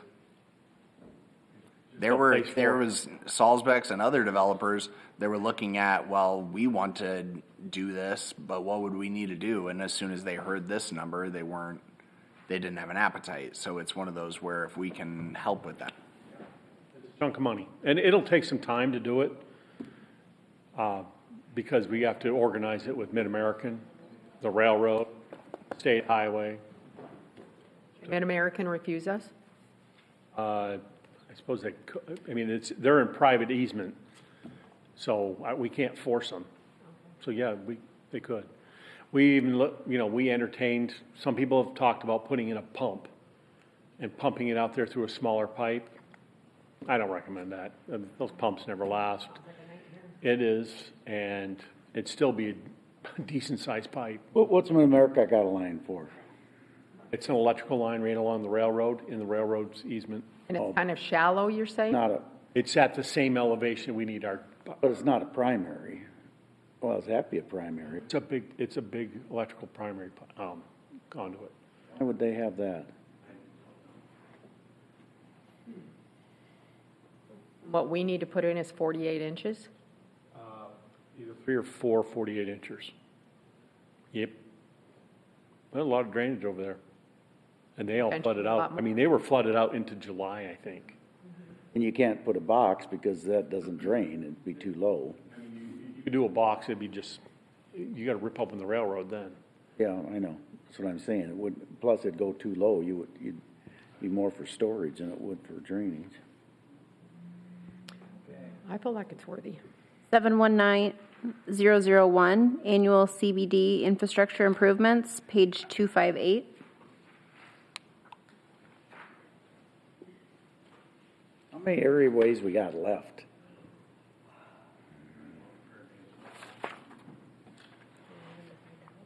It'd be nice to know something. Know that, what is it, the Commerce Center, the one that's across from MLK? Is that Commerce Center? Commerce Building? Yeah, they called me last year, this past year, and I inquired about it. They want to do some, but I haven't heard back from them. The one thing I will tell you is I just went to Diamond Tide last week, went over that new sidewalk where that was eliminated. I can't tell you how thankful I am for that, because getting up on that sidewalk was so scary as a person that uses a wheelchair.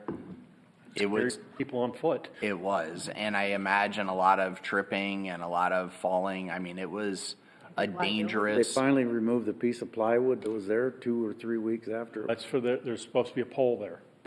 There's gotta be. Street light. A bucket's better than that piece of plywood that just, Yeah. So anyway, that sidewalk is great, and I withheld money for that. I'm very thankful.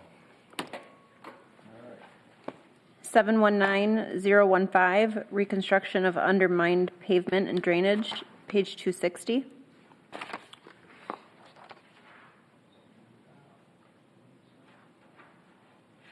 Seven one nine zero one seven, reconstructing asphalt streets, page 262. West Kings Highway. What's the page again? 62. well, I know Mr. Moore won't agree with me on that, but I'm not voting for that under the 50/50. Is it a 50/50? 25% they only pay. Huh? 2575. We can't afford it. Well, that's something we're going to be discussing in our team meeting. Wait, you want to bring that back, Mayor, or what are you saying? It's in 2027. My age, I might not even be here then, so. 719026, rail crossing, Leeds and Riverside, page 265. When will we ever have a quiet zone? Either, I don't care which part. About 2 years after you leave. After this? Leave. Yeah. No, we're working on it. It's still not That was Gordon's attempt at a joke, too. I thought it was. Trying to give you a warm fuzzy. I thought it was good. I thought it was good. He was but, trying, Mayor. Well, it should be, one of these days, we should have an answer on that. We spent over millions of dollars right now in this town. Yeah. Well, millions of dollars on that. And we don't even have do we have a full quiet zone through downtown yet? I'm not sure on that. Had to be a Brittany question, probably. Yeah. Well, I'd like to know when this finally ends, Ask for a member. because I like it at 4 in the morning when the Chicago Northwestern blows that horn going. I can hear it all the way to my. Alarm clock. I usually tell them to do that, but And they Wanna blow it make more it than a once out. slip them a 20. I'm glad they're doing it. I don't know how the Any poor people that consolation, live right I can next hear to it at my that. house. I'm not kidding. 719071, 18th Street Viaduct, page 270. 70.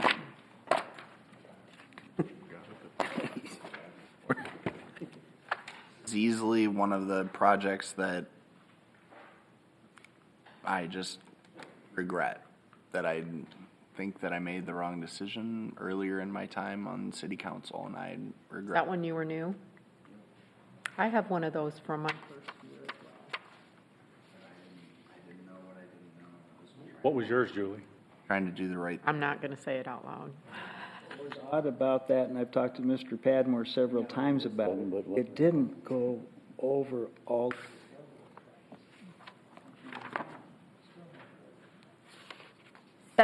719121, annual resurfacing panel patch, curb and gutter, page 281.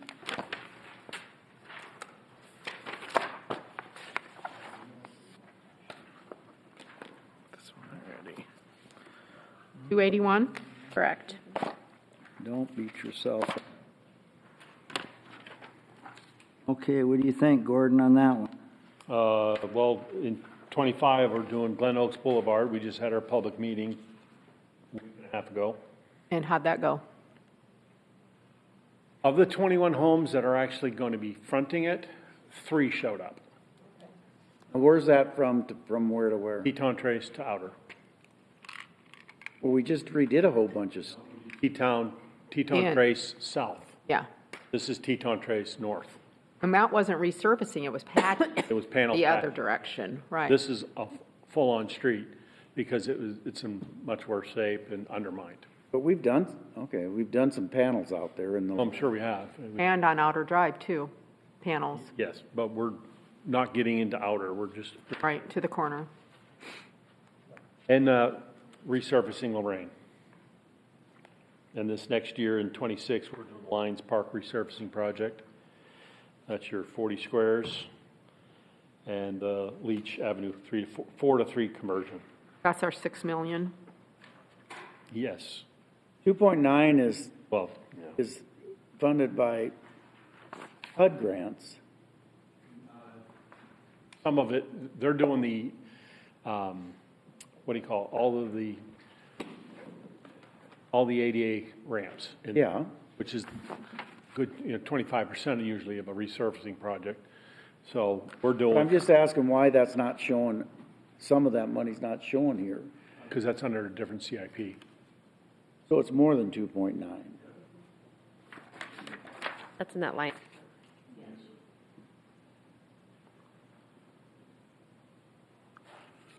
All right.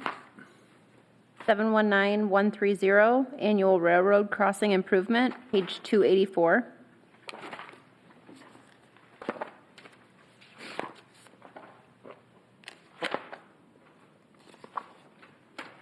Seven 19133, annual infrastructure reconstruction, page 287. 29th Street is due this, going to be starting this year. It's a 2-year project. I just bid out. Then West 8th will be next year. Sorry. Trying to think. 8th Street, 8th Street's under another CIP. West 8th will be in 26. Trying to think of which one's 29. In 26, we'll be designing for 28 for. Yep, I'm Gordon, can Yeah, you talk to well- Alex about 29th Street? Yes, what would you like?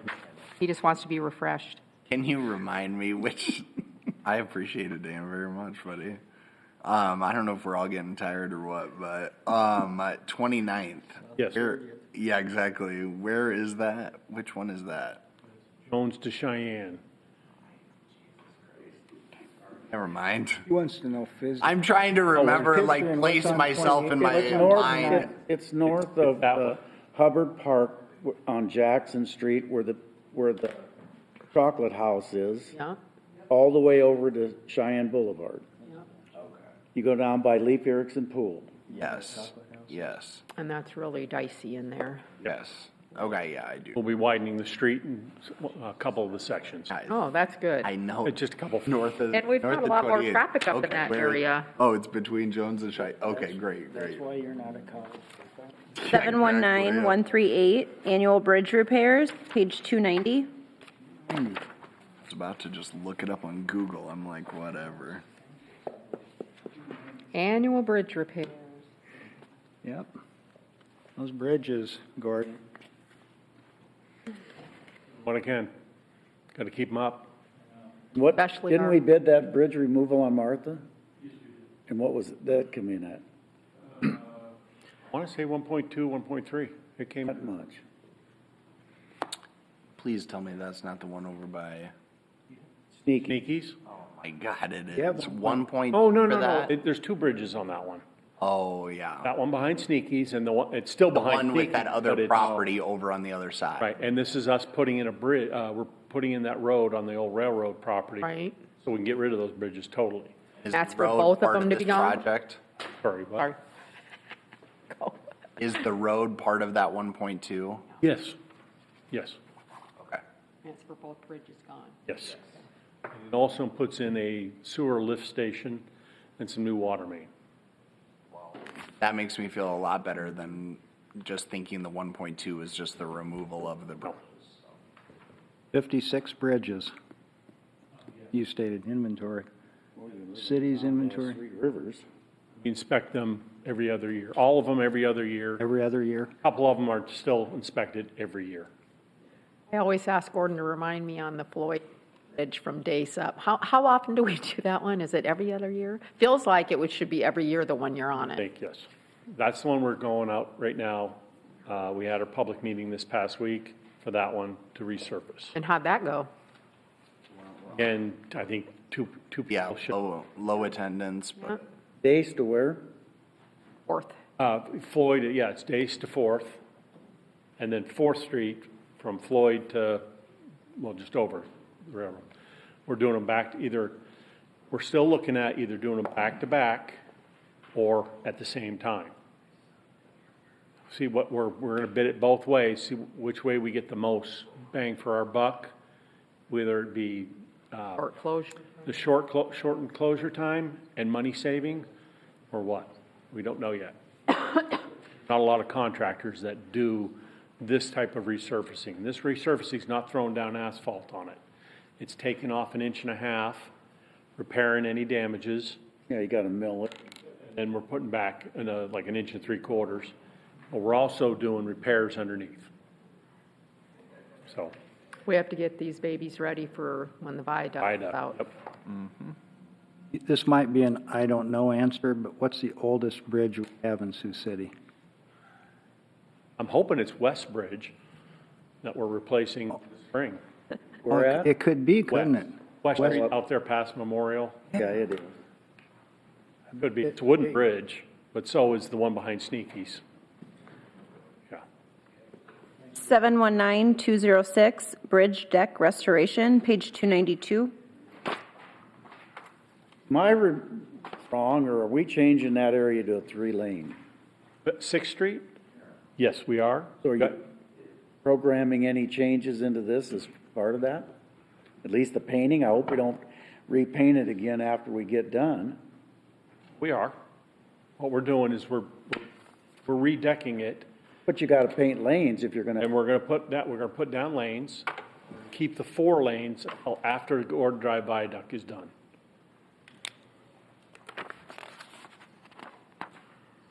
It never ceases to amaze me. We had to have that because that's the only way to go, and now we got a chance to. 719262, 11th Street, Grandview to Douglas, page 296.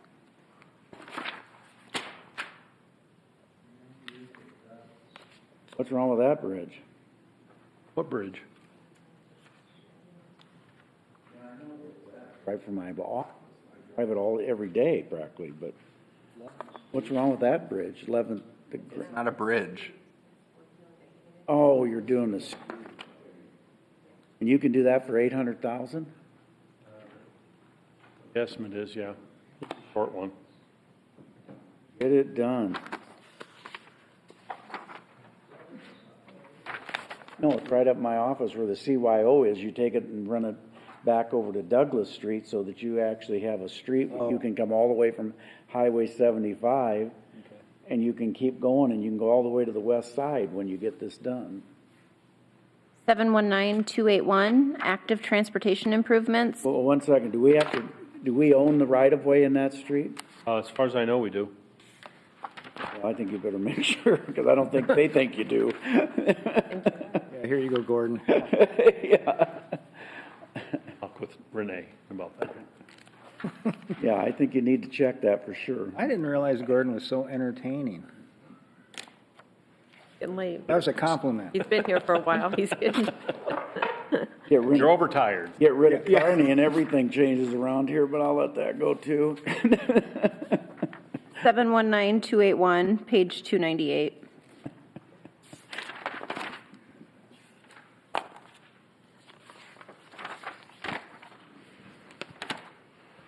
There. 719373, downtown annual infrastructure, page 305. This is where we have 8th Street, Douglas to Jackson. That project is ready to roll, ready to be bid out, just waiting for the LEC to be demoed. I'll bid it out probably next December. Or this December. Cleaned out. What's that? Demoed and cleaned. Yes. I've been talking with Brad Cummings as well, so he can help that along. Got a well that needs to be abandoned. Brad Cummings had a pump and dump system. Pioneer Bank. They got their well. Pioneer Bank, sorry. Yes. Wrong bank. 719379, Gordon Drive Viaduct, page 309. Not to confuse you at all, but we threw this together for the projects that we are doing directly for Gordon Drive Viaduct. Some of them are related to other CIPs. And you can see them, they're listed down below, multiple ones, like utility replacements, linings, or water main replacements. We're jumping ahead and fixing as much as we can and prepping for it so that it's not due in '27. But how do you do that when you don't even know what the alignment is yet? Well, some of it we can. There's a sewer line that goes north from the tool depot, the old tool depot that closed, and I think it's Boone's Roofing. We got a sewer line that goes north, Gordon Drive, the old Gordon Drive viaduct. It's a waste. So we're going to get rid of that because they're the only two. We're going to redo their services to go off right behind them. That's just an example of one of the projects. Another one is rerouting the sewer line, Anderson, their lab, not their plant, but their lab. We're rerouting that and fixing some panel patches, things like that. Gordon? Yes. This is on page 309 that we're on. Yes. The FY 2026, 2.3 million. Yes. How is that funded? Well, miscellaneous through those CIPs that are listed right there on that page, like 519-164, okay, 539-102, 719-121. You went through them all. So they've all been, those are items that we've looked at today, but he's just noting that they're related to the Gordon Drive viaduct. This is so we keep a running tab on how Yeah, that way much there's we're spending on. And then the actual work plan for this is over here. But And I it think just, that gives us the potential to reimburse for some of it, right? No. they're just really tracking for what the cost to the city is. No, I like Boy, that, these now that I guys are- understand it, thank you. No, that's really, I like that. Now, one thing to note on this one is when we put this together, I had an estimate from the DOT, not from the DOT, but from HDR through the DOT, for their design for our facilities that they're going to redo during the project. Something that we can't do until the project goes in. So the estimate was something like $180,000. Since then, it's grown as usual. Yeah, of course it has. So I have to bump up the DOT reimbursement for 26 and 27 from 90,000 to 110 each year. Okay. And do we have to bid these projects as part of a DOT bid letting? We shouldn't have to if we're doing The it projects that are, like, there's going to be running, when they do the conduit, different. no, they do the conduit, they're going to be putting a sanitary line right along with it, right next to it. That, they're bidding out. We don't want to have our contractor and their I contractor. get that. I just ask if these, like, when you do the utility replacement on Leach, do we have to use them? No, I'm doing those on we're doing those. And some of the projects that HDR is designing for us, for this project, we call them the pre-projects. We're going to bid those out as well. Okay. Their designer. 719381, Hamilton Tri-View Improvements, page 312. And when you think you're gonna bid that? I'm hoping the end of '26 or next winter.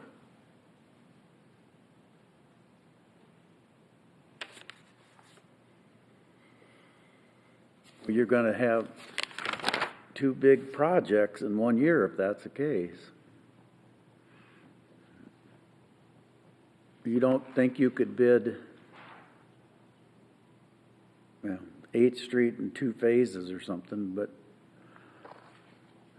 Well, 8th Street is going to be, I think, 3 or 4 phases, but it's going to be one project and one construction season. that's what I'm saying. Why do you have to wait a year to bid it if you could just make them do the one after they tear down the building, the last phase? I think we'd have to probably pay extra for that because of the remob.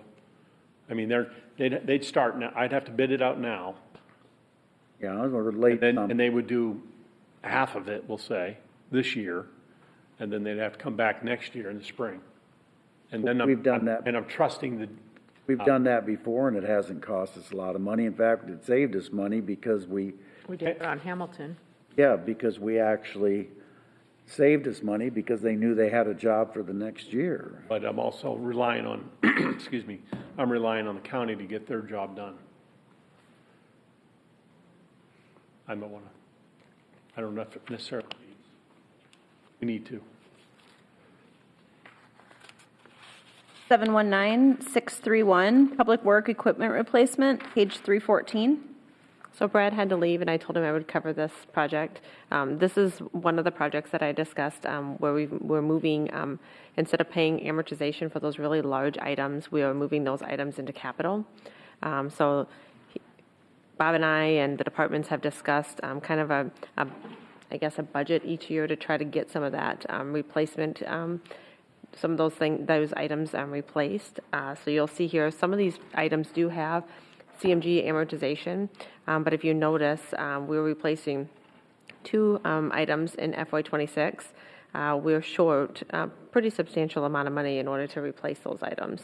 So because they're on the replacement list and been on the list for numerous years, in order for us to get them replaced in a timely fashion, we would have to increase the amortization significantly, which would tax our operating budget. So it made sense. We determined that anything over $250,000, we would move into capital. So we weren't continuing to increase those amortization expenses every month and taxing our operating budgets. So they're gradually, each year, they're picking a few of the items that are needed. Typically what Brad has done is they went through and determined which ones they're having failures on, what vehicles are, the oldest having failures. Some of them, actually, the older vehicles aren't having failures. So we're keeping those, just monitoring the expenses, the repair expenses we have to determine and change the prioritization on these. So next year when you see this come through, don't be surprised if the three items that say they're going to replace next year, they get changed. Because if those items, something else just has a catastrophic failure, they may move the prioritization. But we'll try to stay as close as we can with this budget. The amortization schedule that they were under wasn't enough to replace. Correct. Yep. Part of that, there's a twofold issue. When the amortization was put into place numerous years before any of us, it wasn't. I was here. Well, maybe you would have. I don't know. But you weren't reinventing the schedule. At that time, they just weren't aware of how, what the cost would be. And the cost has went up just rapidly, too. Right. So there's a twofold happening there. So I like this. Yeah, so, and I think the departments are happy. They're seeing things getting replaced a little bit sooner than they would have. In this case, it would have been a really long time before they were able to get some of these items replaced. But I like the fact that you're taking a look at repairs and what's been problematic and not just saying, well, we've had this dump truck for 17 years, so it's time to get rid of it, or we've had this for, X amount of years, it's ended its life, when it's still working well, because back then things were maybe built a lot better in that category, so they're not as disposable as. Well, and some of the newer things that are more electric, they're costly to repair. Some of the older items are a little bit, easier, straightforward, I shouldn't say easier, more straightforward type items. I will say that the new fleet manager, better. That's right. Jeff Dedeker, is doing a really good job of looking at those items and items that are really, up there on the replacement list and potentially close to replacement. If they're very high ticket items for repairs, he's reaching out to the departments and determining, is that really something that's worth repairing, or do we need to shift things around to get some of these things replaced? Because once they get to a certain dollar amount and they have so much repairs, you're starting to, not see the benefit. The floor for that was $250K? Yep, that's the limit on these items. So as high as anything? The most expensive item can go in that too? Mm-hmm. So we've been doing that. You don't have a range, We've been doing it for fire trucks for numerous years, ambulances. We just have not done it with any of our utilities. Did we do it for all those trucks that we bought that one year? No, fire trucks? Didn't we get several of them one year? Yeah, we did, and part of it was, that's when we were transitioning. Part of it was capital, part of it was amortization. I kind of remember that. When they get to be $1 million and you're replacing them, it's just, and that's general fund money, so, yep. Remember that. So, yeah. Thank you. 759005, annual sidewalk program, page 316.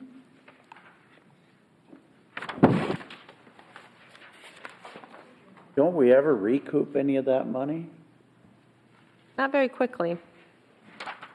On occasion we do, but it doesn't happen very quickly. Typically, they go to assessment. That go in the big black hole when you get that? No, it actually goes back to this project. So, yep, Doesn't say that, that's why I'm asking. maybe we should update that. We can update the verbiage. But it does go back to this project. Just curious, it still says you're gonna, Fund balance throughout the year. Oh, yeah, so I guess. Does say that. yeah, But you but don't see the revenue is what he's looking for up Yeah, I here. think it's because it's inconsistent. Really? So we just, at the end of each year in June, I reprogram the money and I move it into the project. okay, just asking. So it's not quite its own mini enterprise then? Oh. Oh, no. It's minimal. Yeah, it'll be a while.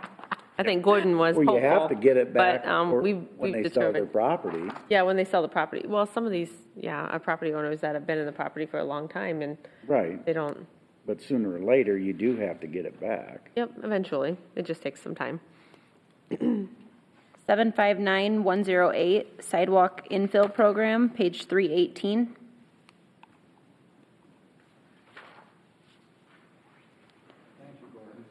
Welcome. With, when something's way different for sidewalk infill, take a look at it and say, this doesn't make any sense. But the Indian Hills never made it. What's that? That in yet, no. 150 feet of worn down grass and. Yeah, let's see if we can put that in, Gordon, Yep. That. please. By Now- Fairway, Over by people Fairway. walking out in the street in the winter. Yes, agree. It's, We can do this way, put it in here, or I can just assess them. I think you assess. well, I want to They got a assess. new property owner there too. Oh, do they? Yes. They on, what? Where Bruning's owned that space. Yeah, I Owned know. that. But they keep saying, oh, we don't want to put sidewalk in because we're going to build something. I've been hearing that since they built the Yes, I Fairway agree. store. Let's just assess everybody and do it. Want? Well, I want Well, we need to vote on it, but- Absolutely. Well, what's tough is it's a new owner, so they haven't had time to do anything, but. Had to know. We need to put that on our agenda. No, he can do I it. can, I'll just put it forward in RCA. Okay. You guys can vote on it. It needs to be done. 759114, annual sidewalk ramp program, page 320.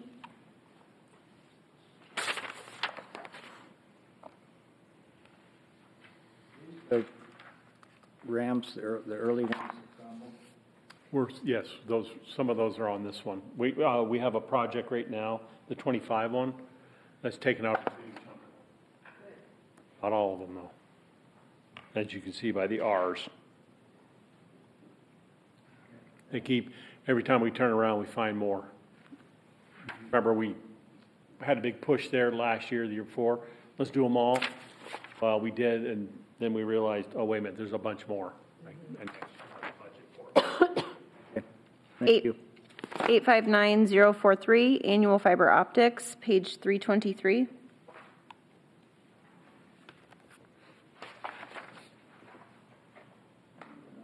Ordinance 869008, WIC provide direction with it. Yes.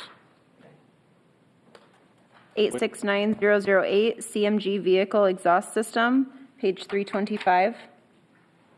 So this is an item that Mayor had a couple of questions on. We currently have an exhaust system out at CMG that, though it is, OSHA would tell you it's operating appropriately, or as it's not hit a level of concern yet. There is a distinct smell out there, and there are some areas that are failing. We cannot repair it until we bring it to OSHA standards. And to bring it to OSHA standards, the cost certainly outweighs the replacement. So we got an estimate to actually replace the system. I worked with Stan when Stan just kind of got an estimate, and they've assured us that whatever we do, they will ensure that it can be retrofitted into the new building when we move. I don't know exactly when that'll be. We're thinking in the next 5 to 7 years, CMG will potentially move over where the utilities building is. But we would not move forward with this if we cannot retrofit it into a new building. So that would be the only way we'd move forward. The first year this year is just the design. That will give us a better idea of what we can do. And then if we're not able to, then we would push the construction out till the new building and use that same design for the new building.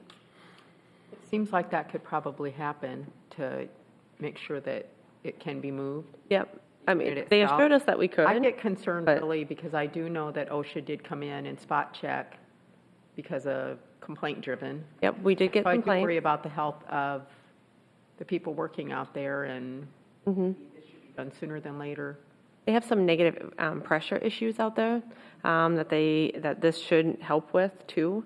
But like I said, the levels are not extreme levels, but still, like Julie said, we've had some complaints, and so now in order for us, 2 more years of it though is what.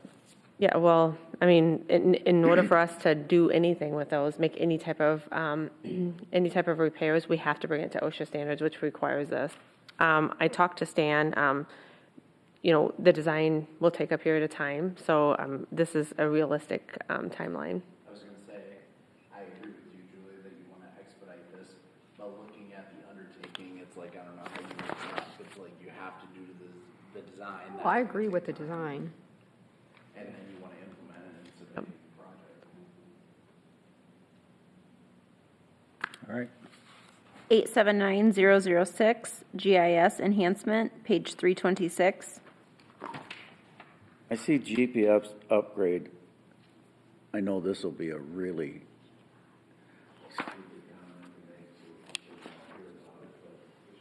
do we have GPS tracking on our vehicles? Yes. On every one? We don't on police vehicles and. Well, police uniform has their own tracking with their computers.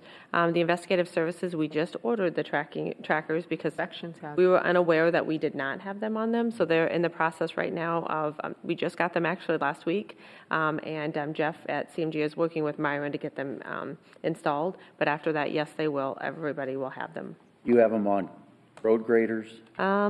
Okay, so not all of the major equipment has them. The ones that we use, the significant use of them, yes. But like we don't have them on the sewer vac truck because we don't use it on a daily basis. So those that we use it for certain, a percentage of time throughout the year, yes, we do. Does it record where they've been all day? Yes, it does. Tells you your stops. We actually do in finance. We pull a ton of reports. The departments get them too. We look at idling. We have an AP that talks about idling. All those and again, not driving across town to get gas, those types of things. So we monitor those. They get reports every single week, and Julie does. Julie Mahaney, was our kind of reporting manager. We're that role, but we do quarterly reports to get to the departments so they can. Well, I think it's important for 2 reasons. Obviously, we've had a couple of vehicles stolen lately, which, yep. and a police officer out there by themselves, which they are. If you can't get to a radio, it'd be nice to make sure that somebody knew where he was to. If that car sits too. Jeff was 100% aware where he was at the whole entire time, sitting in council that day, so he knew. Make sure, and I want to make sure that our equipment, we know where those guys are. I think that's important. No, I think so too. And there have been times, I know that Brad has had a couple of complaints, and he's went and looked, and we've been able to say, well, that's not really, it wasn't the same employee at Casey's for 5 hours. There were different city vehicles that were there, and people say, well, this person's been there all day. Well, they were not. We were able to justify what they're doing, and it has helped the employees. I think the employees are starting to recognize that it is a tool to assist defending them because they're not doing anything wrong. So it's something we've been able to utilize. So I know Brad has done that several different times for people out at field services.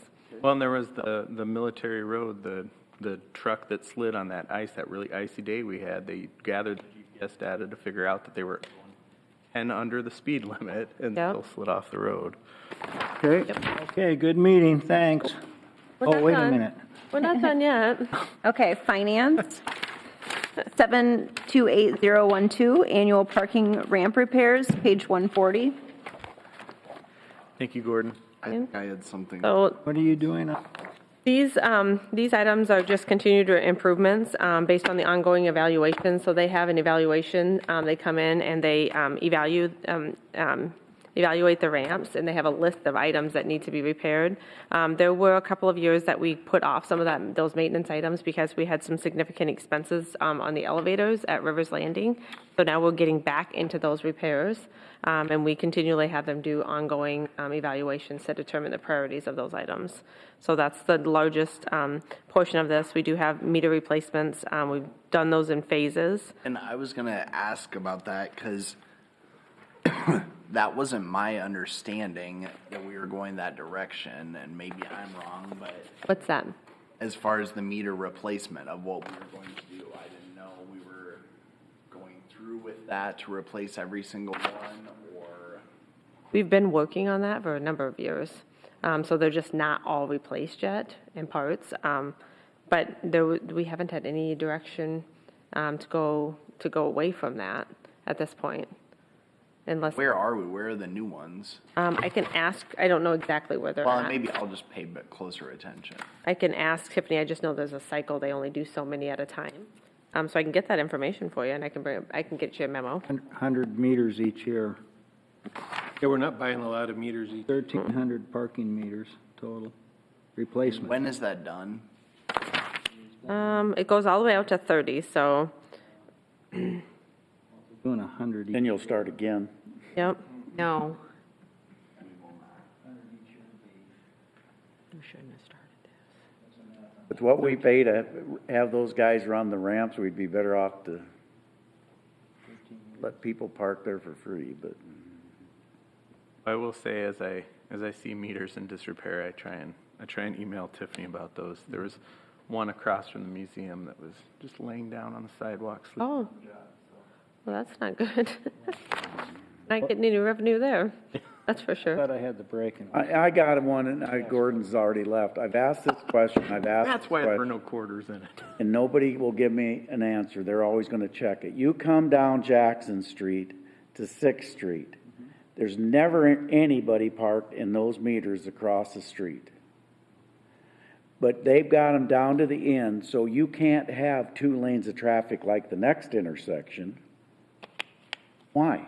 Why do we You not? say it on the north side of Jackson? Yeah, why don't we put a turning lane in? You got a turning lane on the south side, but you got to wait for this because they got painted parking, so nobody's going to go on the right hand of that car, or you shouldn't. I can get some information too. Trudy does a really good job of knowing who parks where, how often we even have anybody there. She tells me they're parking there. I got it. She's got to tell me the time of day because I'm going to run up. Is that Well, she'll there know. used to be like an insurance agent and there were apartments up above? Oh, that's a block down the street. I agree Okay, with that's that. further In down. what, Okay. in what street? It's Jackson across from the old library. Yeah. Yep, I know what you're Directly talking about. across the street. You're coming down. If they had a turning lane there, you wouldn't back traffic up on Jackson Right. because half the people turn to come They downtown. do, you're right. That used to be one But of my there's no routes. turning lane there because they've got parking right down to the end. Correct. So I could probably pull there, but the guy that's in the lane's gonna get all upset because he might be turning. Correct. You I think- know exactly what you're talking about, and I used to drive there all the time to go to the conference. It's ridiculous that we don't have a turning lane there. Their cars park there every morning I go to work. Not down to the end, they aren't. They're parked up there. There's always a car at the in that first parking meter. Almost every morning. Well, he leaves by 7:30 then, because I'm telling you, I come down there all the Might live there. Somebody might live up. And it doesn't matter, there's still 15 stalls up to the next end of the block that nobody's using. Yeah, but I'm saying something. I bet you don't collect $100 a week in parking meters that whole block. If they're parking overnight, they don't collect anything, so. Yes. Yes. Yep. Why do you not have a turning lane there when you have it the other way? You have. Correct. Correct. I'll get you an answer next. Yep, I can get you an answer. Well, and if it'd it be the first alleviates time. traffic, I sent you an email how many months ago on that, you and Gordon, and he was going to get me an answer on that. I'll get you an answer. Yep, we can get you an answer. Yeah, but then I go home for lunch and I come back the same way, so between 1:12, 1 o'clock, 1:30, there are cars parked there. Right, but they could could park up a little. Yeah, further up. We could vacate a couple of those. Yes.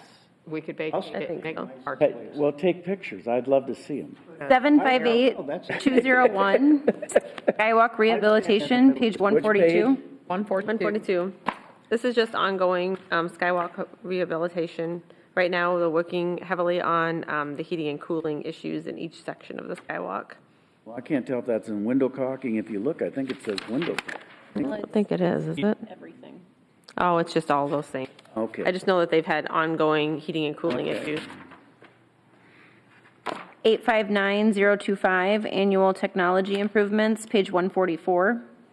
So these items are items that you'll see coming through, some of these in the operating budget, requested items that are funded through this technology project. So there's a couple different EMS and fire items, and then at Combe Park, getting some cameras and access for the doors. We do have some additional money sitting in there that we typically leave a portion in there for items that come up throughout the year, the departments, but typically it's other departments that are requesting that, and they're looking for technology money. Job. Have any questions? Okay. Need a motion and a second for adjournment. Second. O'Kane? Aye. Shaner? Aye. Scott? Aye. Waters? Aye. Moore? Aye. Yeah, you take pictures. I drive it Well, I will. all the time. And even if that is the case, you only have to take 2 or 3 stalls out and you could still put a turning lane in. Yes. Yes. You've parked there? You've parked there? I drive down 6th Street every day to work. Yeah. And if it's not in that first one next to the corner, it's one back. I'll get. Yeah, but like I'll get one pictures, car, though. what I'm, It's Right. the one, yeah. that's what I'm saying. You can move them back up 3 stalls and have a Yes. turning lane Yeah. because Yeah, nobody's vacate. ever parked. Right. Yeah, we could vacate those lanes. Because you're not getting any revenue in that No. whole block. Not in the mood. Not if they're, yeah. Saturday. You might You as well need to be in just, a good mood. What's that? You need to be in a good I mood. need to be properly rested. Right, because it Properly what? Rested. Right. Or arrest. And arrested. Because nobody else parks. No, it's been a long day. Hey, that's a great idea. Call a citizen, we'll do it. Had it in September if you want to check my email. Now watch. Now watch. Yeah, it'd be easier, it'd be a lot You're nicer. gonna call those people and tell them, quit parking there for 2 weeks. She says it's the most she's ever seen is 1 car, so I don't know what you're seeing.